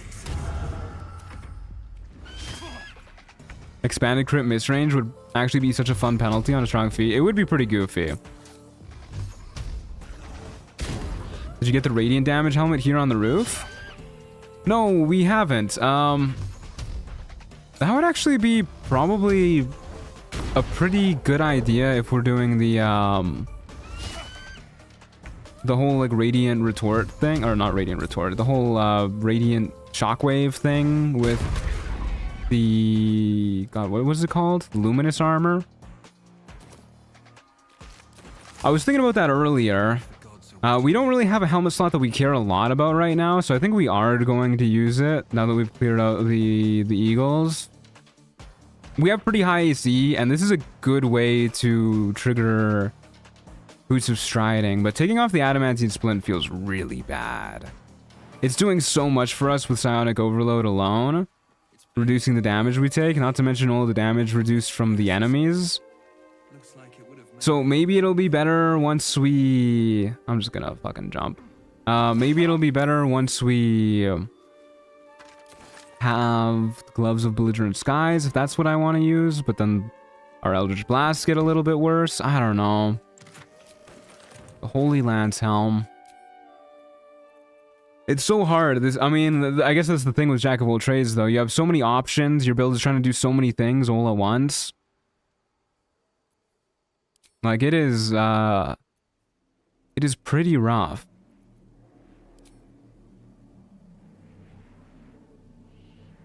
Yeah, I don't know. I guess we'll have the helmet on because it's better than the haste helm for most fights. I think it might trigger Wargaz's saving throw retaliation, so maybe we'll take it off for the Wargaz fight, but yeah, it's kind of an awkward build, unfortunately. I'm stuck over here. Why did they put all this debris in the way? It's such a pain to get down from here. So rude. I don't really think there's anything else. Oh, did I grab the ceremonial weapon up there? I totally forgot. Yeah, I totally forgot. Okay, that's fine. We can just jump. Too high. Rude as hell, man. Okay, let's go grab the ceremonial weapon over here, so that we can throw this on before fighting Wargaz, I guess. Loot these guys. And then let's go fight Flind. Let's go do that. Is this Balin over here? It is Balin. Yeah, Flint should give us a decent chunk of HP, maybe enough to hit level 6. How many eagles was that? 6 or 7? Oh, you. Oh, you. Okay, yeah, this seems like an okay item set to have for now. And then we will go do the Flint fight, which shouldn't be too hard with her on our side. We'll go to... Pardon me. So I have a bit of a cough from when I was sick. We'll go to Ukeen's Rest, and then we'll do the small fights with the whatchamacallit, the hyena guys, the gnolls. I'm blanking on names so much these last couple days. We'll go do the small fights with the gnolls after we long rest, I guess. We don't really need a long rest. We don't have key points or too many spell slots. But surely we can get by with 2 spell slots for some of these smaller fights. I believe. This fight down here won't be hard at all. This fight might be a little trickier. What are our odds of hitting you? Probably 95, we're right a wager. 99, yeah. AC 12. So your AC is 12. Without our heroism elixir, we have a +8 to hit. +15 to hit. That can't be right. We have +4 from this, +3 from proficiency, +1 from our gloves, +8 to hit. Something tore right through these people. Why is this so high? Okay, whatever. Yeah, we'll get by with just what we've got. We'll worry about long resting later. That number is always absurd. I never really check that part of my character sheet. Okay, we'll go send in Shovel for surprise round on this hyena, and then murder all the others. What? Let's get going. What?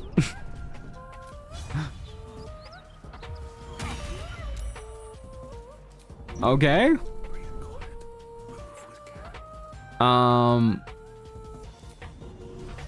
We take those? I don't know, man. I don't know what's going on. Okay, Shovel, go get us a surprise round. What? Okay, I guess that does not give you a surprise round. Whatever, man. I don't know how this fight works. Alright. Could have sworn you could get a surprise round on these guys. That's okay. This run is really cursed? Yeah, I guess so. Okay, yeah, we'll just shoot you. I don't need to overthink this too much. Oh, I guess we'll go in with a hex. Is what we'll do. And then, yeah, a bit of a bummer that these guys are going before us. I didn't think they rolled too high in initiative since Shovel is going before them, but oh well. Oh my god, they're eating Shovel alive! It's okay, she's a Giga Tank.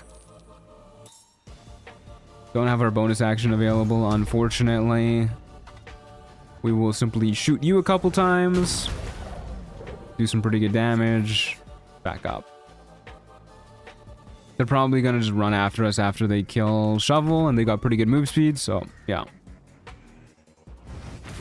Gnolls have to hatch before you can surprise them. Oh, I wonder why we didn't get a surprise round on the hyena though.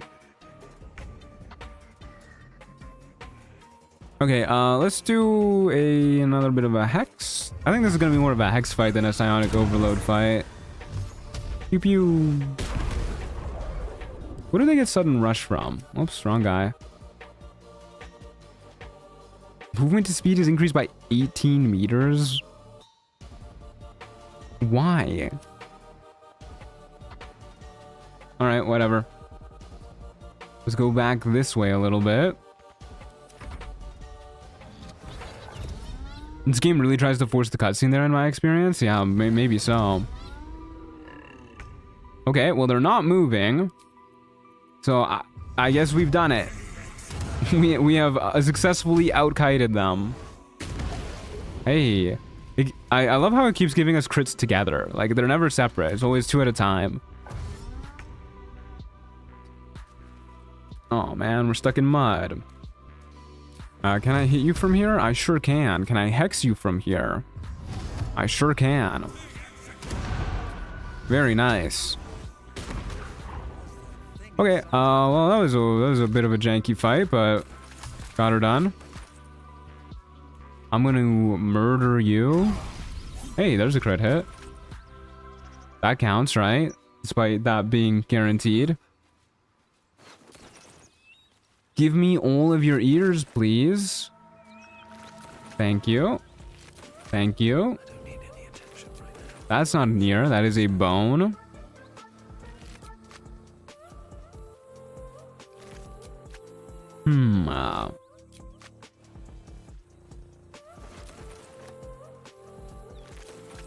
Gonna go grab all the bones, all the ears down this way as well. The blood patterns there are pretty aliased. I'm gonna be honest with you, I don't even know what alias really means in terms of graphics. I know we're very anti-aliased in this household for most games. They seem to be really into anti-aliasing. But other than that, don't really know what the deal with them is. Are these hyena ear-filled rib cages? Nope. Unfortunately not. They're jaggy. I can see it. Okay, lots of hyena ears. Don't mind if I do.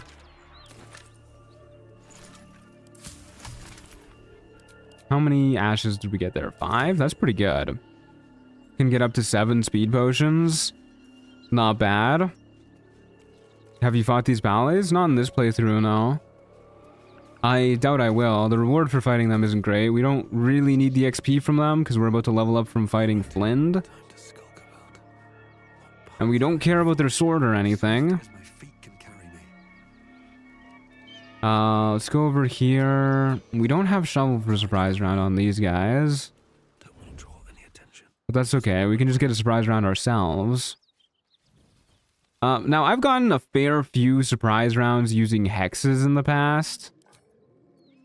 Let's see how this goes. We'll do it on the Nullfang of Yanogu since this guy eats bonus actions. Yeah, there you go. That's a surprise round. Wonder if the gods are watching me.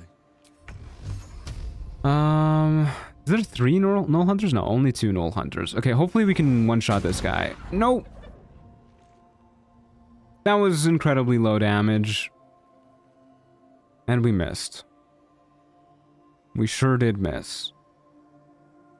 That is deeply unfortunate. Oh, we have a surprise round. Null Hunter's gonna get a go, and the Null Fang of Yanogu's gonna get a go before we get another go. I believe up there is where Flint is, so why don't we kite them like this? Go up this way. Start kiting them over there if we can. God, Seething Fury is so baloney. It's okay, though. Our helmet should help us out a lot in this fight. Okay, we made the save on the Soul Offering, too, so we still have our bonus action. And I would love the Psionic Overload here. I'm going to take the Attack of Opportunity. Trigger you. Psionic Overload.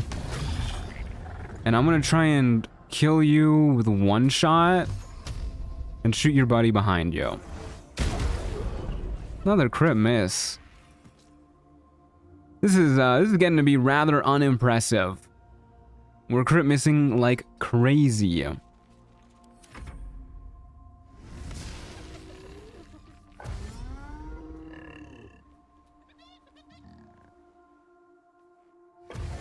Okay, well, this is a pretty... I think this is pretty much the best spot this guy could have stopped for us, but I think it means this guy's gonna hit us. Nope, he's dashing too. I thought he'd be able to move up to there without dashing, get some high ground shots. Luckily, he wasn't able to. We can move a little bit up here. Don't have to worry about him having high ground now. Do a little bit of a Hex. Well, that's unfortunate. Our Hex knocked him prone because of reverb. So now we have to use more of our movement to walk up to him. No, not another crit miss. Are you sure your character is not called Shadowheart? We actually had so many crit misses with our Warlock character who is doing this build that we just decided to say that canonically he was cursed. So I think it's because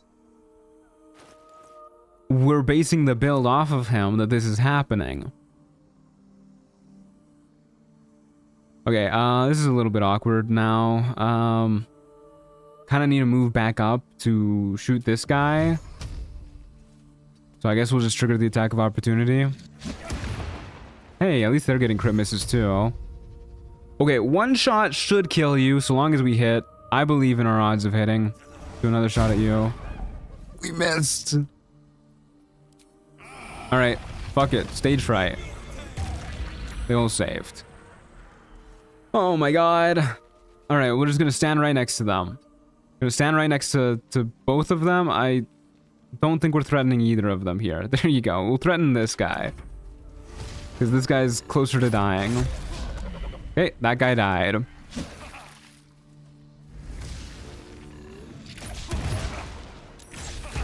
Apparently this is the only way we can kill. We just have to move into melee and let our helmet kill people. Well, whatever gets the job done at the end of the day, that's what matters. Okay, we should probably rest before we fight Flynn. Better be cautious.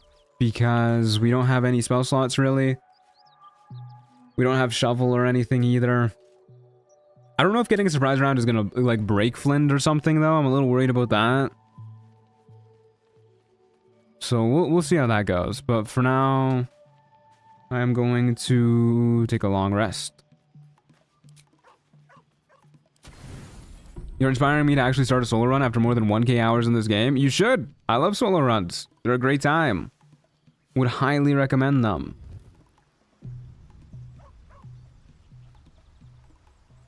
Oh, hey. Shovel. Shovel. Scratch, what have you got for us? Wow, a ball. In his mouth. Yippee. We'll do a sleight of hand check. We're pretty good at these. Don't look at our hideous face in the background.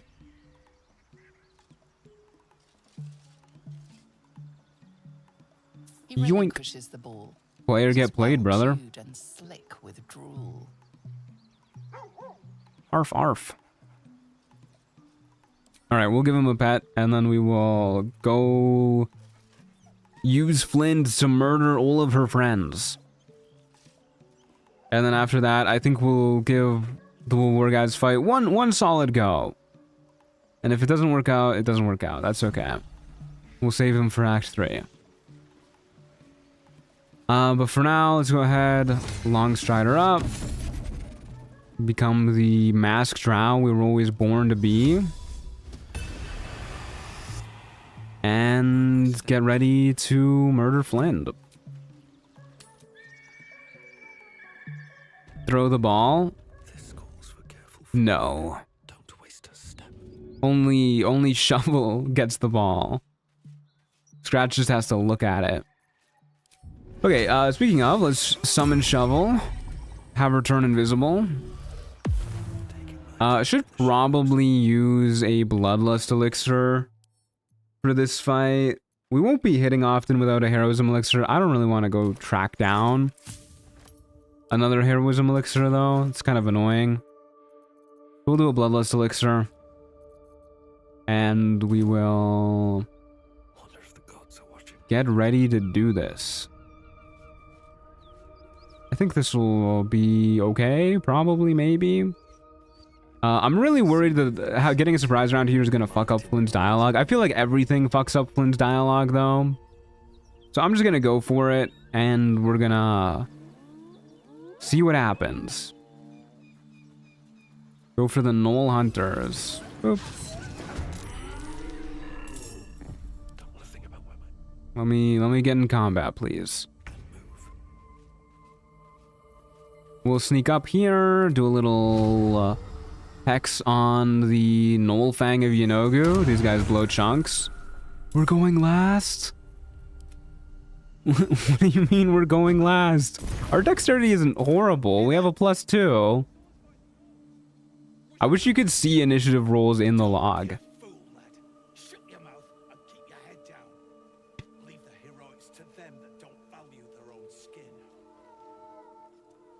Honestly, so rude, Rugen. They should call you Rudgen. Okay. Well, I don't want to move too far away because I want Flynn to be able to talk to us. So I'm just going to shoot this guy. Hey, that's pretty nice. Love to see that. And then I'll murder...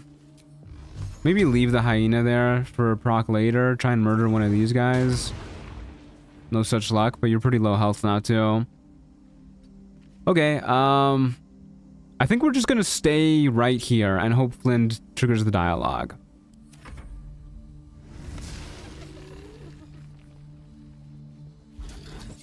Okay. What? How do you get Flint to trigger the dialogue?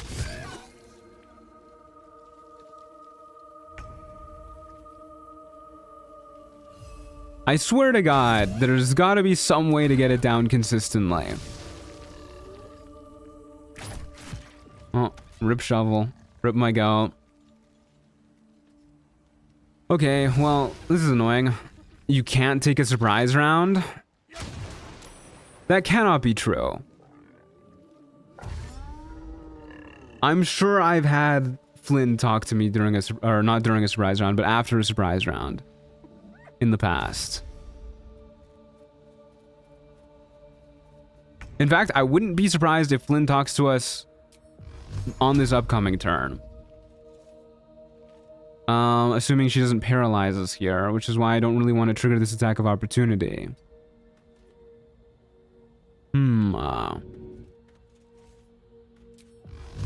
I'm just gonna kill this guy. What? We did 1 damage and crit missed. Oh, you gotta be kidding me, man. Okay, I want you dead. I seriously, for real, want you dead. Okay, well, now she's frightened, which has me thinking that maybe that's gonna fuck things up. But I guess we'll just see how it goes. I'm just gonna end my turn right next to her again, and if we die, we die, whatever. Damn. Alright, I guess we're just not getting the dialogue this playthrough.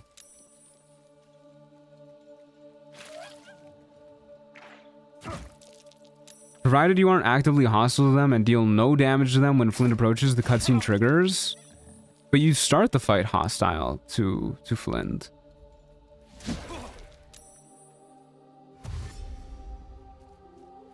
Is there an alternative start location mod? The ship start is annoying as heck. I have no idea. I've never really heard anybody call it annoying before. I don't know if that's like high up on the list of problems for modders to solve. Okay, well, we need to heal up now, so shoot you. And heal up using this.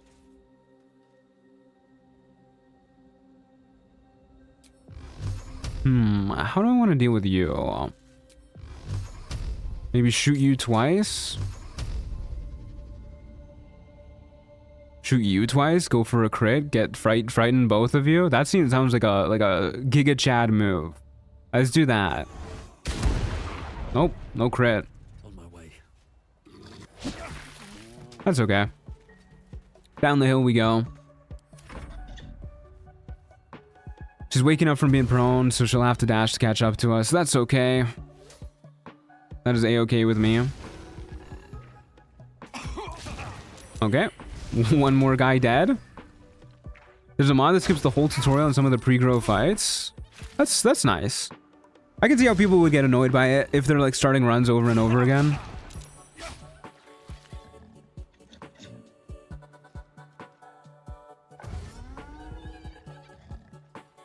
Okay. So we're gonna need to heal up again. This is a bit of a scary situation to be in. We are fast enough to keep kiting Flynn, but I really don't want her to paralyze us. We need to heal up.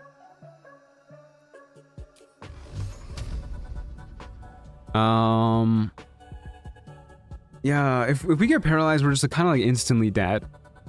Which is a bummer. I don't want to be instantly dead. Tasha's hideous laughter is only a 45% chance to work. We can... Worst tunnel to push her away. We could use some of these scrolls. People are pretty much always going to save on our scrolls, though, unfortunately. So scrolls really aren't that useful. We get speed potion to back up. To kite a little bit more effectively, get some AC. I think that's what we'll do. We're in a bit of a pickle. Seems like an okay speed potion spot. Invis pots are always fun. Invis pots are not always fun. I disagree. I've never more vehemently disagreed with a Baldur's Gate 3 take. If I was gonna be using invis pots to get out of situations, I would be playing actual honor mode. Anyways, before we run away, we're going to heal up. We're going to walk backwards. And we're going to kill this guy. Oh. I would have really liked to have killed that guy. That would have made me a very happy camper. We're gonna back up all the way over here. I think they have about 9 meters of move speed, like the regular old run-of-the-mill move speed. Maybe not with Frenzied Fury going on. Whatever. I really like the Blink scroll. Blink is... I think Blink is definitely one of the more fun defensive strategies for solo. Do we have a Blink scroll? No. Maybe that's how we beat Wargaz. We simply blink and we just get lucky every single time. Okay, let's go ahead and use Psionic Overload this turn. I think you should say I'm gonna miss this guy instead of kill. I would love to not have low ground on you, Flint. Whatever. Oh, now we're too close to this guy. Okay, I'm gonna miss this guy. Wow, you're right, it works. Okay, let's walk up to Flynn so we don't have low ground. And then shoot her a couple times. We have a decent chunk of movement. We can just walk away. Shoot her a couple times. Another crit miss. Keep in mind, we are 2 times more likely to get crit hits as opposed to crit misses. Why? Okay, first of all, what the hell was that noise? Secondly, why is our radiant damage triggering a reverberation? Does Smite the Gracelet... It's a condition. This shit's a condition? Whoa, that's crazy.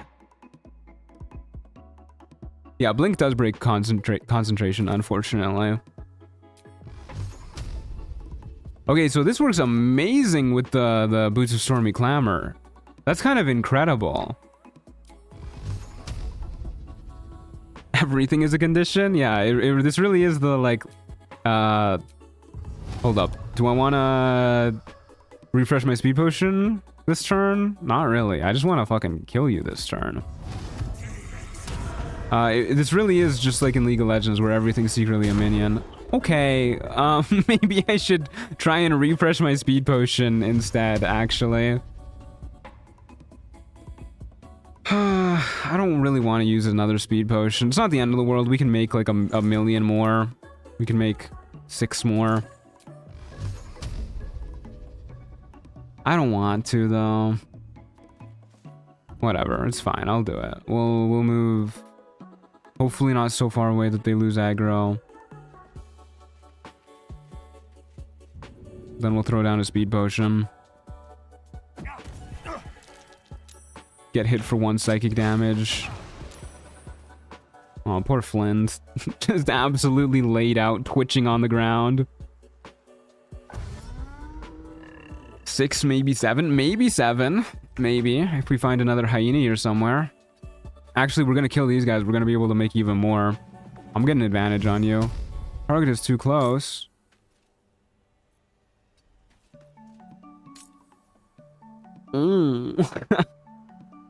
You can only throw on Daredevil proximity when you're threatened? What? Alright, well that blows. This shit does not say when you're threatened. It says when you are adjacent to a hostile creature. Rude as hell, man. Okay. Whatever. We'll shoot her a couple times.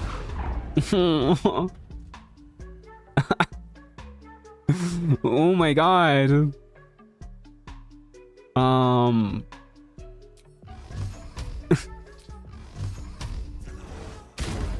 Okay, there's some hits. Thank God, dude. Finally managed to hit her. Item descriptions are a scam and a half. Yeah, Lyrian really just wrote whatever the fuck they want for item conditions.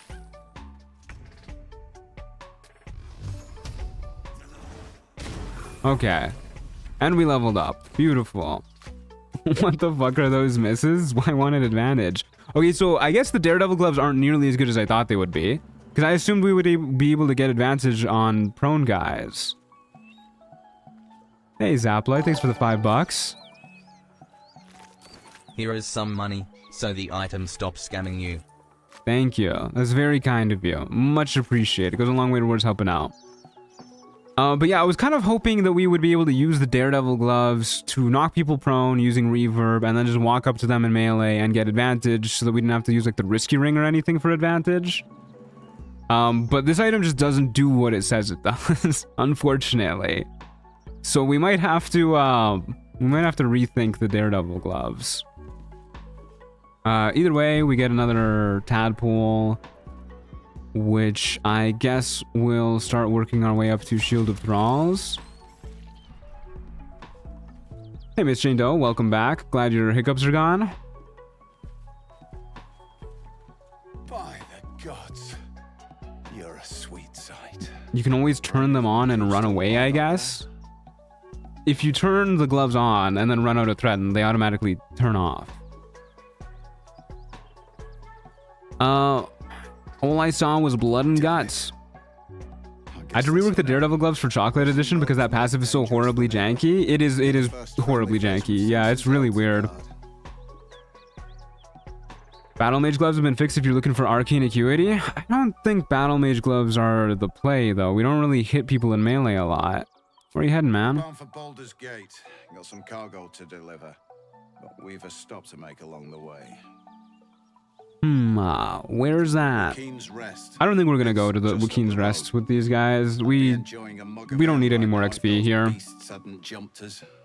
Listen, you look like you know how to handle yourself. Thank you, I do. Associates, we've got our own drinking spot by the tavern. Invitation only.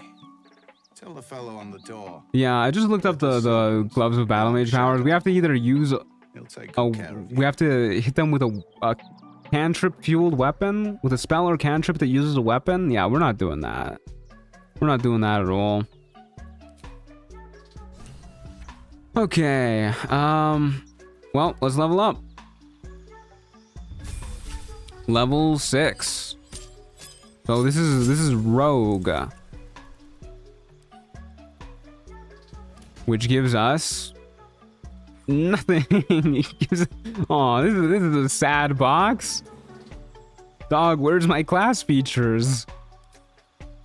We get light armor proficiency. That's pretty cool. We do get expertise, which is actually pretty cool. That's nice. I like having expertise. We get a skill proficiency as well, so I'm thinking we're gonna go ahead and take... Yeah, stealth is a pretty good skill proficiency to take. And then we'll take deception and persuasion for our expertise, so that we're really good at convincing people to do stuff for us. Bobby Banks comeback? Yes, this is the Bobby Banks arc. Okay. Yeah, that looks pretty good to me. I like that. Okay. I love level 1 rogues that are basically just people. They really are just people. We do actually also get sneak attack here. I don't know why I wasn't saying it, but our sneak attack is only a d6 damage. So maybe it was like hiding it out of shame or something like that. I don't know. We have sneak attack. Cool. Why not? Get a few more hyena ears. I think I'm gonna take their box, because we might need the beholder to help us out. Oh yeah, let's actually make sure we change ourselves into a masked halfling. It's Bobby Banks. He's returned. It's me, Bobby Banks. He looks exactly like him. Wow. Beautiful. Okay, let's drop a hard save here too, because I know editing Matthew's gonna love that. Okay. Make sure to grab even more hyena ears while we're at it. Why not? Dead null. Don't mind if I do. Sure, there's more stuff back here for us to loot. Guess I looted these guys already. Damn, I was on a rampage earlier. Okay, yeah, I got all these guys. All right, let's go steal their box. And then we have 53 HP. That's not bad. And then I think we're going to go talk to Jacques Nirjira for a bit to get some really good healing potions. And then we're going to try and throw Wargaz off a cliff. You have to do the voice while a halfling the whole time? A little hard on the throat. Whoa, my camera. Okay, guys, why don't you look a different way? Oh, are they actually looking a different way? Nope, he's looking in the worst possible way. All right. Throw a little minor illusion down there. Do a little bit of sneaky. Do a little bit of See you guys later. Very, very fitting for a rogue. I don't think I've ever seen this campsite before. What? I don't think I've ever been here before. In 1,000 hours of playtime, I don't think I've ever camped here. It's nice. I like it. I like the water. I like the little overlook we got going on here. This is a sick-ass cave. Very square in the distance. Interesting.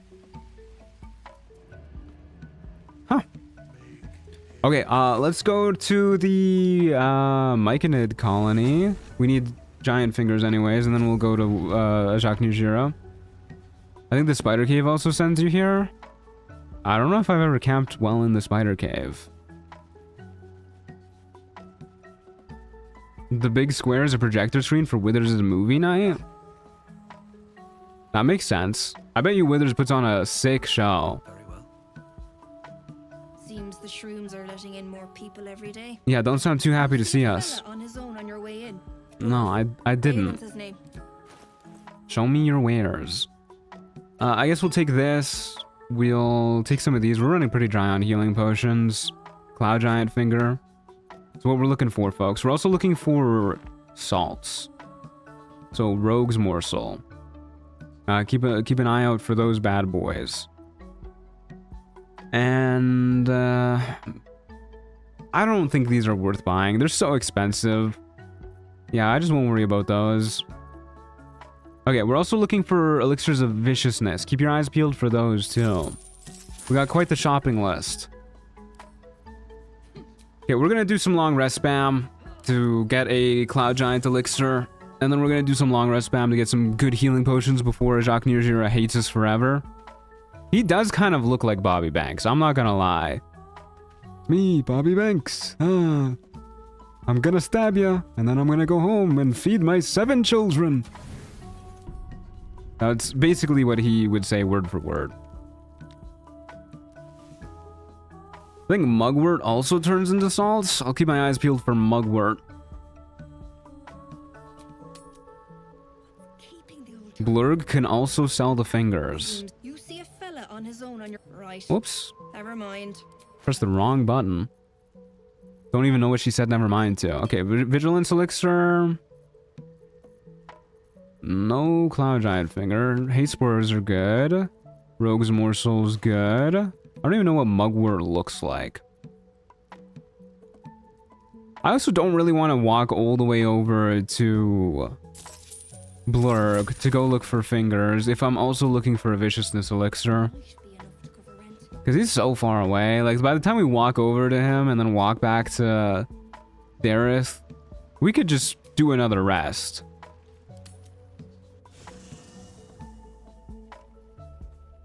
This one's hair is a bit more gray, though. Maybe a little bit. What happened, man? This isn't who I really am.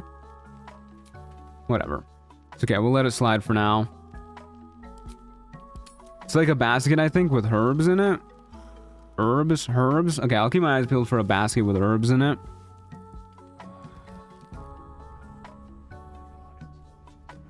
Okay, back to Dareth we go.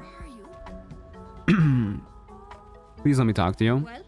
I wish she didn't wander around so much. Okay, still only 1 out of 3. I guess we probably want to buy bombs every now and then too. Flying potions are probably worth it.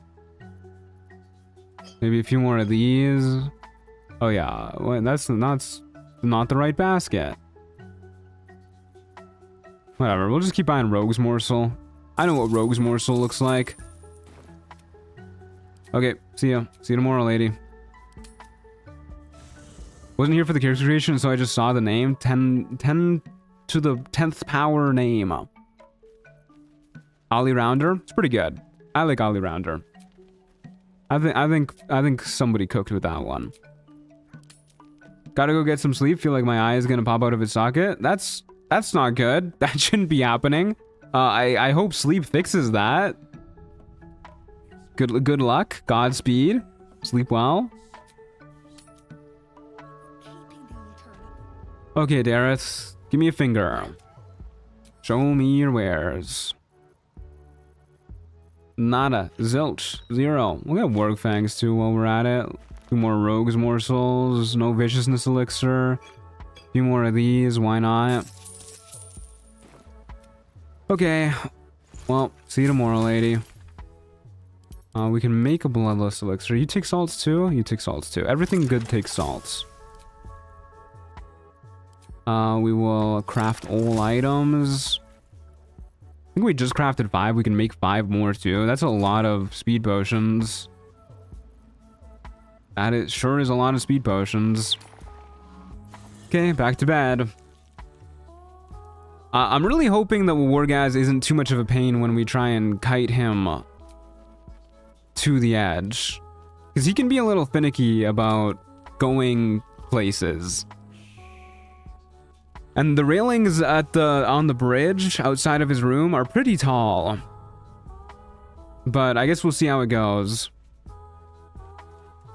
It happens if I'm awake for too long, something with blood pressure in my head. Yeah, that's unpleasant.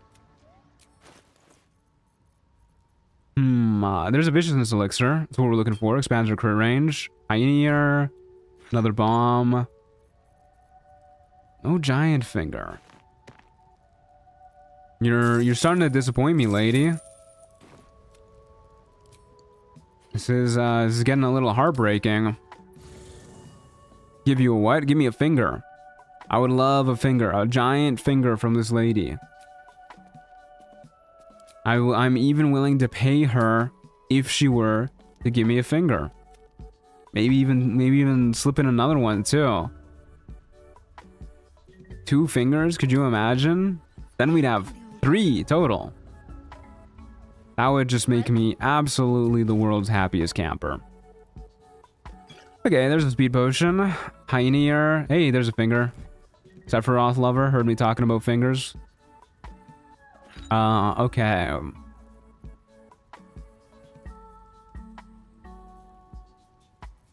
think we're good to go there. Oh wait, Rogue's Morsel? No, Rogue's Morsel? There it is. Rogue's Morsel. We're gonna have so many speed potions by the time this is over. 3 more. We got 9 total now. Not bad. 3 fingers and you get lightning charges. Hey, yo. You've been hanging out with Evelyn too much? Does Evelyn also talk about Dareth giving her fingers? I don't understand what the big deal is. Listen, the fingers, you suck on them for a little while, make them into like finger juice or something. It's a feeling like no other. I would actually like hate to drink finger juice, even if it gave me 27 strength. Like that's a hard ask. Some more Rogue's Morsel, thank you very much. Another Vigilance Elixir, maybe, I guess. We're probably good on Vigilance Elixirs for now. And I will see you tomorrow, lady. Pardon me, I'm getting a little sleepy. Oldest sleeping in-game as me sleepy in real life. That's just protein powder? Is that what protein powder is made out of? You know, I never actually bothered to think what protein powder is made out of. I was just like, that's just made out of protein. Is it perchance made out of giant fingers? Cloud giant finger juices got me acting up. Understandable. It's the wrong fucking finger. Should probably buy Pegasus feathers too when we see them. Heroism elixirs are very, very good. Not the easiest thing to come by either. Okay, wrong finger. Disappointing. See you tomorrow, Dareth. I would hate to drink finger juice. Truant 2026. I mean, would you like to drink finger juice? You a freak? God forbid a man not want to drink finger juice. Okay, Dareth, don't let me down. Don't let me down. Isn't protein powder basically milk powder? Like it's concentrated milk you add to your milk, right? Is it really? Huh. No fingers for me today. No viciousness elixir either. Okay. See you tomorrow, lady. Come on. I know you want to. Just give me one more finger. Can't be too hard to find Cloud Giant fingers in the Underdark. Like, they got those laying around the wazoo.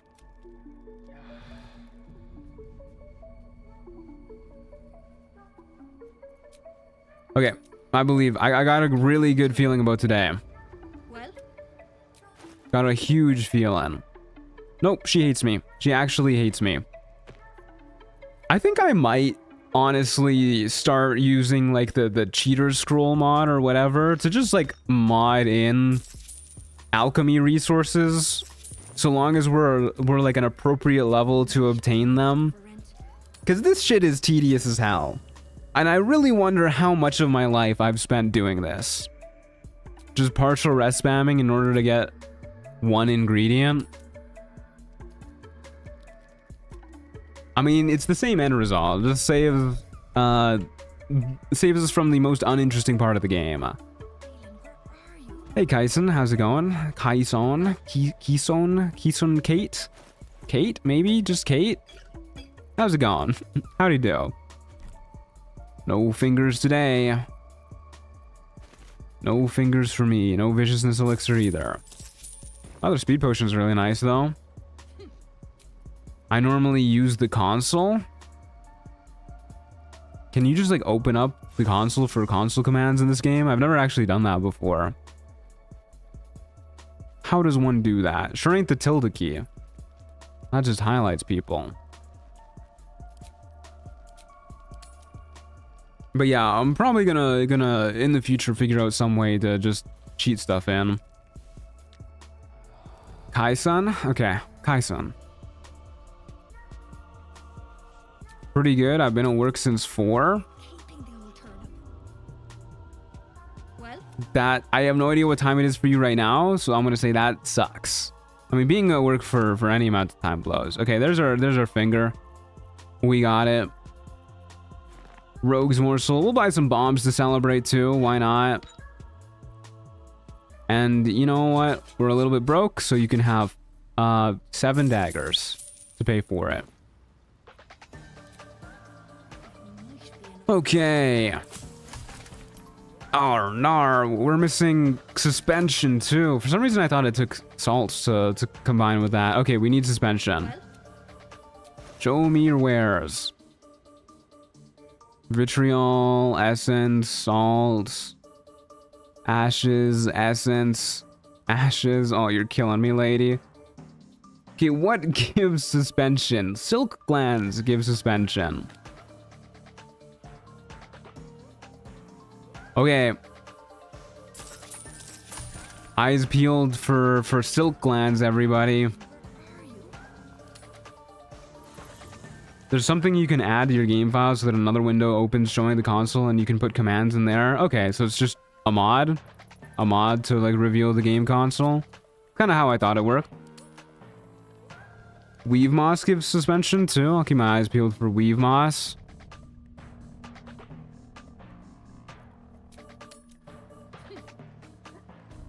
Hello, Dareth Bonecloak.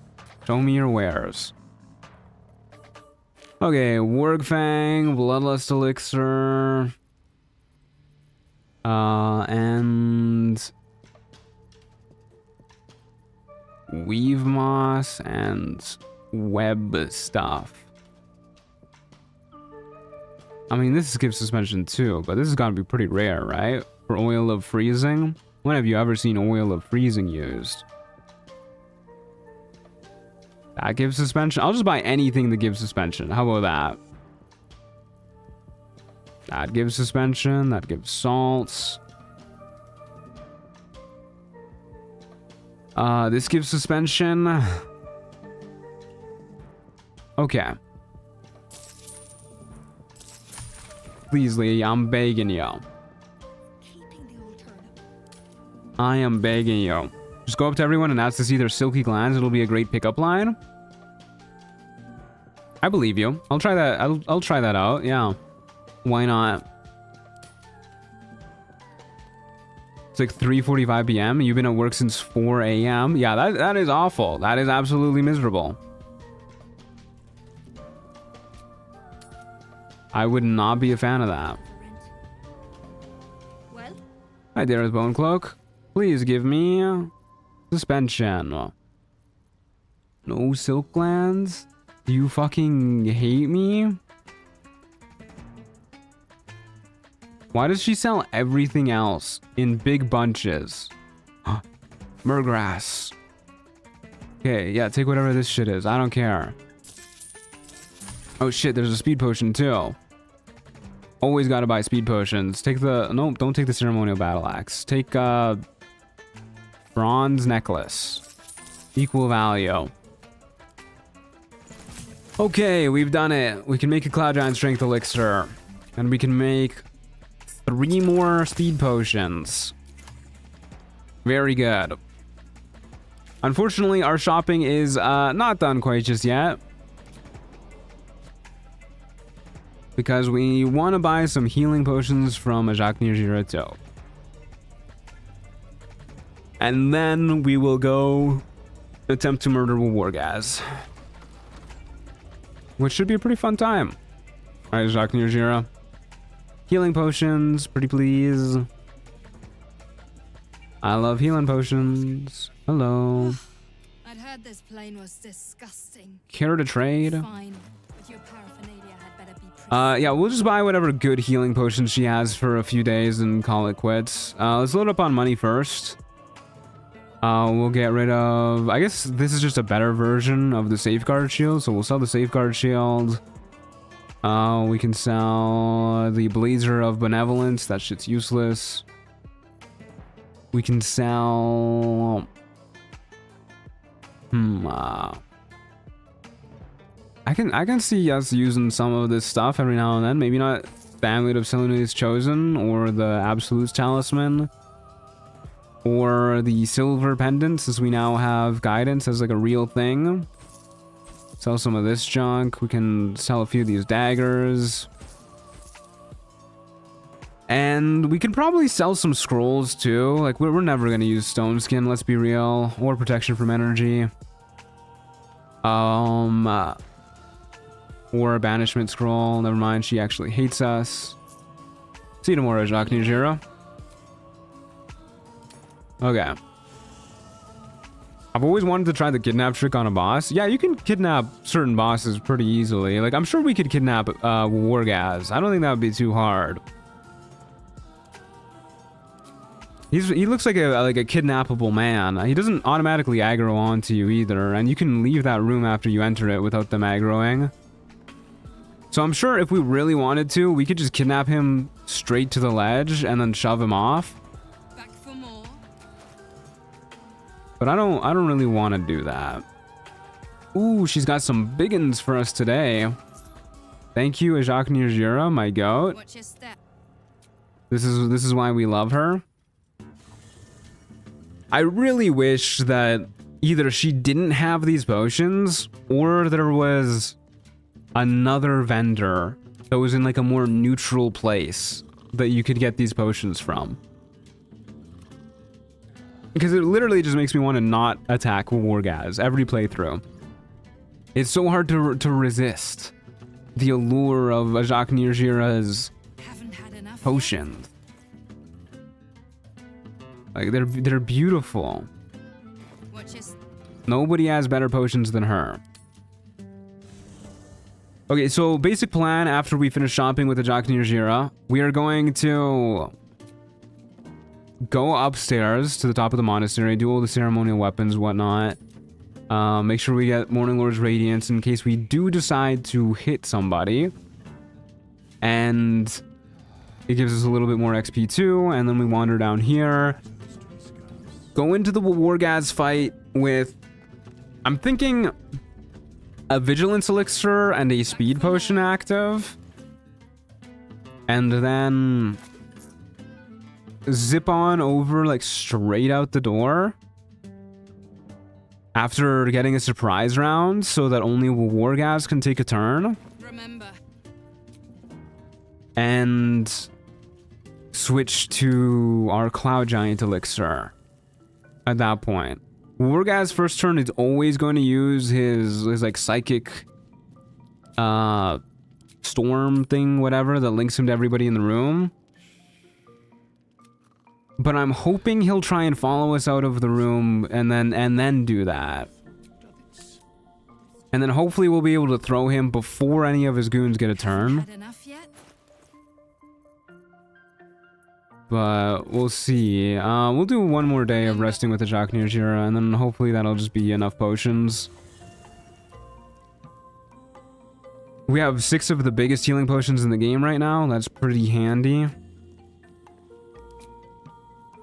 Very handy, dare I say. I should probably buy some of the smaller ones too. So we don't have a lot of them. We only have 12.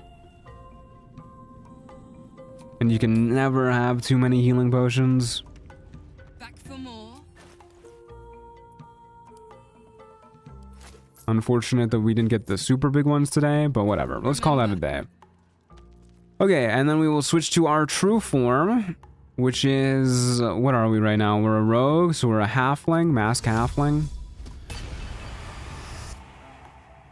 Okay, upstairs we go to the Rosymore Monastery. We'll go put our weapons in, and oh shit, I forgot about the bliss spores. I guess we can do that first. We can go kill the Dwergar on the beach. It probably won't take too long if we pick up all their zombies first. Okay, let's do this. Let's go pick up all the zombies, kill the Dwergar on the beach, because the extra D6 from the bliss spores, if we're trying to throw a Wargaz, that's probably going to help a lot. Okay. So for those of you who don't know, if you're about to fight these guys here, if you've already made them non-hostile towards you, you can just pick up all of the corpses in this place, and then, what's his face? Get Cole won't actually be able to resurrect them, because, you know, they'll be in your pocket. Or if you don't have a carry weight mod like me, you can just stuff them in one of these barrels around here, and then you are good to go. A little bit more tedious without the carry weight mod, but, you know, it's always most things in this game. Okay, I think we got them all. Let's go ahead and cast Longstrider. Summon Shovel. Hi, Shovel. Have her go invisible. This is definitely a strength elixir kind of day. Unfortunately, we only have the one Cloud Giant elixir, and I am not getting another one. So I think we go here, and then we just start by trying to shove one of these losers somewhere. Get Cole's enlarged, so odds are it ain't gonna work for him. We could just try and shove you into the abyss, which should work pretty well if we start with Guidance active. Might be more worth it to go for this guy though, because this guy does a lot of damage. Now let's go for this dude first, because he's a little bit harder to kill. Yeah, let's go for this dude first. I don't usually go for this dude first, but whatever. You're already invisible. I don't know how effective this surprise round is going to be, but let's see how it goes. We'll go all the way up here, get a surprise round on this guy. And we're actually going to hide first, in case this doesn't work out the way we want it to. Get a surprise round, please. Good. Phenomenal. And then we'll need to just join initiative right in front of this guy, which is a little bit annoying. Hello. It's okay, we get our turn right now. And I forgot to use guidance. So whatever, I'm just gonna guidance right now. And then we're gonna shove you. 91%. What?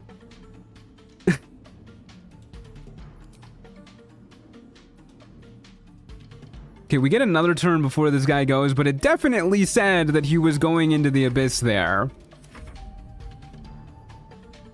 What the heck, man? Fuck him up, Shovel. Don't let him get away.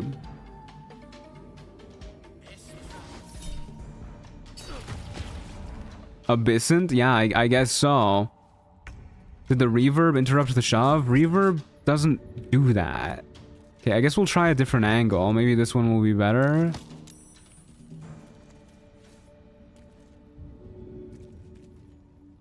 Get in the fucking water, man. Why is this not saying it's gonna instantly kill him? Get in... I can't... What? I just clicked in the water and it just undid it.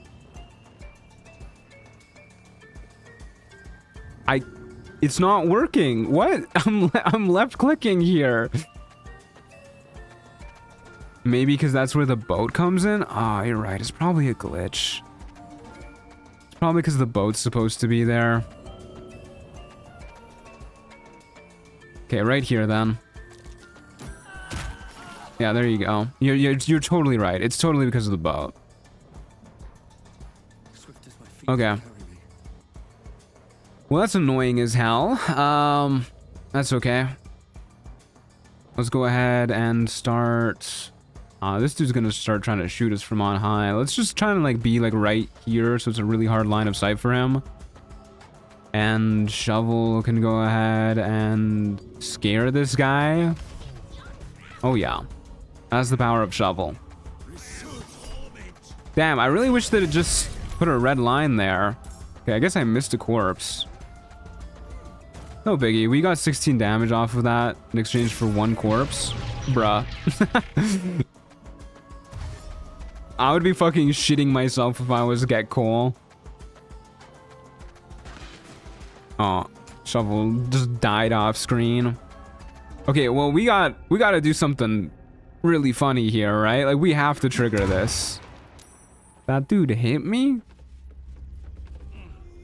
Like, we gotta just... I mean, we don't have to trigger it with, like, our own bod, but, like... Connor... Go explode them. What are our odds of hitting you? 70% with that? We only need one of these attacks to hit, and then this guy dies? Yeah, why not? I've had that guy layer, like, 3 glyphs on top of each other. I constantly see him blowing himself up. But usually, he does it when there's, like, at least an enemy on top of him. Oh, nice invis, bro. Very impressive. Poor Get Cole. I haven't actually hit him yet. And he's at 30 HP. He has, like, the world's most incompetent friends. That's just embarrassing.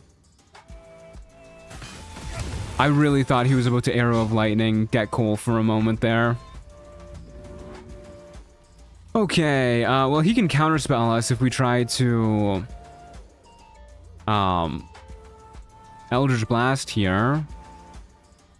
So, why don't we do a little bit of a Psionic Overload? No, we won't do that. We'll just do a main hand attack and then a Flurry of Blows. Which will hopefully kill.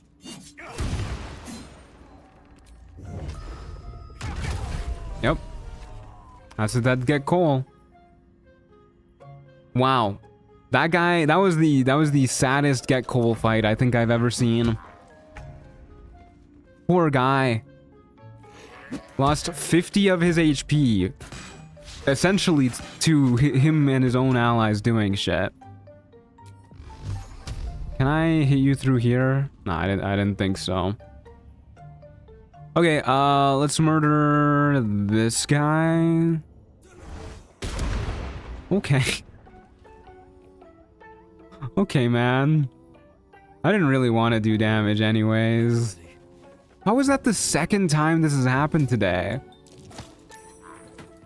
Oh, he didn't even take any fall damage there. Big one. Yeah, that's the second time we got 1 damage and a crit miss together. Crit miss range expansion coming in clutch. Yeah, we're really killing it.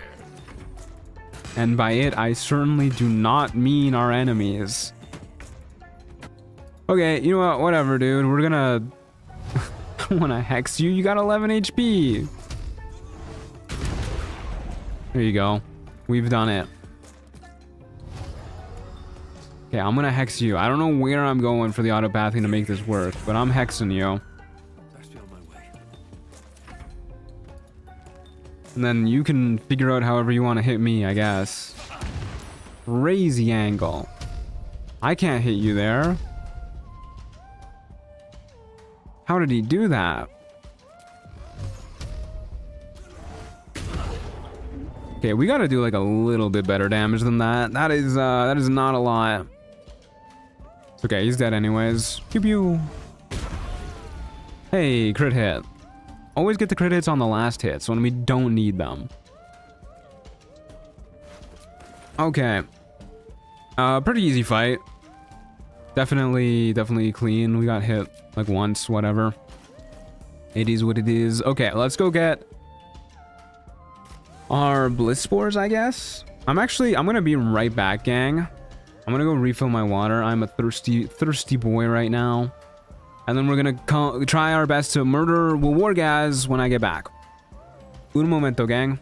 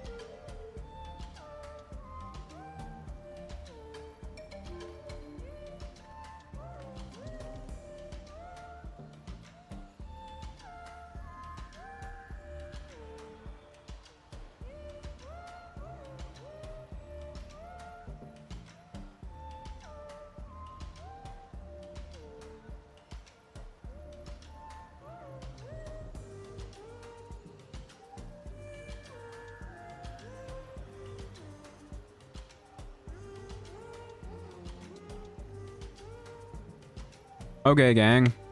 We are so back. We are so ready to murder Wargaz.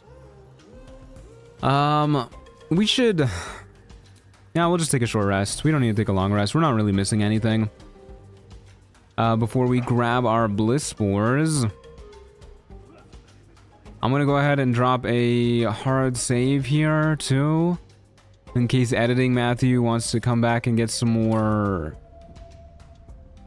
Wargaz footage, I guess, before we murder him. I took a hard save when we leveled up, right, into Bobby Banks. Yeah, we did. Okay. Let's go talk to Sovereign Spa, get our reward, go do the ceremonial weapon nonsense, and then murder Wargaz, hopefully, maybe. The Dwergar is slain, the rot has been purged. Still melancholic, but now streaked with hope. Yeah, anytime, brother. Anytime. Especially in exchange for bliss spores. I do not like the way that this man is looking. He looks kind of creepy with the helmet on. Fragrant spores waft through the air. Your heart. God, they really did halflings dirty with their chins. They look like Bob's Burgers characters. That is a rough jawline.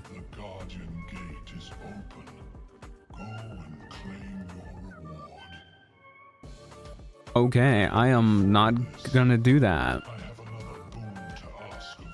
Hold on, I'm gonna snack real quick on some Ritz crackers. I need some more salt content in me. I am dehydrated. In your mind's eye, Spore shows you a drow striding among Myconid dead. Damn, Julian, what did Bob Burger ever do to you? I'm just saying he's got a weak ass jawline. That's all I mean.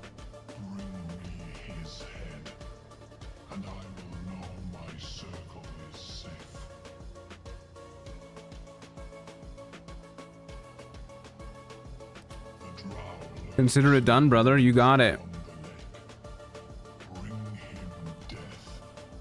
You got it. Okay. Sorry, folks. Can't stay for the dance party, even though there's only one guy dancing. Let's go murder Wargaz with our Bliss Spores. D6 bonus to pretty much all of our rolls. Very, very cool ability, if I do say so myself. Okay. Off to the Rosymore Monastery. We'll go get the Morning Lord's Radiance and then try our darndest to kill him. Which will hopefully not go completely poorly. I am a little worried that we're going to struggle to get him over the railing as a halfling specifically. So I might use our disguise self from our bard ability to transform into a larger race. Might be a good idea. Isn't it only that face though? All of the halflings have pretty rough jawlines. Like it's also kind of just that angle, but they're all like a little like they got the like turkey neck thing going on is what I think makes it look a little bad.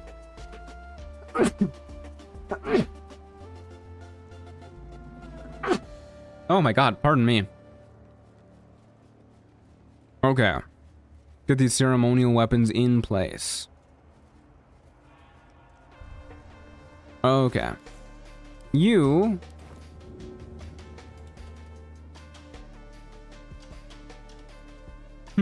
you look like a battle axe kind of guy. Oh yeah. You are a warhammer kind of guy. And you are a mace kind of guy. There you go, buddy. Bless you, thank you, thank you. Much appreciated. Larian just hates short races? I honestly think they do. Like, it's a little sad the treatment the short races get. Okay, so we just got Morning Lord's Radiance. Our weapon attacks deal an extra D4 radiant damage. This also lasts until our next long rest. We're not really gonna use our weapons, but yeah, why not?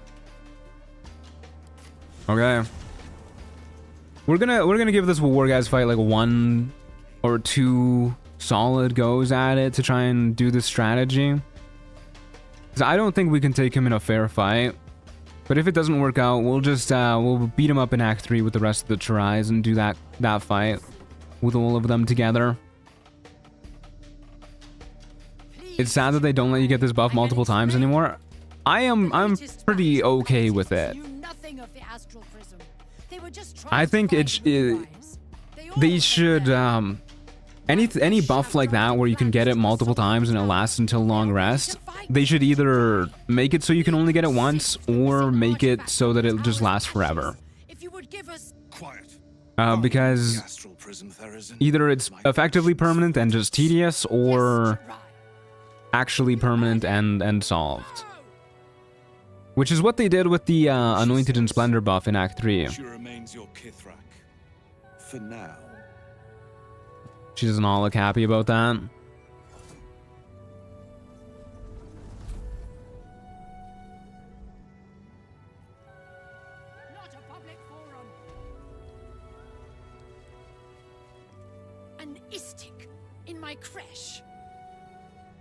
Sorry, I'm loading up with salt right now. I am chugging, slamming back these wrist crackers. Okay. I think I have what you're looking for. Dwergar best race? I mean, you can definitely make an argument for Dwergar being the best race. Their invisibility is kind of crazy. A little bit cracked. Making this buff permanent for solo runs would have been so good. I'm pretty okay with it not being like a real perma buff though. The Inquisition will finally come to an You can end. already get pretty cracked without it.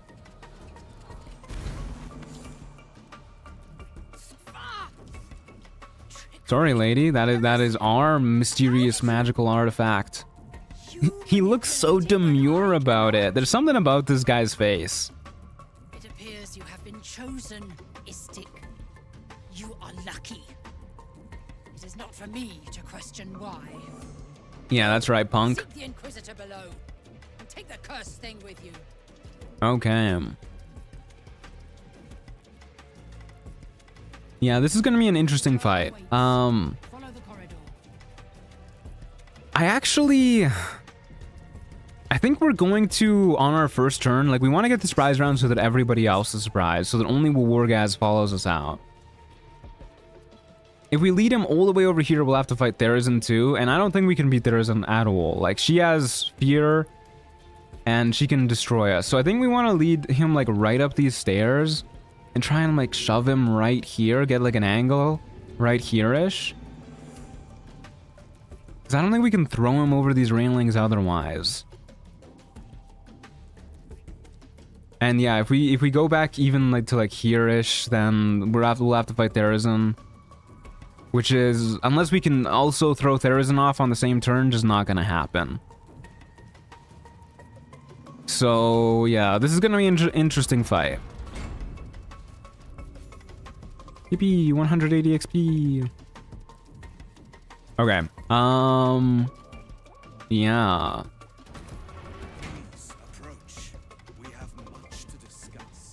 Okay, well, let's do a little quick save. We'll do all of our prep once we get inside the Astral Prism. And off we go. Interesting. My Ardents reported that an Istik survived the crashed Geik slave vessel. You have accomplished much since. I'm pleased to finally meet you. I heard there is so much goblin blood on your hands that it soaks their children's nightmares. Oh, he's such a creep. I suspect you Glad to catch the stream. Add another Dwergar fan here. Wish we got Stonemason Kith or Brithbar as a companion. I actually wish you did too. Like we did. Not you specifically, but we as a whole, the community. Not only would it be another evil companion, which I think this game definitely needs more of. We'll produce the artifact, get this over with. No. But it would also be a I mean, I know they're medium creatures, Dwergar, but they're short races, right? Like we can count that as a short race. It would be at least be the closest Lyrian gets to a short race companion. Lyrian is heightest? They are. They are heightest. Your vision throbs with ink-black darkness as your patron borrows your gaze, beholding the vision. It's actually so disappointing that they have like 5 million elves and humans who all are just like generically hot looking. Give me like a freaky looking companion. Give me a dude who's 3 feet tall and he's got fangs. Give me the werewolf companion. We'll give her a little wave politely. I believe that's what Bobby Banks did in the past. Hello. I think Barkus is the most likable character in the game. I want him as a full companion. I love Barkus Root. Yeah, I think that would have been great too. He has a lot of emotional depth to him as is too. I wish the elves looked more non-human. I mean, that's just kind of how elves look in D&D for the most part. But it's not like they didn't have options to have non-human looking races as companions. It just found me. I like how she kneels for us. Yeah, it's always been funny to me how she does that. Brought it back. It is a start. We will test you. At least in Divinity 2, we have Beast, who is a cool dwarf, and elves are insane and commit cannibalism. Yeah, they did. I think the companions in DOS 2 are like way cooler than the Baldur's Gate 3 ones. I shall cleanse it for you, my queen. Tell me how. God, he's so eager. He looks like a sad puppy. Poor guy. Someone inside. Their mind is warped, broken, a blood. They are an agent of the grand design, sent to sabotage the astral. Wow, that person sounds like they should be stabbed. Defense against the return of the Elithid Empire. I think I'm gonna stab them. I don't remember what Bobby Banks did, but it at the very least means that they won't try to sleep with us in Act 3, which is pretty cool. As we learned from our last playthrough. And they will appeal to your trust. They are not to be believed. Alright, if you say so, lady, I'll stab them. Why not? And know my fury. If we must, I will do as you wish. Alright, in we go. Yeah, this is going to be a very interesting fight. I think a lot of it is going to come down to our speed potion timing. Cut it out if you must. An istic. But we'll see how it goes. Crusader for my queen, unimaginable. You are blessed, istic. Do not fail her. And of course, a lot of it comes down to where exactly Wargaz follows us to. Actually, hold up. Let me do a little quick save. And then in we go. Fun fact, I just remembered Drow are the shortest race of elves. Maybe because they're closest to the center of the planet. Therefore, the strongest gravity. That makes sense, you know?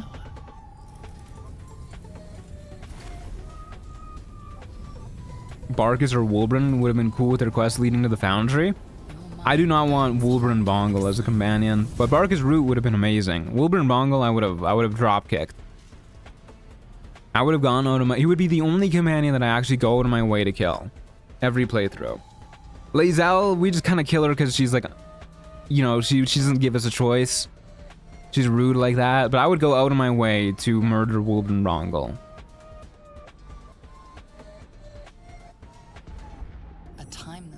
Not even for an evil run? I don't think Wulbren Bongle would make sense for an evil run at all.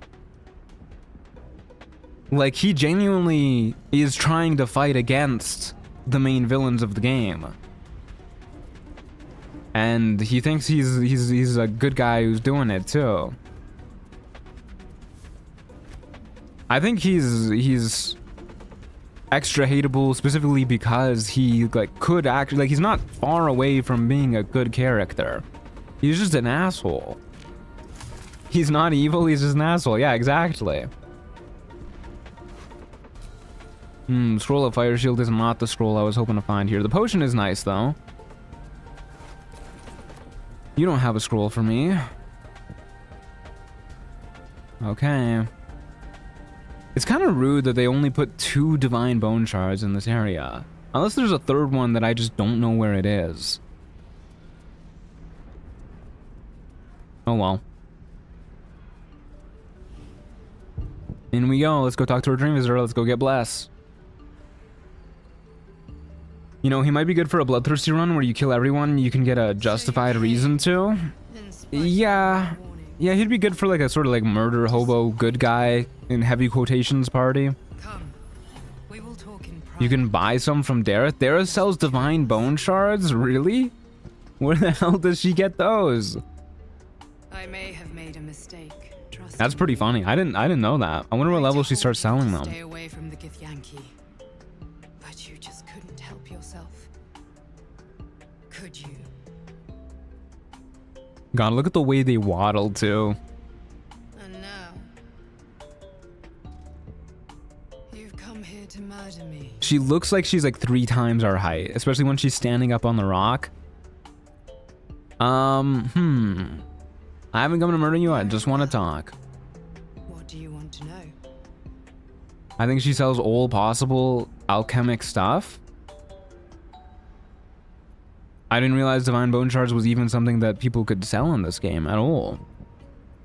But yeah, she does have the elixir table, the potion table, the alchemical supply table, everything. Stuff of nightmares, and no concern of yours. I don't remember, but I have def bought them from her before. For my knowledge, it is Interesting. best you remain Maybe I'll in look the that dark, up for future or she runs. will hunt you too. You see, I know Vlaakith's secret. My god, what could it be? A secret so great that if her people ever found out, that would be the end of her rule. Wiki says 6. Okay. That makes sense. That makes sense. 6 is a big break point for alchemical supplies. You think I'm lying?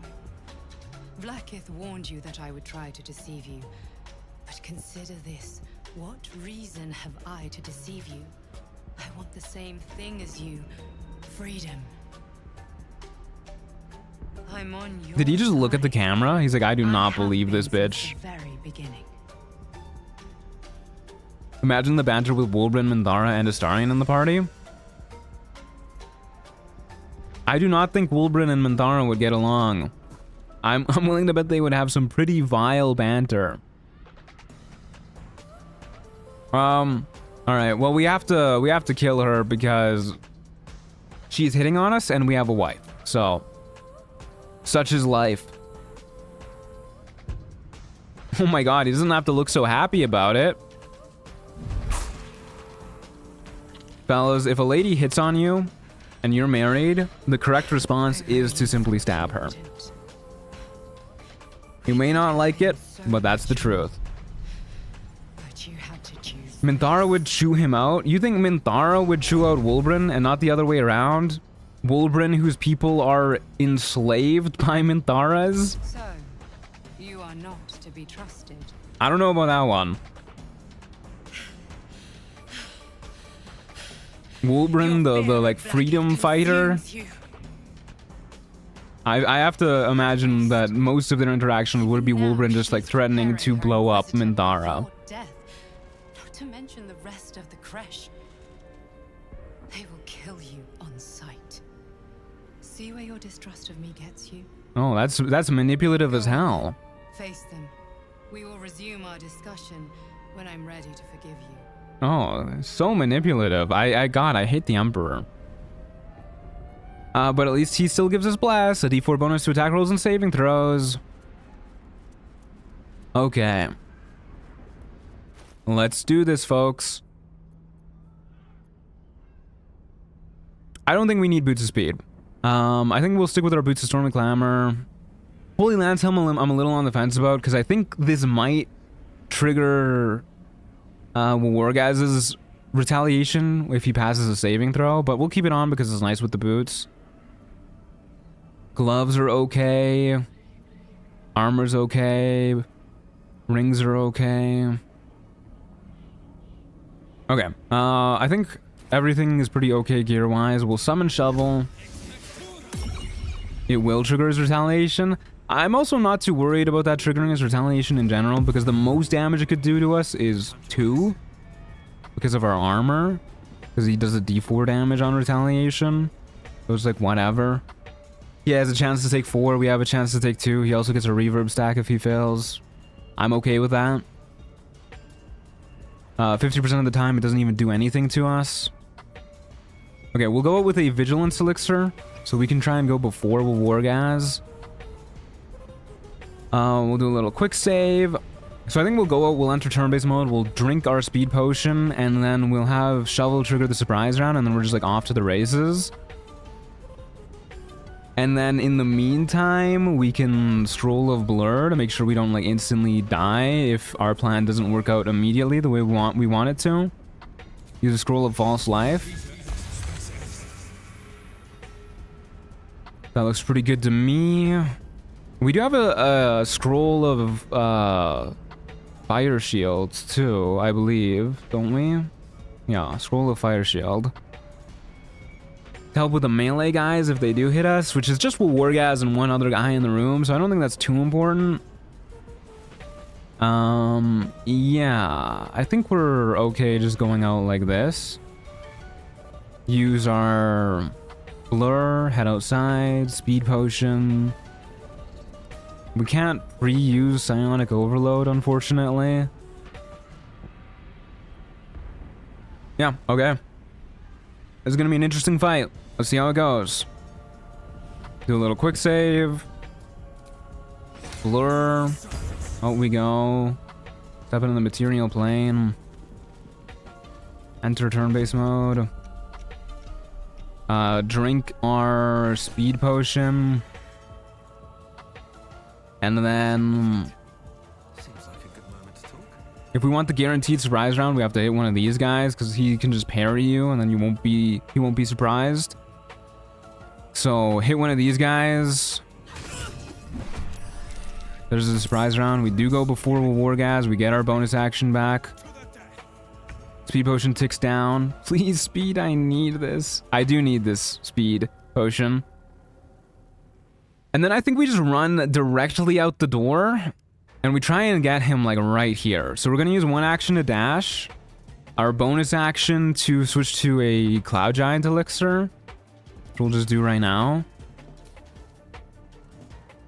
And I'm really glad Shovel's going before him, actually. So we're going to dismiss Shovel on her turn.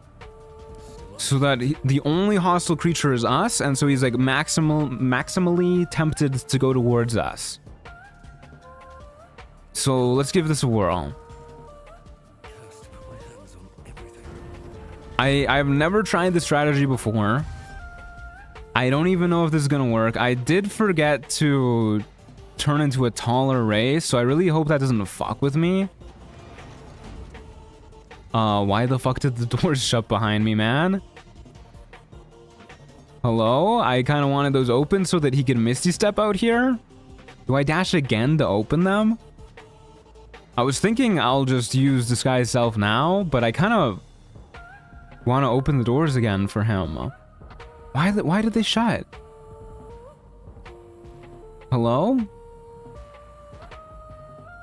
I'm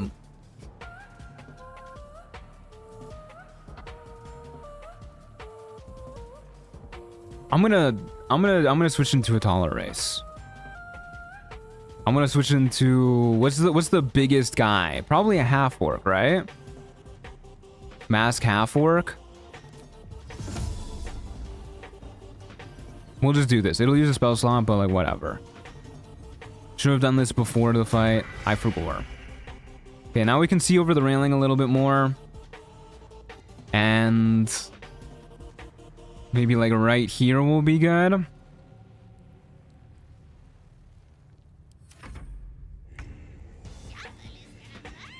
Yeah, just dismiss Shovel.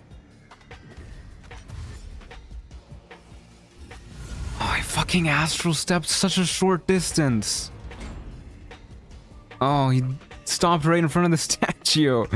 Oh, this is awful. This is like the worst possible spot he could have stopped. Okay, time to move our mouse cursor over the screen for like 5 minutes. See if there's a magic pixel.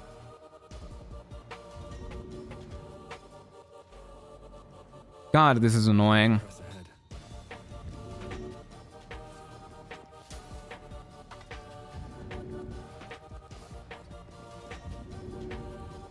Can't even shove him like an inch in that direction. Hello? Maybe if we shove him forward, we can...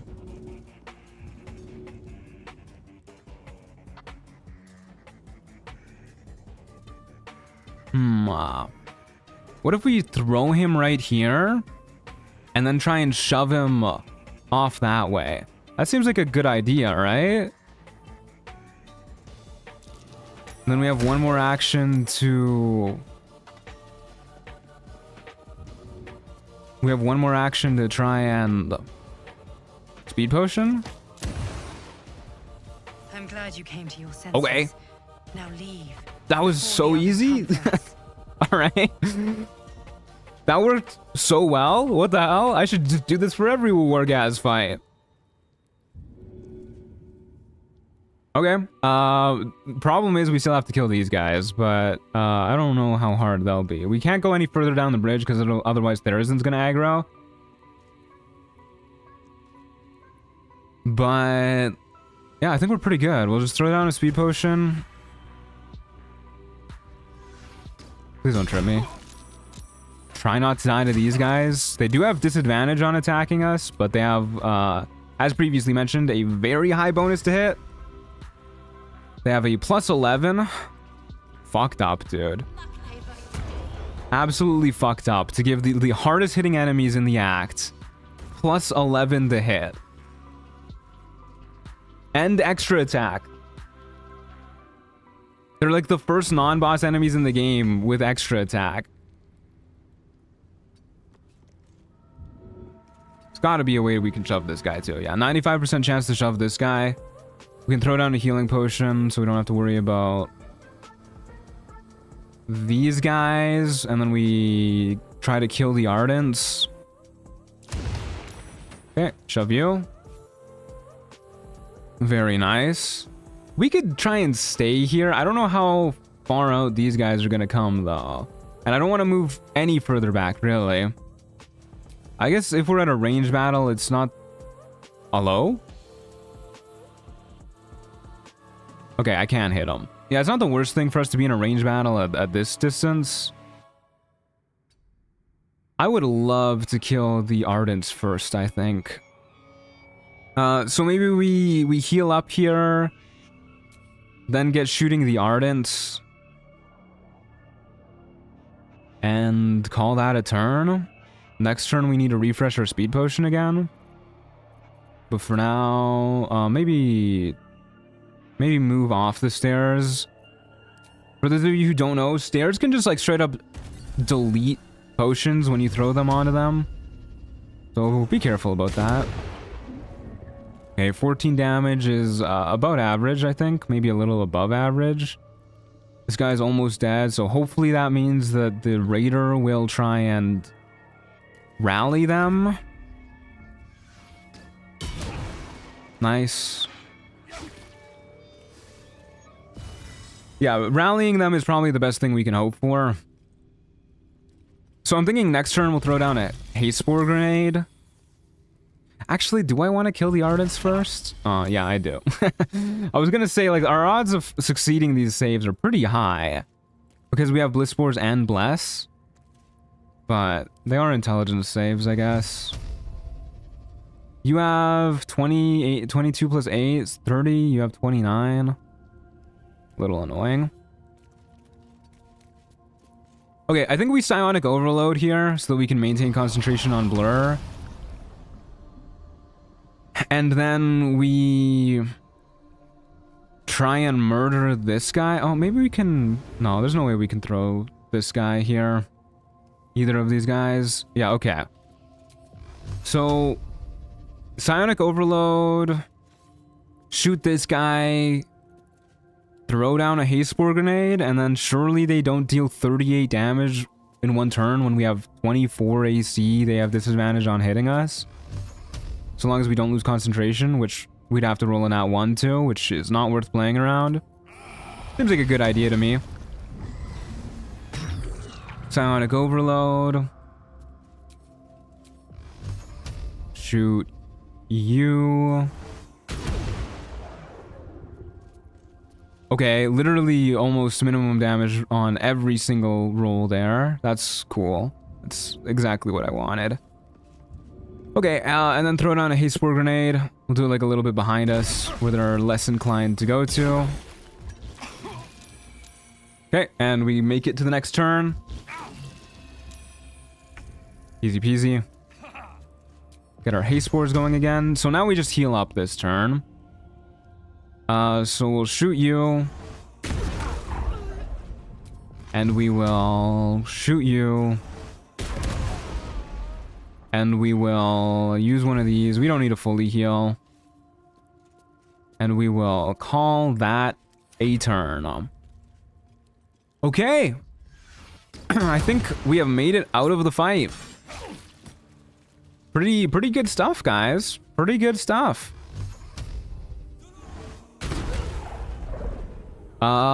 Yeah, that was a lot easier than I was expecting. Turns out just instantly murdering Wargaz, pretty good strategy. would recommend. Doesn't mean we lose out on his gear and whatnot, but whatever. Fastest Wargaz fight I've seen? Yeah, that was pretty fast. Shoutouts to that one chatter who mentioned Dareth sells Cloud Giant Fingers starting at level 6 for giving me the idea. Great fight, bridge MVP. Yeah, that was super clean. I'm a little annoyed that the door shut behind us, but... So this item is interesting, what we just picked up. The Gloves of Belligerent Skies. Because we deal radiant damage with our helmet like crazy. So this would be a lot of reverb. And because this is a condition itself, it's also triggering our Boots of Stormy Clamor. So it's basically like every time somebody misses us, they take 4 turns of reverb. Which is pretty damn good. At the cost of our Daredevil gloves, which are less good than I thought they were. They still give the +1 bonus to spell attack rolls. But... yeah, I mean, without actually giving us advantage on prone targets that are next to us, I don't know how worthwhile the Daredevil gloves are. But the question is, at that point, if we're using the Gloves of Belligerent Skies, the Holy Lance Helm, and the Boots of Stormy Clamor, should we also replace the Knife of the Undermountain King with the Spell Sparkler?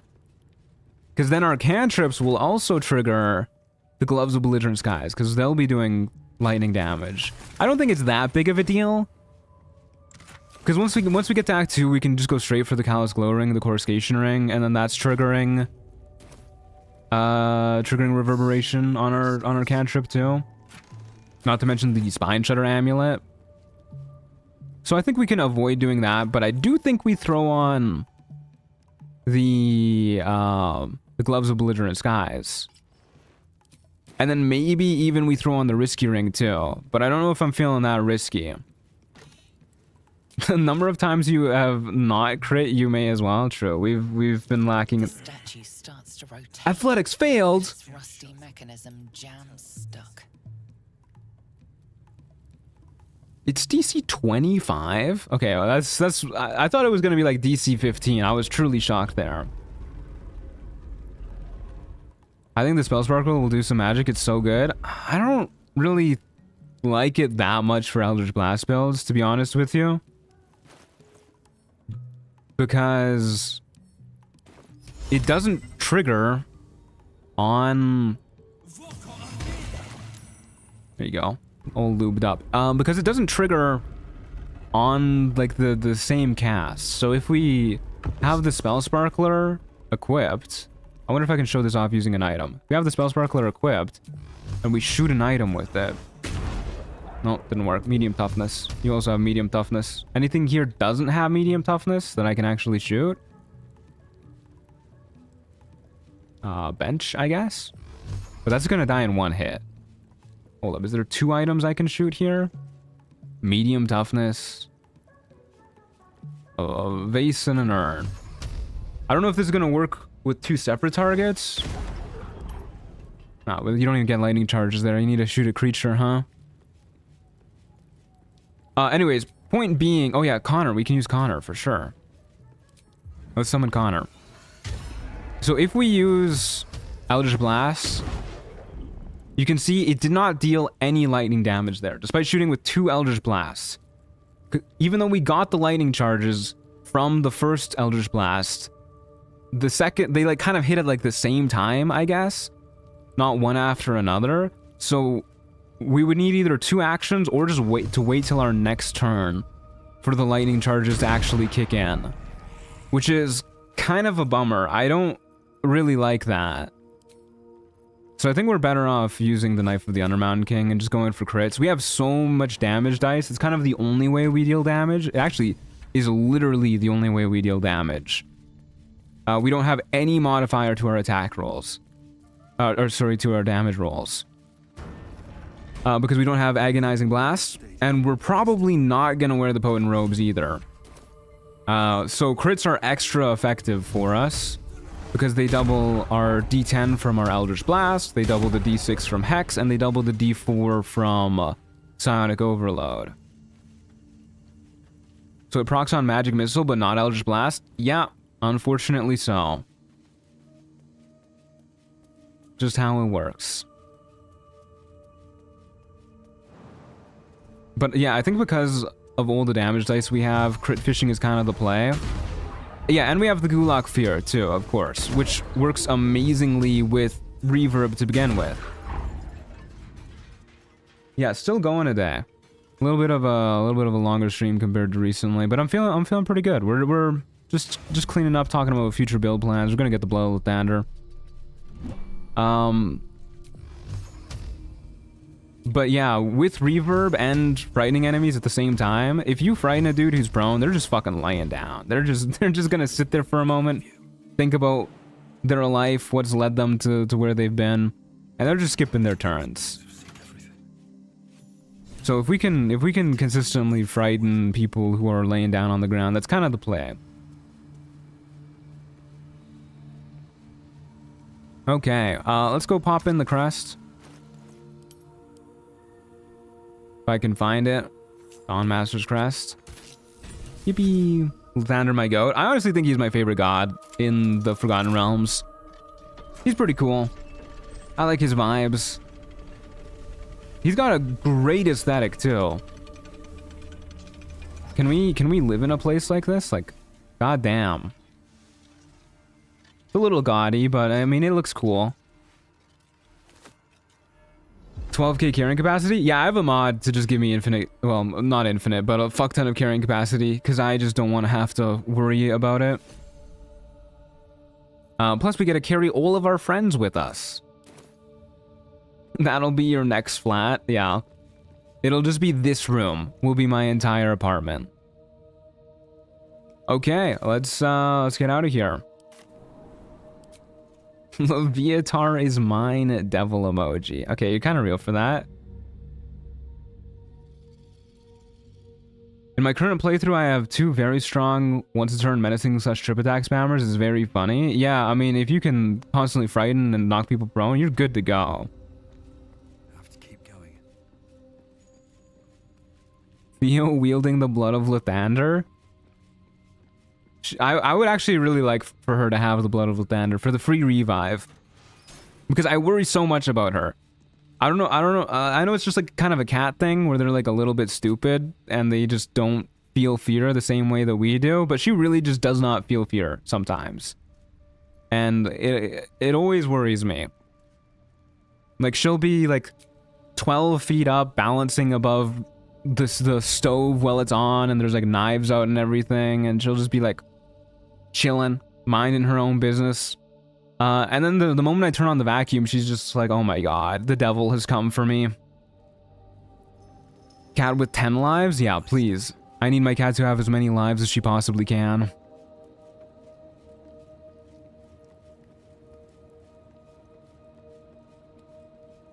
Okay, I think that's gonna do it for today, folks. Pretty solid stream. The devil has what? You heard me. I have that effect on the devil. Anyways, yeah, pretty good stream, all in all. Hold up, I gotta be small again. What am I doing, man? What am I doing? Gotta be our true form. Yeah, pretty solid stream, all in all. We managed to get a lot done. We cleaned up the goblin leaders, beat up Ethel, murdered Flynn's, beat up the Dwergar on the beach, did the whole Crash Mountain Pass shebang. We were doing it. We definitely got some stuff done today. So thanks for watching, folks. I hope you enjoyed. Next week we're gonna continue in Act 2, where we should be a whole lot more powerful. Should be a pretty good time. We're gonna get the Callous Glow Ring, Coruscation Ring. I think those will be 2 huge boons. We're also gonna get Spineshatter Amulet, which will be pretty nice too. Makes our Eldritch Blast inflict reverb by itself. And maybe we'll try out the Potent Robe and the Risky Ring and whatnot. We'll see. Maybe we'll try one, maybe we'll try the other. Maybe we'll try both together. I don't know. We'll figure it out when we get there. But I think this build is significantly stronger than I was expecting. Especially with some out-of-the-box thinking, like with Wargaz. I mean, we were not going to stand a chance in the actual Wargaz fight, but whatever. Quick question, do you plan on streaming more days this year? I know you're a busy man, just wondering. No, I don't. I mean, maybe it'll change in the future, but right now, like, it's already hard enough to get out a video every 2 weeks when I edit 3 days a week. I think if I were to edit even less, then my edited content would suffer a lot. And I don't really want to plan to work more than 5 days a week, because I already end up working like 6 days a week pretty much every week. If I was planning on streaming 3 days a week and editing 3 days a week, I think I would just never have a day off. So, probably gonna stick at the current schedule, unless I hire like a full-time editor, which probably won't happen, but we'll see. Anyways, join the Discord server, folks, !Discord, or click the link in the description below. Check out the merch store, !merch. Thanks for watching, folks. I hope you enjoyed. I will see y'all next week.